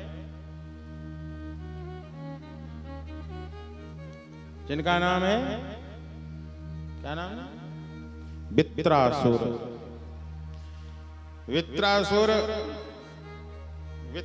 की हत्या कैसे हो, कैसे मरेगा, क्योंकि देवताओं का यह संहार कर देगा, ऐसा असुर है यह वित्रासुर। देवताओं के द्वारा दधीचि ऋषि से, देवता बड़े लोभी होते हैं, अपने जान को बचाने के लिए आज एक फिर से ब्राह्मण को बलि चढ़ाया। दधीचि के सभी हड्डियों को मांग कर ले आया है और वह हड्डी से एक वज्र का निर्माण हुआ है, जिससे वित्रासुर के सेना पर आक्रमण हुआ है। लेकिन यह वित्रासुर जो भगवान का परम भक्त है, ये वीर पुरुष है। श्रीमद् भागवत में वित्रासुर की वाणी को वीर वाणी कहा गया है। क्या कहा गया है? इसका बाह्य रूप भाई साहब असुर का है। असुर का मतलब क्या होता है? आपने कभी विचार किया असुर का मतलब क्या होता है? वैसे तो लोग राक्षस और असुर का मतलब समझते हैं बड़ा बड़ा दांत वाला होगा, बड़ा नाखून वाला होगा, भयावह और विकट उसका मुखमंडल होगा। नहीं नहीं, ऐसा नहीं होता है। असुर तो इतना सुंदर होता है कि आपका मन मोह लेगा। वो तो और परम कामनी लगती है, कामने लगता है। असुर का मतलब होता है, असु का मतलब है प्राण। असुसु प्राणेषु इंद्रियेषु रमन्ति इति असुरः। जो केवल अपनी इंद्रियों को प्रसन्न करने में लगा रहता है वो क्या है? असुर है। लेकिन चूंकि ये वित्रासुर हैं, इनका बाह्य रूप असुर वाला है, लेकिन भीतर से क्या है? ये संत हैं। देवता इन्हें देखकर घबरा रहे हैं। लेकिन भाई साहब, जहां दधीची के उस हड्डी से जिस ब्रज का निर्माण हुआ है, मालूम है वित्रासुर को कि मेरा संहार होगा, लेकिन फिर भी उस बेला में भी वह कहता है आज मेरे लिए परम सौभाग्य का दिन है कि तुम्हारे जैसे शत्रु जिसने विश्व रूप में ब्राह्मण अपने गुरु मेरे भाई की हत्या किया, और मेरी हत्या करने के लिए तुम लोगों ने आज दधीची के उस हड्डी को लेकर आए हो। इसलिए मैं तनिक भी चिंतित नहीं हूं। ए इंद्र, मेरी बात सुन ले। तू मेरी सेना को छिन्न भिन्न कर सकता है इस वज्र के द्वारा, लेकिन इससे मैं भयभीत होने वाला नहीं हूं। क्यों? क्योंकि मैंने अपने जीवन में प्रत्यक्ष भगवत दर्शन किया है। अहम हरे तब पादैक मूल दासानुदासो भवदास्मि भूयः। संसार में ये वाणी कहने वाला कौन मिल सकता है जिसके डर से देवता अपने गृह से बाहर नहीं निकल रहे थे? दधीची से हड्डी मांगना पड़ा। वो वित्रासुर कह रहा है कि मैं वही हूं। मैं क्या हूं? दासानुदासो भवतास्मि भूयः। मैं उन प्रभु के चरणों के दास का मैं दास हूं। मैं अनन्य भाव से उनके चरणों के आश्रित सेवकों की सेवा करने के लिए ही यहां उपस्थित हूं। मन स्मरेता सुपते गुणास्ते गुणीत वाक कर्म करो तु काया न नाकपृष्टं न च पारमेष्टं न सार्वभौमं न रसाधिपत्यम् न योग सिद्धिर पुनर्भवं वा समंजसत्वा विरहाशकांक्षे अजात पक्षा इव मातरं खगा अस्त्रेयं यथावत्तरा क्षुधार्ता प्रियं प्रियेव व्यसुतो विषन्ना मनोरविन्दाक्षदिदीक्षे त्वां ममोत्तम श्लोक जनेषु सख्यं संसार चक्रे भ्रमतः स्वकर्मभिः। ये जो अंतिम 4 श्लोक है, इसमें इन्होंने सारे भाव रख दिए हैं कि न मुझे स्वर्ग चाहिए, न सार्वभौम चाहिए, न योगियों वाली वह सिद्धि चाहिए। हमें तो केवल भगवान की प्रीति चाहिए, प्रेम चाहिए, विरह चाहिए। मुझे तो अजात मक्षा निज मातरम खगाः, जैसे उस पक्षियों के जीवन की सुरक्षा के लिए उसकी मैया दाना चुनकर लाती है और उस दाने को अपने मुख में गलाती है। इधर भैया शोर हो रहा है थोड़ा सा।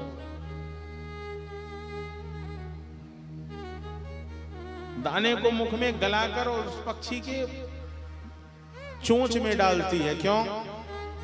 क्योंकि ऐसे ही यदि मैं नुकीला दाना दे दूंगी उस छोटे से चूजे को, तो उसके गले में अटक जाएगा। तो उसकी जो मैया होती है पक्षी की, पहले उस चोंच से उस अनाज के कण को तोड़ देती है, फिर अपने लाड़ में उसको घुला लेती है, और जब घुल जाता है तो अपने बच्चे के मुख में डाल देती है। जैसे गैया जब वन से आती है तो उसका बच्चा कैसे दौड़ता है, उसके थन से पान करता है और वह फेन उसके मुख से बहता रहता है, ऐसे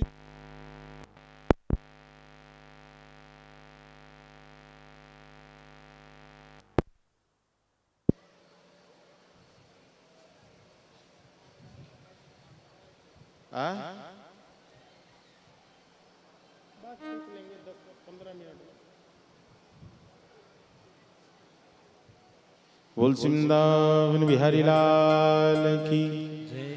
क्योंकि समय हो गया है तो मुझे लग रहा है कि अभी इंगित हो रहा है कि जल्दी से दशम स्कंद की ओर बढ़ें, राम श्याम दोनों का दर्शन हो जाए। भैया आज केवल मैं इतना दर्शन करा दूं कि वित्रासुर कह रहे हैं जैसे उसके फेन, जब वो बच्चा खूब बढ़िया से आप देखेंगे दुग्ध पिएगा तो उसके यहां से फेन बहने लगता है, मतलब तृप्तता की अनुभूति है। नहीं? बचिया अपनी मैया का बढ़िया से दुग्ध जब पान कर लेता है तो क्या होता है, उसके यहां से फेन बहने लगता है। बोले ऐसे ही जो विष्णु भक्त हैं, जो हरि भक्त हैं, जब उनका कीर्तन और गायन करते हैं, वित्रासुर कह रहे हैं मैं तो उस रस को पीने वाला हूं जो उनके अधरों से टपक रहा हो, यदि वह एक बूंद भी मिल जाए। अधरम मधुरम बदनम मधुरम नयनम मधुरम गाली तम मधुरम भ्रमितम मधुरम चलितम मधुरम मधुराधिपते रखिलम मधुरम। इतना मिल जाए तो बात बन जाए। उत्तम श्लोक जनेषु सख्यम। मैं तो बस इतना ही चाहता हूं कि भगवान के जो भक्त हैं उन भक्तों से मेरा प्रेम संबंध बना रहे, और मैं कुछ नहीं चाहता हूं। वित्रासुर की अंतिम वीरवाणी है और फिर वित्रासुर का वध हो जाता है।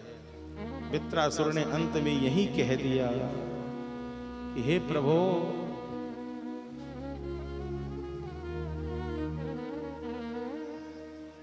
जहां ले चलोगे वहीं मैं चलूंगा, जहां ले चलोगे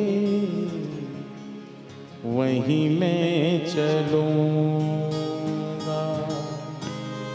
जहां नाथ रख दोगे, जहां नाथ रख दोगे, जहां नाथ रख दोगे, जहां नाथ रख दोगे वहीं मैं रहूंगा, जहां ले चलोगे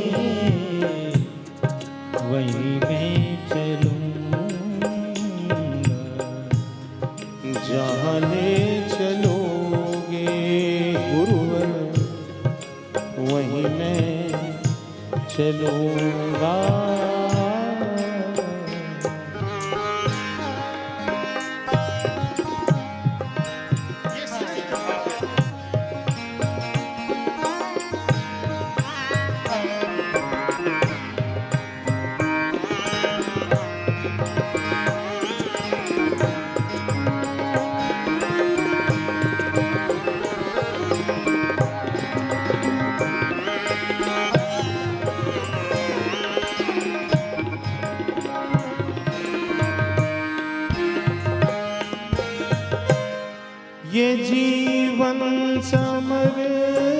समर्पित शरण में तुम्हारे, जीवन समर्पित शरण में तुम्हारे, तुम्ही मेरे सर्वस्व, तुम्ही मेरे प्यारे, तुम्ही मेरे सर्वस्व, तुम्ही प्राण प्यारे,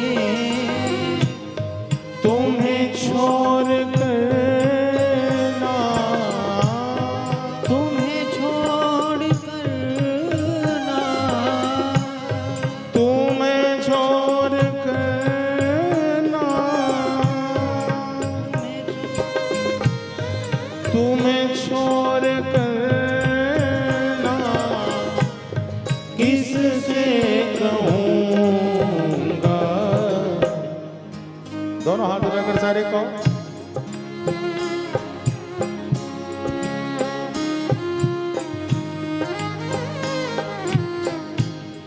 जहाँ ले चलोगे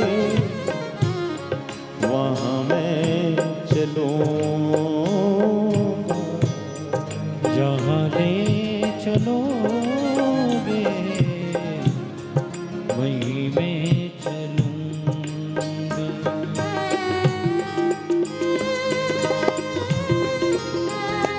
हे गिरधारी, हे बिहारी, हे बांके बिहारी,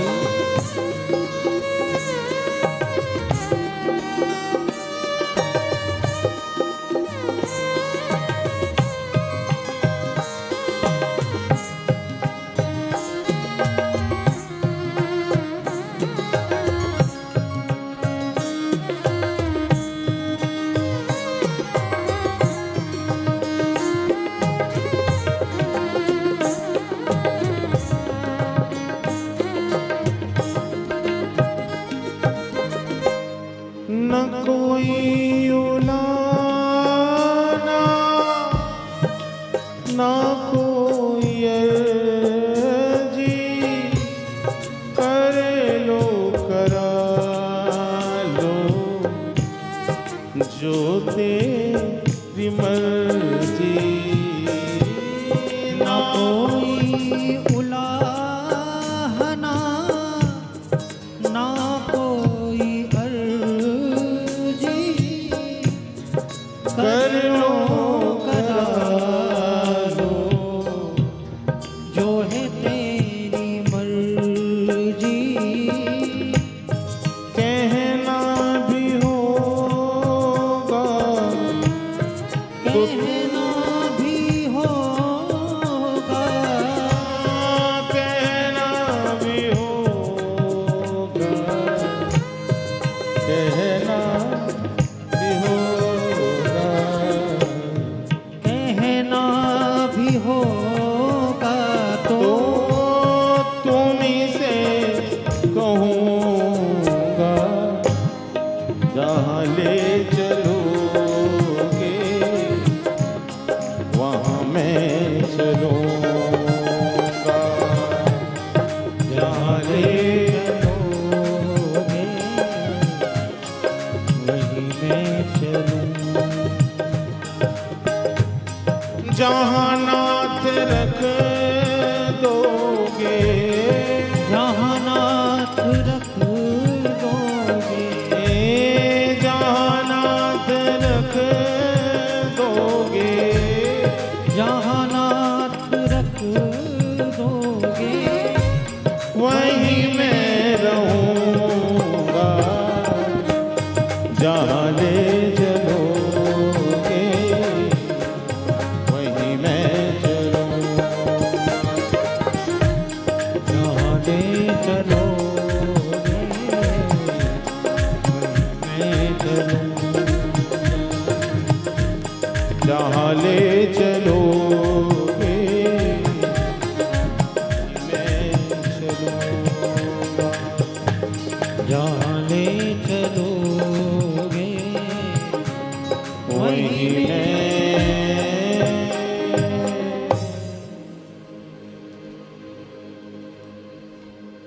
बंधुओं, सृष्टि के विस्तार में जहां हिरण्याक्ष का युद्ध होता है तो उसके छोटे भैया हिरण्यकश्यप हैं जो अपने सभी जनों को, अपने भाइयों को ये बात समझाता है कि आया है सो जाएगा, लेकिन जो दुनिया को समझा देता है अपने उपदेशों से, जो दुनिया को समझाता है वह खुद को समझा नहीं पाता है।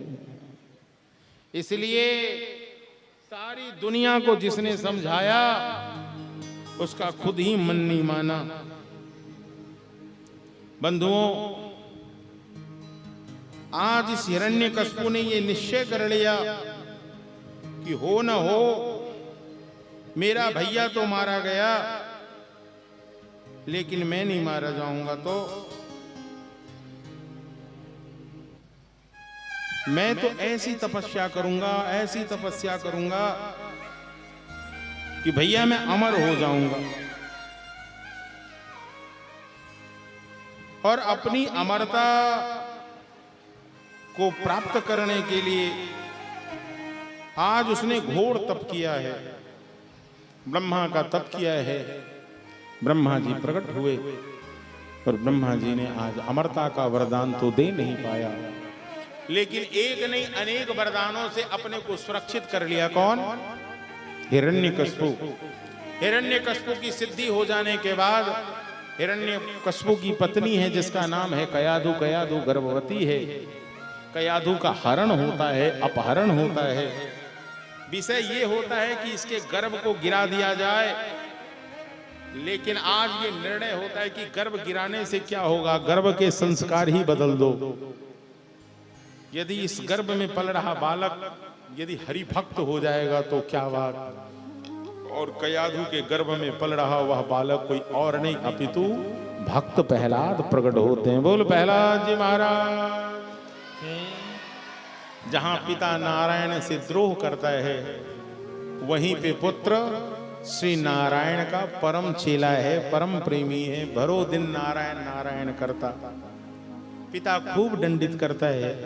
प्रायः प्रहलाद के चरित्र आप सबों ने श्रवण किए ही हैं। मैं सूत्र रूप में ये कह दूं कि भक्ति करने में कठिनाई तो होती है, लेकिन यदि समर्पण सही है तो परिस्थितियां को अपने अनुकूल बना लेता है। जैसे प्रहलाद ने ऐसी परिस्थितियां बनाई जो जितने असुर बालक भी थे या इनके अनुकूल हो गए और सब मिलकर हरि का गुणानुवाद गाने लगा। हरि का गुणानुवाद गाने लगा, क्योंकि प्रहलाद ने बता दिया कि भैया यदि भोजन और मस्ती बचपन में हो सकता है तो भजन भी बचपन में ही होगा। ओमाराचरित भाग्य है, क्योंकि मटका यदि कच्चा है घड़ा तो उसे कोई भी रूप दे सकते हो। एक बार वह घड़ा यदि पक गया फिर यदि उसके रूप को परिवर्तित कीजिएगा तो फूट जाता है। वैसे ही ये शरीर एक घड़ा है जो अभ्यास देना है, बचपन में ही इसको संस्कार दे दीजिए। यदि बुढ़ापे में संस्कार देने जाएंगे तब तक तो ये पका मिट्टी का घड़ा है, ये किसी सांचे में ढलने वाला। इसका मतलब ये निश्चित है कि खाने के लिए, पीने के लिए, घूमने के लिए, मौज के लिए, मस्ती के लिए यदि जवानी है तो भगवान की भक्ति के लिए भी यही जवानी है। बोलो राधे राधे। भगवान की भक्ति भी क्या होता है, कौन अवस्था में होता है? भजन कर क्या है? हाँ, एक लाइन भजन की नहीं है, भजन कर मस्त जवानी में बुढ़ापा। ये भजन तो अतिशय सामान्य है, लेकिन इस भजन की पंक्ति में दर्शन छुपा है। वास्तविकता यही है कि भजन भैया जवानी में कर लो, बुढ़ापा किसने देखा है? गई जवानी फिर न लौटे कित्तो, घी घृत मेवा में स्थान कालो, लेकिन नहीं होता है। ऐसे ही जो संस्कार बनाने हैं वो बचपन में और जवानी में ही बना लेनी चाहिए। और जब वो जवानी बाबूजी बनी रहती है तब बुढ़ापे में भी भजन बनता रहता है कि हरे कृष्णा कृष्णा कृष्णा हरे हरे, हरे राम राम राम हरे हरे, नमः शिवाय नमः शिवाय नमः शिवाय, ओम नमः शिवाय ओम नमः शिवाय, सीताराम सीताराम सीताराम सीताराम। अभ्यास बनी रहेगी तो भगवान नाम का सुमिरन होता रहेगा। यदि अभ्यास नहीं होगा तो कैसे होगा? प्रहलाद जी ने अपने जीवन में यही दिखाया है, जिसका बचपन सही होगा उसकी जवानी सही होगी, और जिसका जवानी सही हो गया उसका बुढ़ापा भी अच्छा हो जाएगा। हो सकता है किसी का बचपन सही नहीं हो तो आप अपने जवानी को सही कर लो। यदि बचपन भी सही नहीं, जवानी भी सही नहीं, तो बुढ़ापा कहीं से सही होने वाला नहीं है। इसलिए भजन कर लो और भगवान के दिव्य नाम का गुणानुवाद करते हैं। संकीर्तन में वह शक्ति है, जो व्यक्ति कितना भी द्वेष क्यों ना रखता हो, लेकिन द्वेषी का भी कल्याण हो जाता है। सालोक्य, सारूप्य, सायुज्य, सामीप्य और शास्त्र। मुक्ति 5 प्रकार के हैं। मुक्ति कितने हैं? सालोक्य मुक्ति है, सामीप्य, सारूप्य, सायुज्य और षष्ठी मुक्ति है। भगवान से बैर करने वाले को भी मुक्ति मिल जाती है। इसलिए मिलती है क्योंकि वह हरि भक्तों के मुख से भगवान की महिमा सुनता है और अपने मस्तिष्क में सतत उनका चिंतन करता है। इसलिए जैसे भी हो भगवान के नाम को गाना चाहिए।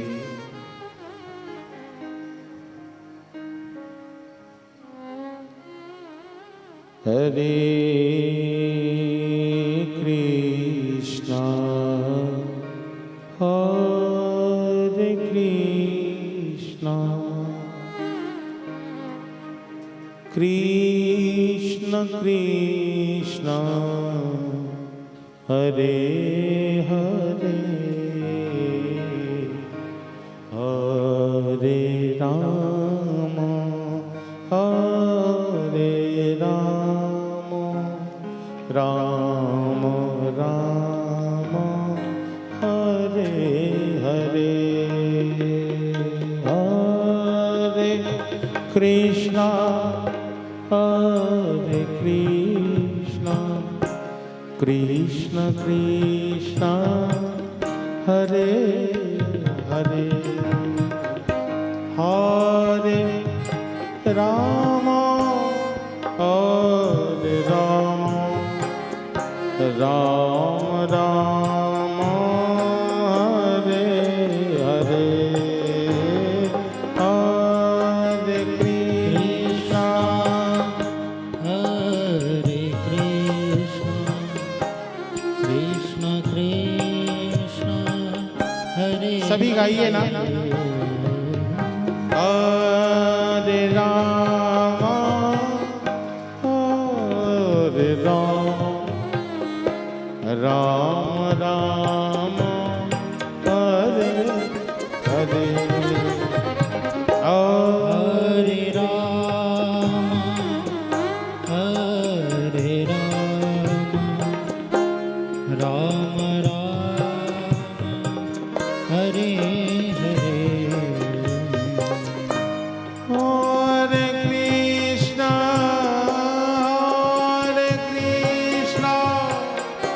कृष्ण कृष्ण हरे हरे हरे राम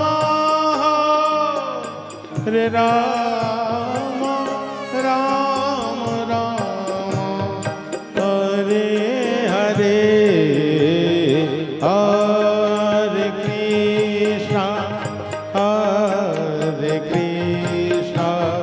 कृष्ण कृष्ण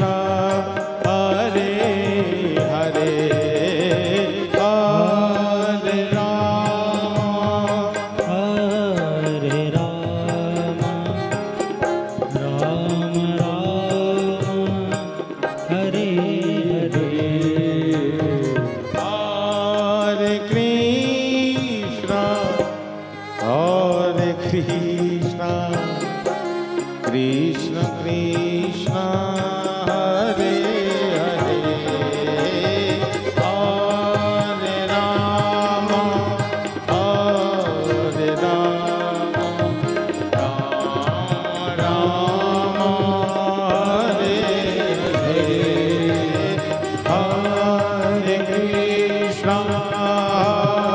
एकदम प्रहलाद जी सुंदर संकीर्तन कर रहे हैं, आप भी करें।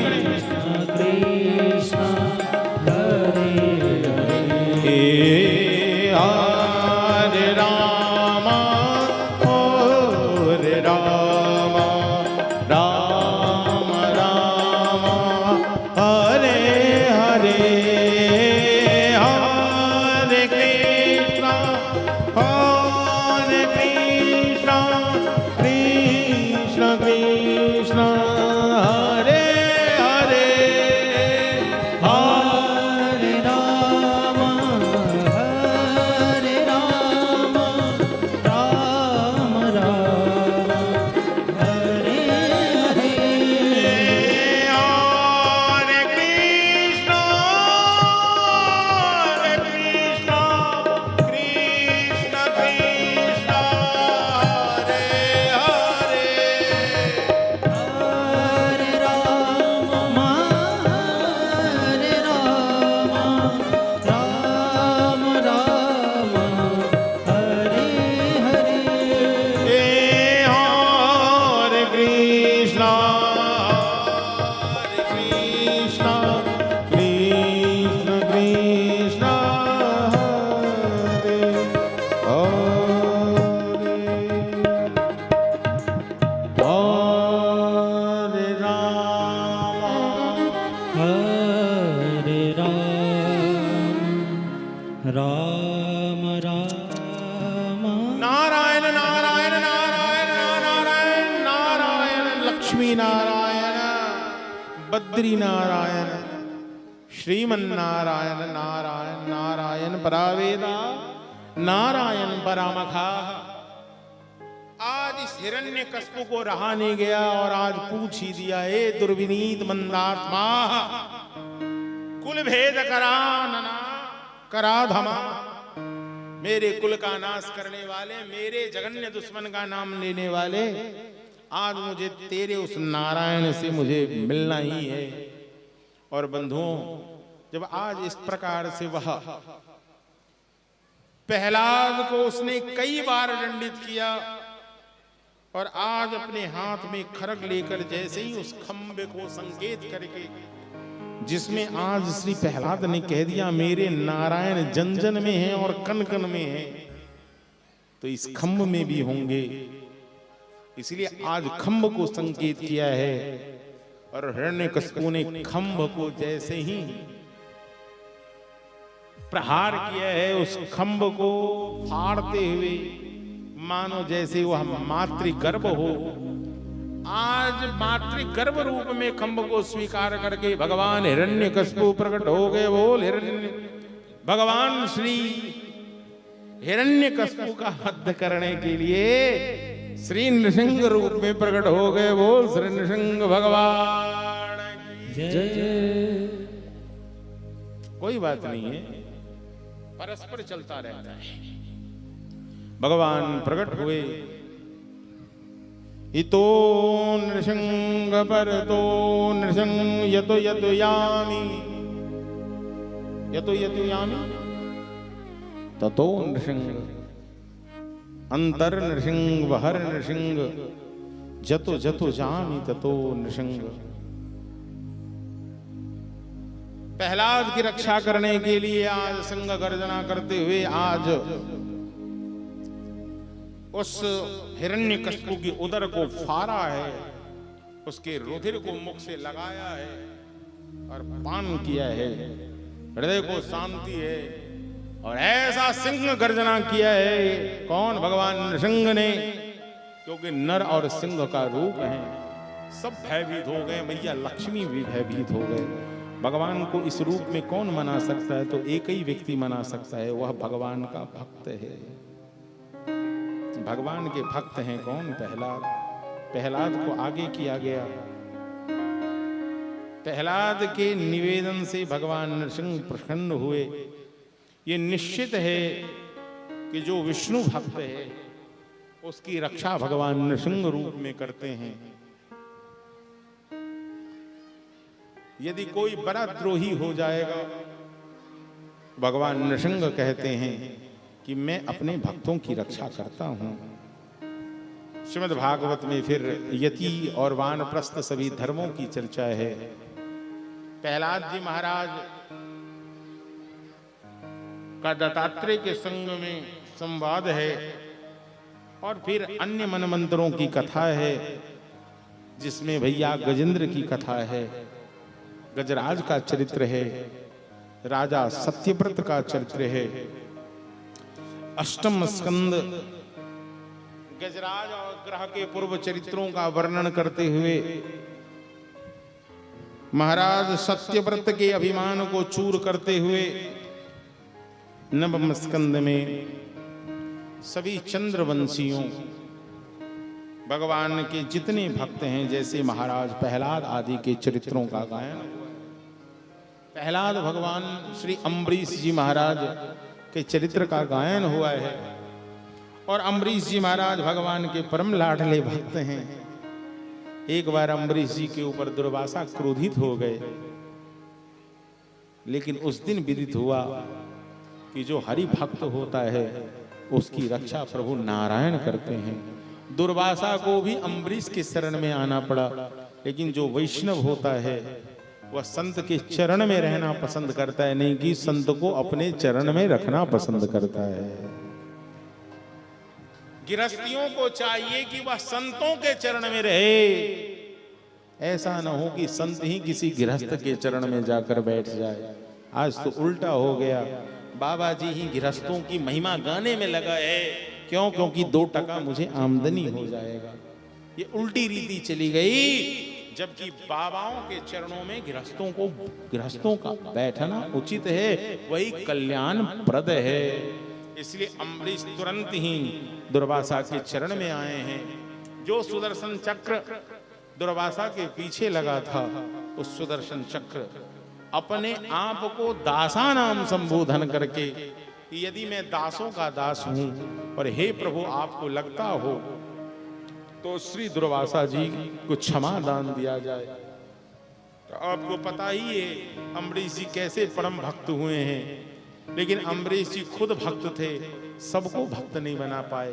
लेकिन अम्बरीश की जो छोटी वाली रानी थी वो इतनी भक्तिमती थी कि जो काम अम्बरीश जी से नहीं हो पाया वह उनकी छोटी रानी कर गई। क्योंकि छोटी रानी ने जब भक्ति किया तो सभी रानियों को लगा कि हमारे राजा को प्रसन्न करने के लिए भगवान की भक्ति करना जरूरी होगा। उस नकल में सबने राजा को प्रसन्न करने के लिए भगवान की भक्ति गायन पूजन करने लगा। और देखते देखते एक दिन राजा को प्रसन्न करने के लिए रानियों ने किया छोटी रानी का अनुसरण, दूसरे दिन प्रजाओं ने किया, और देखा देखी ऐसा हुआ कि एक दिन उस नगर में सब के सब भगवान विष्णु के भक्त हो गए, हरि भक्त हो गए। समाज में ऐसे ही तो भक्ति का प्रचार होता है। पहले कोई एक बनता है, उसके लगन और निष्ठा को देखकर दूसरा प्रभावित होता है। इसलिए हर एक वैष्णव की नैतिक जिम्मेवारी होती है कि आपका आचरण कैसा है। आपके श्रेष्ठ आश्रम से आचरण से और 10 वैष्णव जुड़ने चाहिए, वैष्णवता का विकास होना चाहिए। अम्बरीश जी के चरित्र से यह स्पष्ट हो गया। उनकी छोटी रानी ने यह दिखा दिया। इसलिए मैंने उस दिन कहा था, जो काम तुलसी का पत्ता नहीं कर पाता उससे ज्यादा उस तुलसी की मंजरी से बन जाता है। मंजरी न जाने एक मंजरी कितने तुलसी पत्र को फिर से प्रकट कर देती है।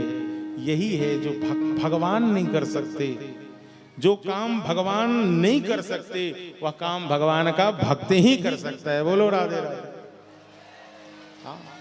भगवान स्वयं अपने भक्ति का प्रचार नहीं कर सकते, लेकिन भगवान के नाम का उद्घोष उनके भक्तों के द्वारा किया जाता है। और ऐसा ही आज 4 दिवसों से इस मंगरोनी गांव नवरत्न मंदिर के इस दिव्य प्रांगण में जितने भी आयोजकगण हैं, युवा वर्ग हैं, आप सबों ने खूब परिश्रम करके सुंदर तैयारी करी, और आज तो मौसम इतना विपरीत हो गया, उसकी चर्चा तो मैं प्रारंभ में ही कर दिया कि मौसम इसीलिए विपरीत हुआ। एक तो शिव का जलाभिषेक प्रकृति को करना था, बादल को करना था, आज पहली सोमवारी है तो बाबा ने वृष्टि कर दी। दूसरा, श्रीमद् भागवत में श्री कृष्ण का आगमन होना है तो भैया पद का प्रक्षालन कौन करेगा, कौन धोएगा रास्ते को? आप लोग कितना धो सकते थे? 2-4 बाल्टी पानी फेंक दे। इंद्र ने कहा भैया मैं तैयारी कर देता हूं, सारे रास्ते को धोकर साफ कर दिए। चारों ओर हरियाली है, ठाकुर जी का आगमन है। पहले भैया दशरथ गृह में राम आते हैं, और दशरथ गृह में आए हुए राम धीरे धीरे जैसे ही बड़े होते हैं, बड़े अति संक्षेप रूप में रामचरित्र है, जहां राम जन्म के संग ही पूर्ण मर्यादा पुरुषोत्तम हैं, और राम को और ज्यादा सशक्त बनाने के लिए, वीर बनाने के लिए पिता को चाहिए कि अपने पुत्र में वह संस्कार दे। वह संस्कार कैसे आएगा? बोले संतों की सेवा से आएगा।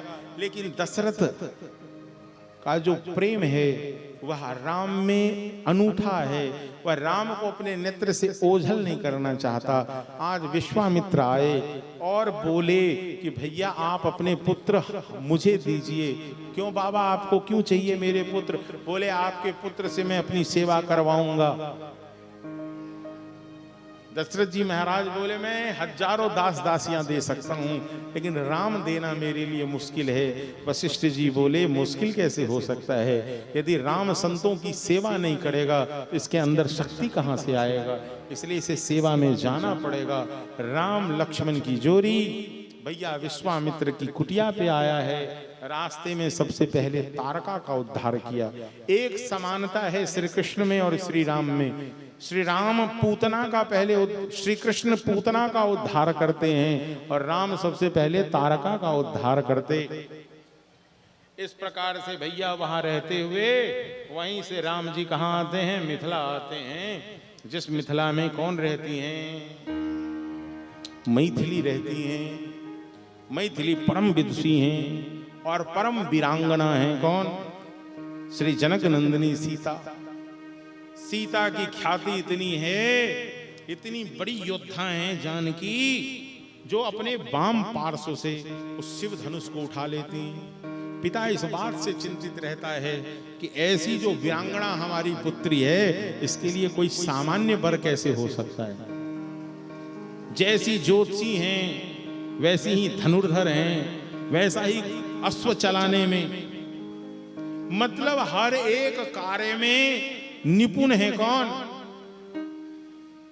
कौन? सीता। तो इसीलिए सीता स्वयंवर का आयोजन हुआ है। विश्वामित्र जी भी अपने चेला को संग लेकर आए।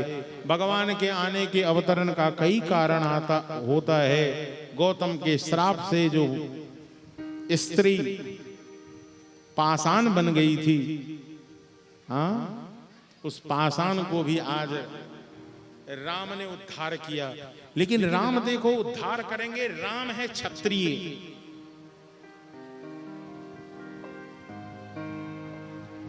और वो जो शिला है, उस शिला किसकी है? किसकी शिला है? हाँ?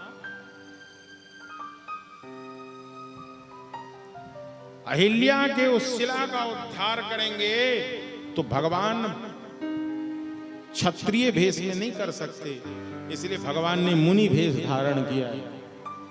और चरण स्पर्श नहीं कर सकते तो अपने चरण की धूल, केवल चरण धूल से ही अहिल्या का उद्धार हुआ है। और इस प्रकार से जनकपुर में जब आए हैं और अपने गुरुदेव की सेवा में हैं, सुंदर रूप से नित्य पुष्प चयन करने जाते हैं, जहां पहली बार श्री रघुवर और सिया का पहली बार मिलन होता है, जहां पहली बार दोनों के नेत्र मिलते हैं। और फिर तो आप सबों को मालूम ही है कि राम जी राघवेंद्र सरकार मिथिला के पाहुन बनकर रह गए। फिर इस मिथिला को छोड़कर गए ही कहां। जैसे वृंदावन में ब्रजवासियों का भाव है और नित्य सिद्ध भाव है कि हमारे श्री कृष्ण कभी वृंदावन का परित्याग करके नहीं जाते, मानो वृंदावन की सीमा से बाहर नहीं जाते। ऐसे ही मिथिलानियों का भाव है कि श्री राम जी कभी मिथिला को छोड़ कर नहीं जाते, सदा मिथिला की सीमा में रहते हैं और सबों को दर्शन देते हैं। ऐसे श्री राघवेंद्र सरकार श्री पाहुन सरकार के चरणों में एक पद की भावांजलि प्रस्तुत करते हुए श्री कृष्ण जन्मोत्सव की ओर हम सभी अग्रसर होंगे। ओ ललन तुमको मिथिला में, ओ ललन तुमको मिथिला में रहना पड़ेगा। सरस मीठी गाली को सुनना पड़ेगा। तुम्हें प्रेम बंधन में बांधा इसी से, तुम्हें प्रेम बंधन में बांधा इसी से। अरे जो जो कहूंगी सो करना पड़ेगा, जो जो कहूंगी सो करना पड़ेगा। सुबह शाम मिथिला के हाथे के अंदर, सुबह शाम मिथिला के हाथे के अंदर नजर बंद होकर के रहना पड़ेगा, नजर बंद होकर के रहना पड़ेगा। आपको यहीं रहना पड़ेगा। हमको सबसे पहली बार जो मैं ये पद अभी गाऊंगा ये प्रवीण जी ही सुनाए थे और मुझे बड़ा आनंद आया था। परिछन का पद था और उस पद से ही मैं स्मरण करूं। मैथिली की पंक्ति है, अरे परिछन को आंगन लो चलो न, दुल्हा ऐला सलोना है, दुल्हा ऐला सलोना सखी है। सब क्यों गए भाई हमरा संगे नहीं है? सब क्यों गबियो हमरा संगे तहन नीक लग। दुल्हा ऐला सलोना सखी है, क्या कि बालक सब ब्रजवासी छे तो मैथिली में कनी गड़बड़ भ जेतै। अहाँ सब सम्हारि दियौ, सब के हमरा संगे गाबू।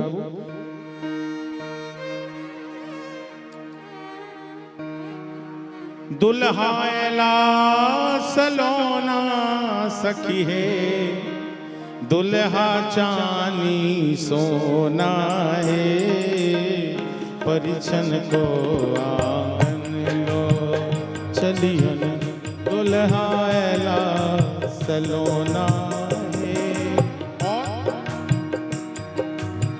सिर पर सुंदर मोर शोभई छन, सिर पर सुंदर मोर शोभई छन, सिर पर सुंदर मोर शोभई छन, सिर पर सुंदर मोर शोभई छन। देखियो देखियो देखियो, झलकई चानी सोना है,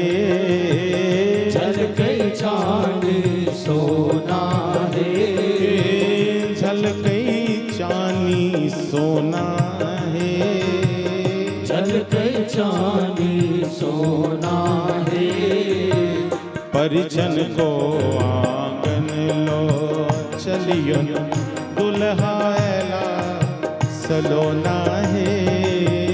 परिछन को आंगन लो चलियो, दुल्हा एला सलोना है। परिछन के मतलब होई छे मुख्य रूप से परीक्षण के ना। परिछन मतलब जाने छिए, परिछन के मतलब केवल ये नहीं हुई छे, परिछन के वास्तविक अर्थ है परीक्षण, एग्जामिन। अंग्रेजी में वर्ड एग्जामिन के ना मतलब परीक्षण एक बहाना छे जे लड़का के हाथ पैर कन्हा सबटा के चेक के कॉलेज है। एहन तो नहीं जे हाथ से लुल्ल तो नहीं छे, पैर कहीं टेढ़ तो नहीं छे, और इस सबटा काज होई छे घर से बाहर।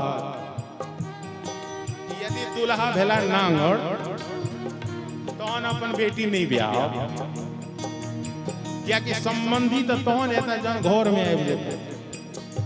अखन बाहरे छथिन तै सखी सब बहाना क को जाइ छथिन कि लड़का के धैर्य देख लिए केहन छै, कनी माय बाप वंश सबके विषय में जान लिए, क्रोधी तो नहीं छै, सहनशील छै कि नहीं।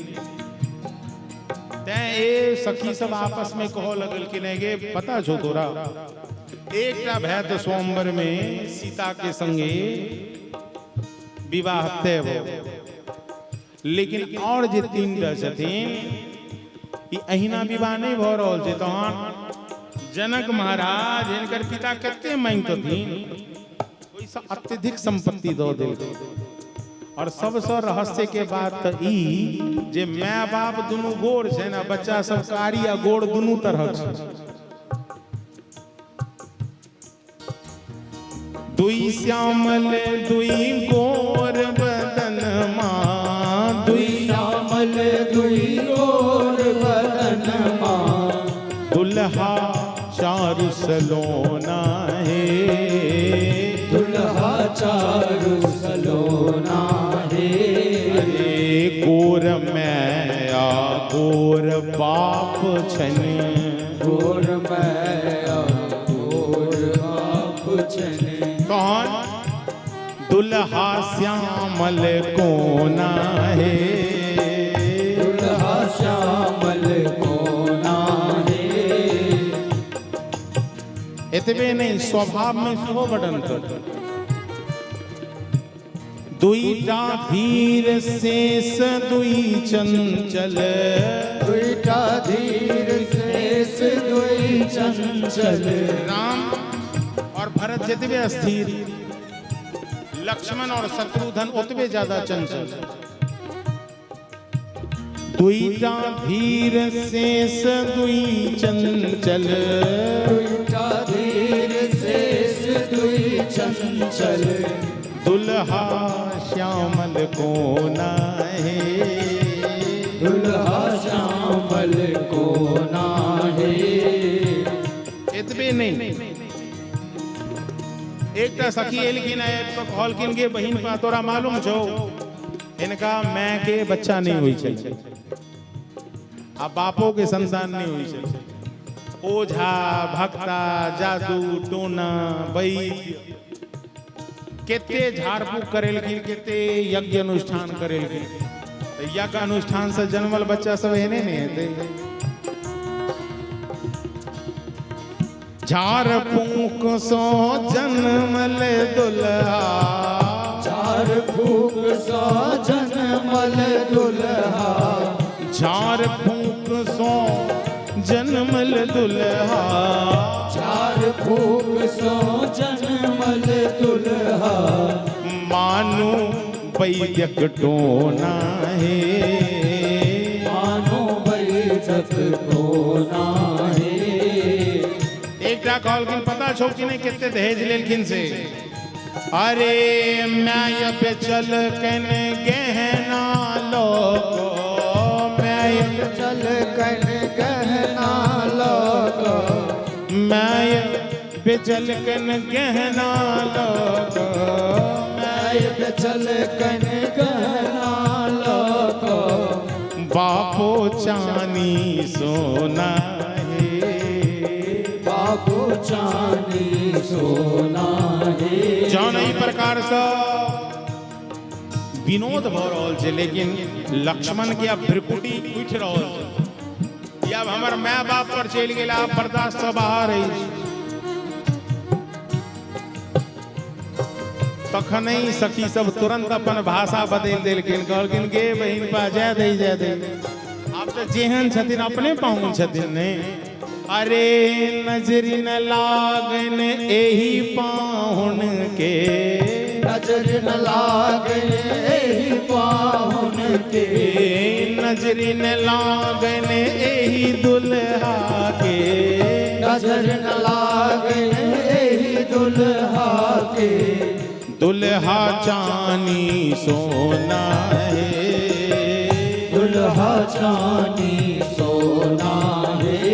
हर परिचन को आंगन लो चलियन, दुल्हा चानी सोना है।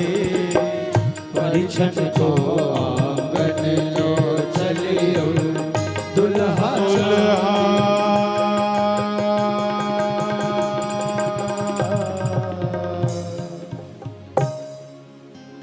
चानी सोना। और इतने सुंदर माहौल में जब श्री राम जी मिथिला में अवस्थित होते तो सारा मिथिला क्या हो जाता है, निहाल हो जाता है। हाँ, मिथिलावासी निहाल हो जाते हैं। ए आजू मिथिला नगरिया निहाल सखिया। सब क्यों गए हमरा संगे। हे आजू मिथिला नगरिया निहाल सखिया, ओ निहाल सखिया, हे निहाल सखिया। चारों दुल्हा में बर का कमाल सखिया, चारों दुल्हा में बड़का कमाल सखिया। मिथिला नगरिया निहाल सखिया, मिथिला नगरिया निहाल सखिया। निहाल सखिया, निहाल सखिया। चारों दुल्हा में बड़का कमाल सखिया, चारों दुल्हा में बड़का कमाल सखिया।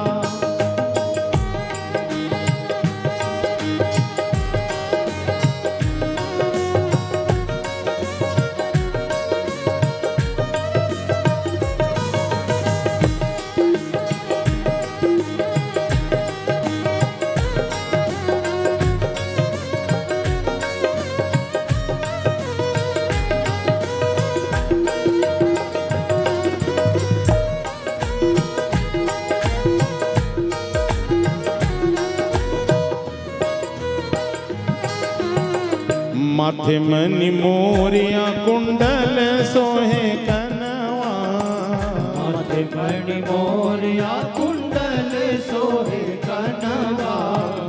कार्य कार्य गजरारी झूलमी नयनवा, कार्य कार्य गजरारी झूलमी नयनवा। लाल लाल चानन चमकई भाल सखिया, लाल लाल चानन चमके भाल सखिया। भाल सखिया, भाल सखिया। चारों दुल्हा में बड़का कमाल सखिया, चारों दुल्हा में बड़का कमाल सखिया।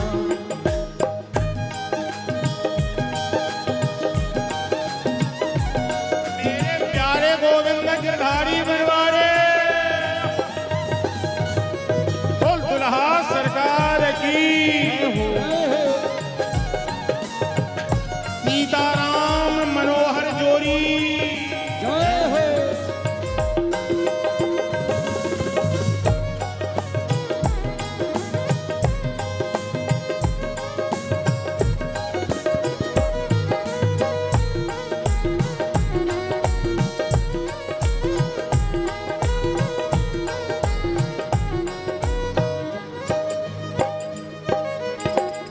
सावर सावर गोरे गोरे जोरिया जहान रे, सावर सावर गोरे गोरे जोड़िया जहान रे। अखियां न देख लस न सुनी लस कान रे, अखियां न देख लस सुन लस कान रे। जुग जुग जीवे जोड़ी में मिसाल सखिया, जुग जुग जीवे जोड़ी में मिसाल सखिया। ओ बेमिसाल सखिया, ओ बेमिसाल सखिया। ये चारों दुल्हा में पर का कमाल सखिया, चारों दुल्हा में पर का कमाल सखिया। गगन मगन और मगन धरतिया, गगन मगन आज मगन धरतिया। देखी देखी दूल्हा के सांवरी सुरतिया, देखी देखी दूल्हा के सांवरी सूरतिया। बाल वृद्ध नारी सब पे हाल सखिया, आहे बाल वृद्ध नारी सब बेहाल सखिया। जिनका लागी जोगी मुनि जब तब कैलन, जिनका लागी जोगी मुनि जप तप कैलन। से हमरा मिथिला में पहुना बन के अइलन, से हमरा मिथिला में पहुना बन के अइलन। इहवा लोढ़ा से कायबीन कर काल सखिया, इहवा लोढ़ा से सिकायब इनकर गाल सखिया। ए गाल सखिया, गाल सखिया। सब क्यों संगे कह दियो, ये चारों दुल्हा में बरका कमाल सखिया, चारों दुल्हा में बरका कमाल सखिया। ये चारों दुल्हा में बरका कमाल सखिया, चारों दुल्हा में बरका कमाल सखिया। ये चारों दुल्हा में बरका कमाल।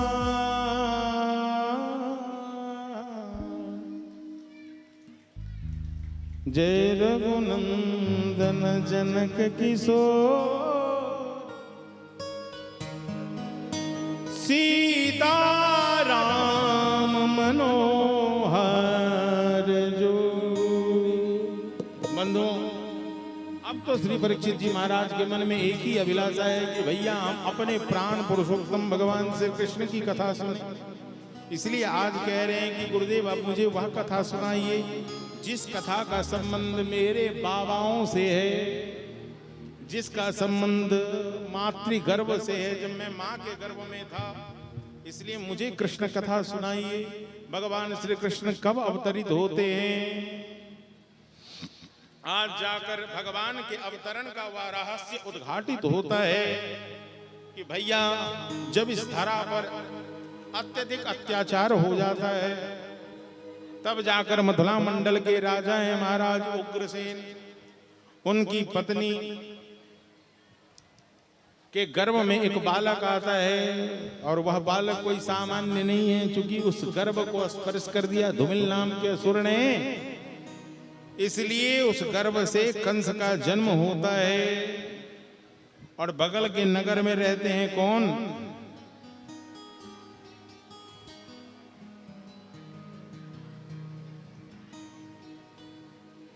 इस छोटे से बालक जिस कंस को पिता ने अपने से दूर कर दिया था। जब बाद में ये बात पता चली तो पहली बार ऐसा हुआ कि पुत्र ने ही राजगद्दी के लिए अपने पिता को कैद कर लिया। कहां जा रहे हैं? अपने पुत्र को कैद कर, पिता को कैद कर लिया, राजगद्दी पर आरूढ़ हो गया। बस मैं 5 मिनट की भूमिका बांधूंगा और श्री कृष्ण जन्म कराऊंगा और कल उसकी व्याख्या बाल चरित्र आदि श्रवण कराऊंगा।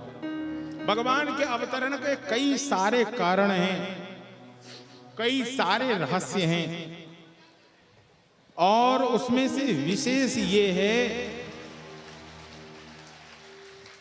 अरे वाह, हम तो भूमिका ही बांध रहे थे, यहां तो ठाकुर जी प्रकट हो गए। तो जब प्रकट हो ही गए तो भूमिका की बात तो कल होगी, लेकिन अब कर ही देते हैं। नंद के आनंद भयो जय कन्हैया लाल के, नंद के आनंद भयो जय कन्हैया लाल के, जय कन्हैया लाल के मदन गोपाल के, जय कन्हैया लाल की मदन गोपाल की। जब ठाकुर जी आ गए तो फिर मैं काहे के लिए भूमिका बांधूं? आदमी भूमिका बांधता है कि भगवान आएंगे। यहाँ भगवान पहले से ही आ तो रहे भक्तों के बीच में प्रकट होने के, समय भी हो गया, ठाकुर जी आ गए, आनंद का विषय है। बोल बाल कृष्ण लाल की, नंद के लाला की। आज तो नंद का लाला ही आया है, नंद के ओ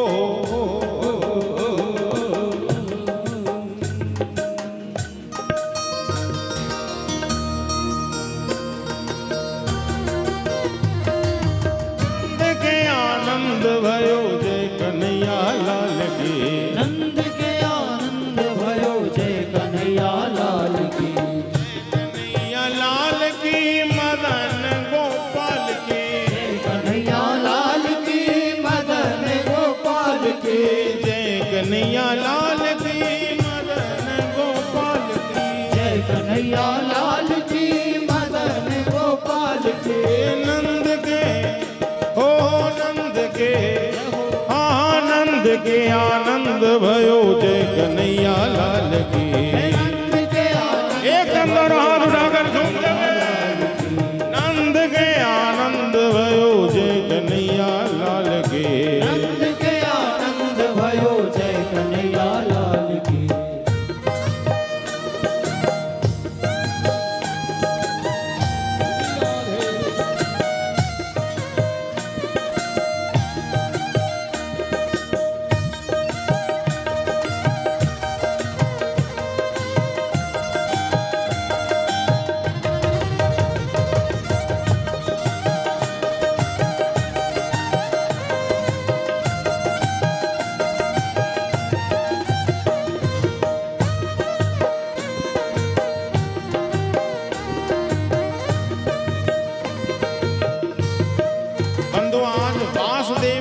साक्षात भगवान पुरुष पर जनस्यन्ति तत्प्रियार्थम संभवन्तु सुरस्त्रियः। आज वासुदेव के गृह साक्षात भगवान प्रकट हो रहे हैं। भगवान के स्वागत में प्रकृति आ जाती है। सूर्य, चंद्रमा, ग्रह, नक्षत्र, फल, पुष्प, नदियां, सरोवर, कोई ऐसा नहीं है जो ठाकुर जी के स्वागत में अपनी उपस्थिति दर्ज नहीं करता।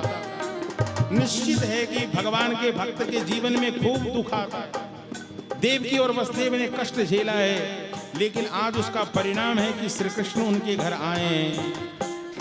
इसीलिए भैया कथितो वंश विस्तारो भगवान सोम सूर्यो, हमें आप सोम वंश विस्तार से सुनाइए। क्यों? क्योंकि आपने मुझे सूर्य वंश तो सुना दिया, तो चंद्रवंश कौन सुनाएगा?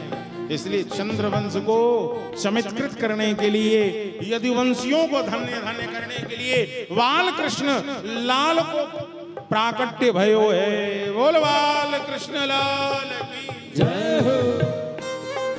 नंद के आनंद भयो जय कन्हैया, नंद के आनंद भयो जय कन्हैया लाल की, जय कन्हैया लाल की मदन गोपाल, जय कन्हैया लाल की मदन गोपाल की।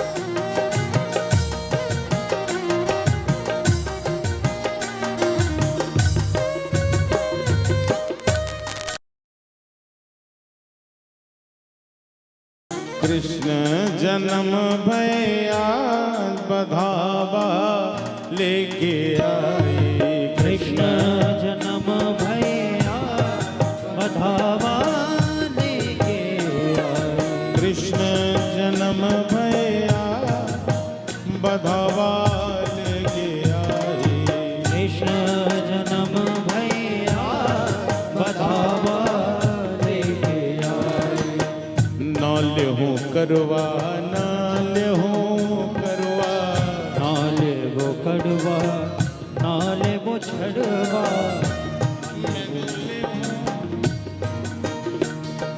ले वो यशोदा जी का भरवारी हाँ ले हो यशोदा जी का गहना ले हो यशोदा जी का गहना हो ले हो यशोदा जी का कहना हाँ लाला जन्म हरे कृष्ण बधावा लेके आए। कृष्ण जन्म भया बधावा लेके आए। हे कृष्ण जन्म भया बधावा लेके आए।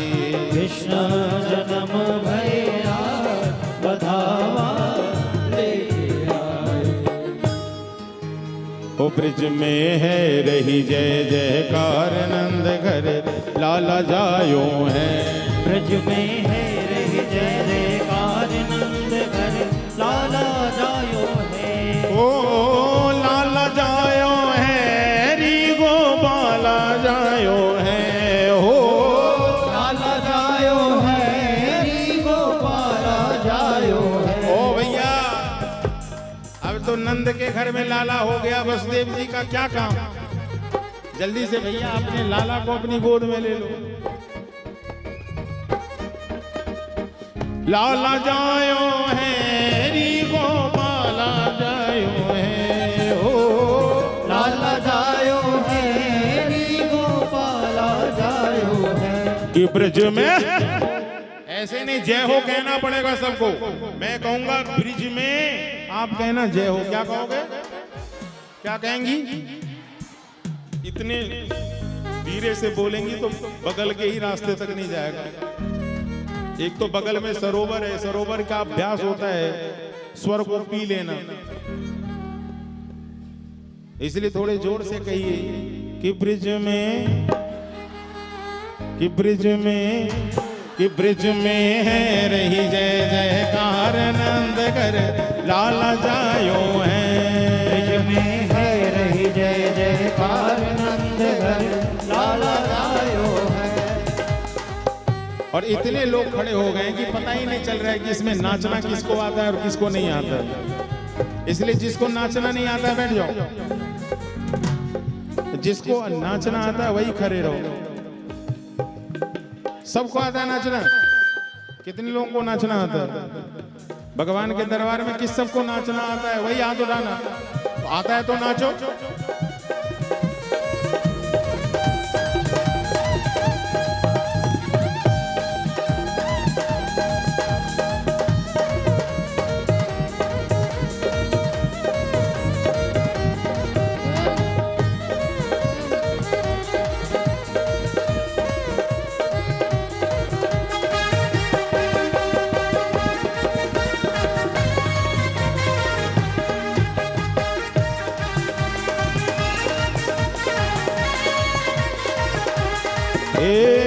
लाला जायो है यशोदा ने लाला जायो है। लाला जायो है गोपाला जायो है। लाला जायो है री गोपाला जायो है हो लाला जायो है री गोपाला जायो है। कि ब्रिज में कि ब्रिज में है रही जय जयकार नंद कर लाला जायो है। ब्रिज में है रही जय जयकार नंद घर लाला जायो है। अरे ग्वाल वाल सब हिल मिल गावे, ग्वाल वाल सब हिल मिल गावे। मिल गावे, बाल बाल सब हिल मिल गावे, यूथ के यूथ नंद घर जावे, यूथ के यूथ नंद घर जावे, ब्रह्मानंद समान आज सुख, ब्रह्मानंद समान आज सुख सबने पायो है हो, ब्रह्मानंद समान आज सुख सबने पायो है। ये ब्रिज में, ये ब्रिज में, ये ब्रिज में, ये ब्रिज में रही जय जयकार नंद घर लाला जायो है, ये ब्रिज में रही जय जयकार नंद घर लाला जायो है।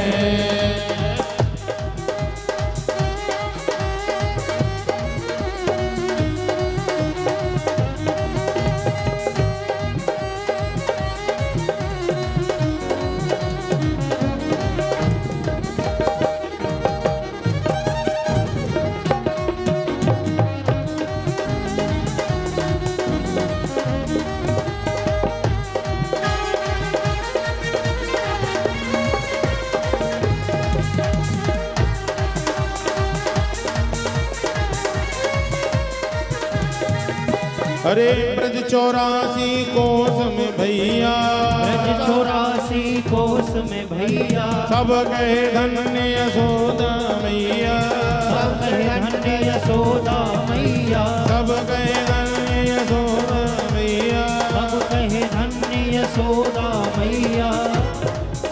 अरे 80 साल की आयु में, 80 साल की आयु में सुत ऐसो जायो है हो, 80 साल की आयु में सुख ऐसो जायो में, ये ब्रिज में, ये ब्रिज में रही जय जयकार लाला जायो है, ब्रिज में है रही जयकार, लाला जायो है।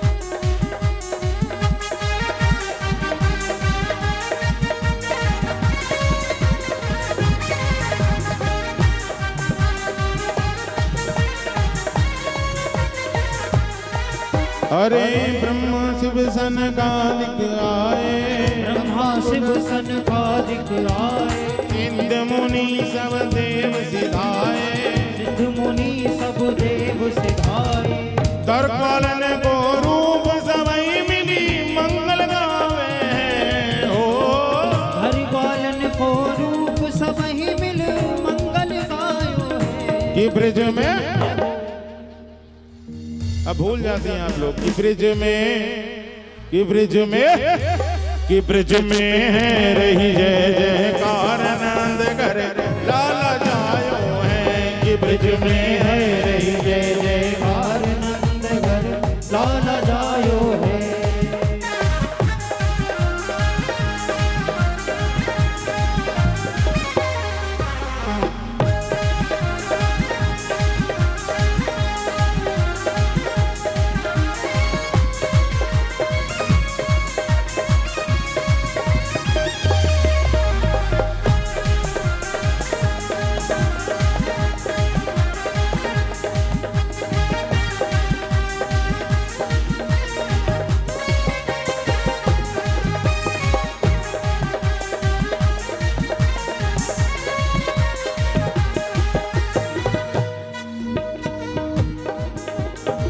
नंद यशोदा भाग्य बढ़ाई, नंद यशोदा भाग्य बढ़ाई, सब ही देवन लगे बधाई, सब ही देने लगे बधाई।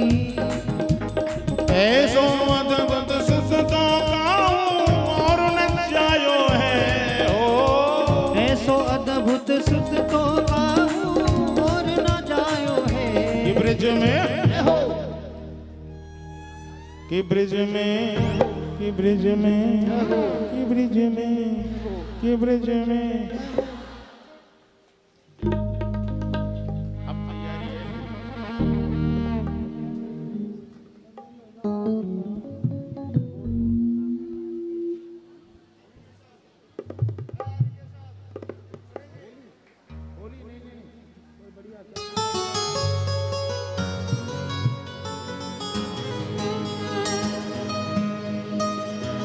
कि नंद जो के अंगना में बज रही आज बधाई, लाखों बार बधाई लोगों, लाखों बार बधाई लोगों, लाखों बार बधाई, कि नंद झुके, कि नंद झुके, कि नंद झुके अंगना में बज रही आज बधाई, नंद जी के अंगना में बज रही आज बधाई, नंद जी के अंगना में बज रही आज बधाई।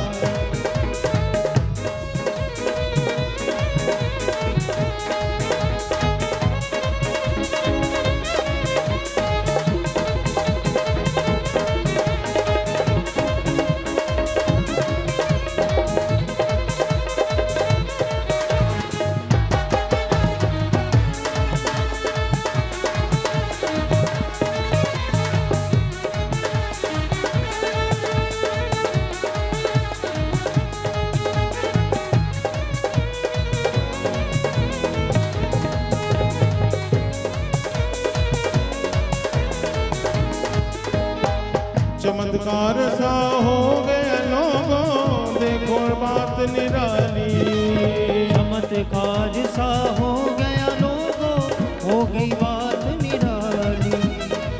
रात ही रात में नंद बाबा की, रात ही रात में नंद बाबा की, रात ही रात में नंद बाबा की, रात ही रात में नंद बाबा की दाढ़ी हो गई काली,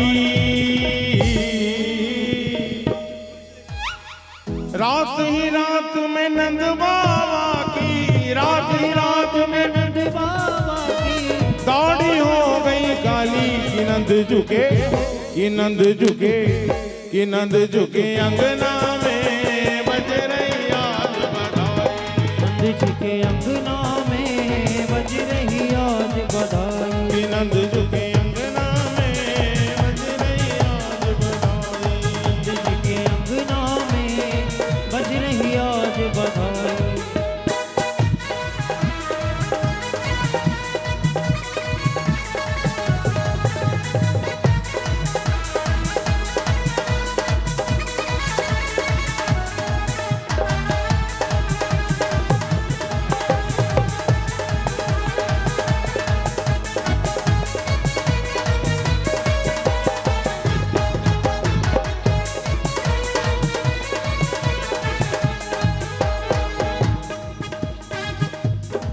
हाँ ना जाने किस ऋषि मुनि ने जादू ऐसा डाला, ना जाने किस ऋषि मुनि ने धागा हाथ लपेटा, नंद भवन अनहोनी हो गई, नंद भवन अनहोनी हो गई, बेटी से हो गया बेटा, नंद जी के आंगन में बज रही आज बधाई, नंद जी के आंगन में बज रही आज बधाई, नंद झुके अंगना में बज रही आज बधाई, नंद जी के अंगना में बज रही आज बधाई।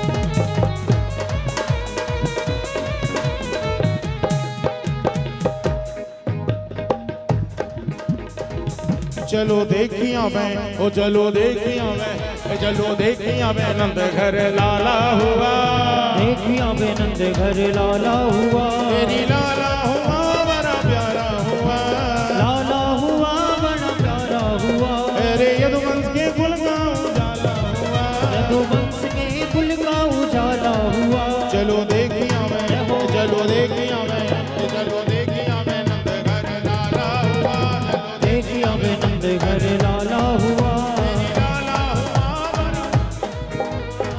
लाला हुआ बड़ा प्यारा हुआ,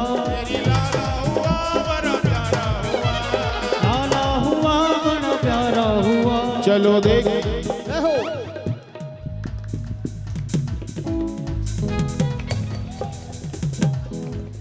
देखियो वे नंद घर लाला हुआ, चलो देखियो वे नंद घर लाला हुआ, देखियो वे नंद घर लाला हुआ, तेरी लाला हुआ बड़ा प्यारा, लाला हुआ बड़ा प्यारा हुआ, हुआ बड़ा प्यारा हुआ, लाला हुआ बड़ा प्यारा हुआ। अरे यदुवंश के कुल का उजाला हुआ, वंश के कुल का उजाला हुआ, चलो देखियो वे नंद घर लाला हुआ।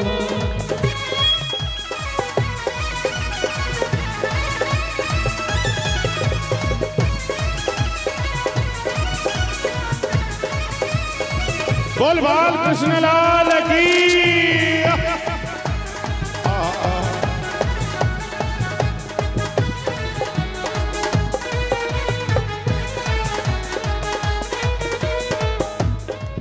सखी ब्रिज के सब ग्वालों के दिल में खुशहाल, सखी ब्रिज के सब ग्वालों के दिल में खुशहाल, भैया गर्दन में डालना दे दे दे करता, भैया गर्दन में डालना दे दे करता।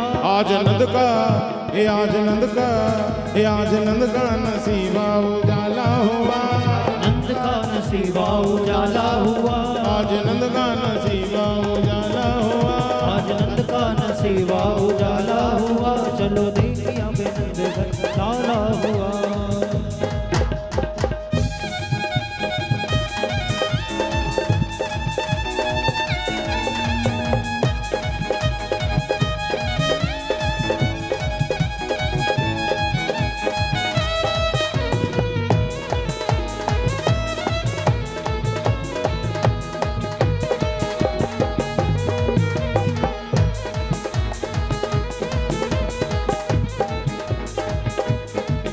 कभी हिल मिल के ग्वाल करे जय जय गोपाल, कभी हिल मिल के ग्वाल कर जय जय गोपाल, हिल मिल के ग्वाल कर जय जय गोपाल, हिल मिल के ग्वाल कर जय जय गोपाल। बाजे शंख घड़ियाल जन्म लीनो नंदलाल, बाजे शंख घड़ियाल जन्म लीनो नंदलाल। और ओ झूले अंगना में ये झूले अंगना में झूले अंगना में पलन जहाँ डाला हुआ,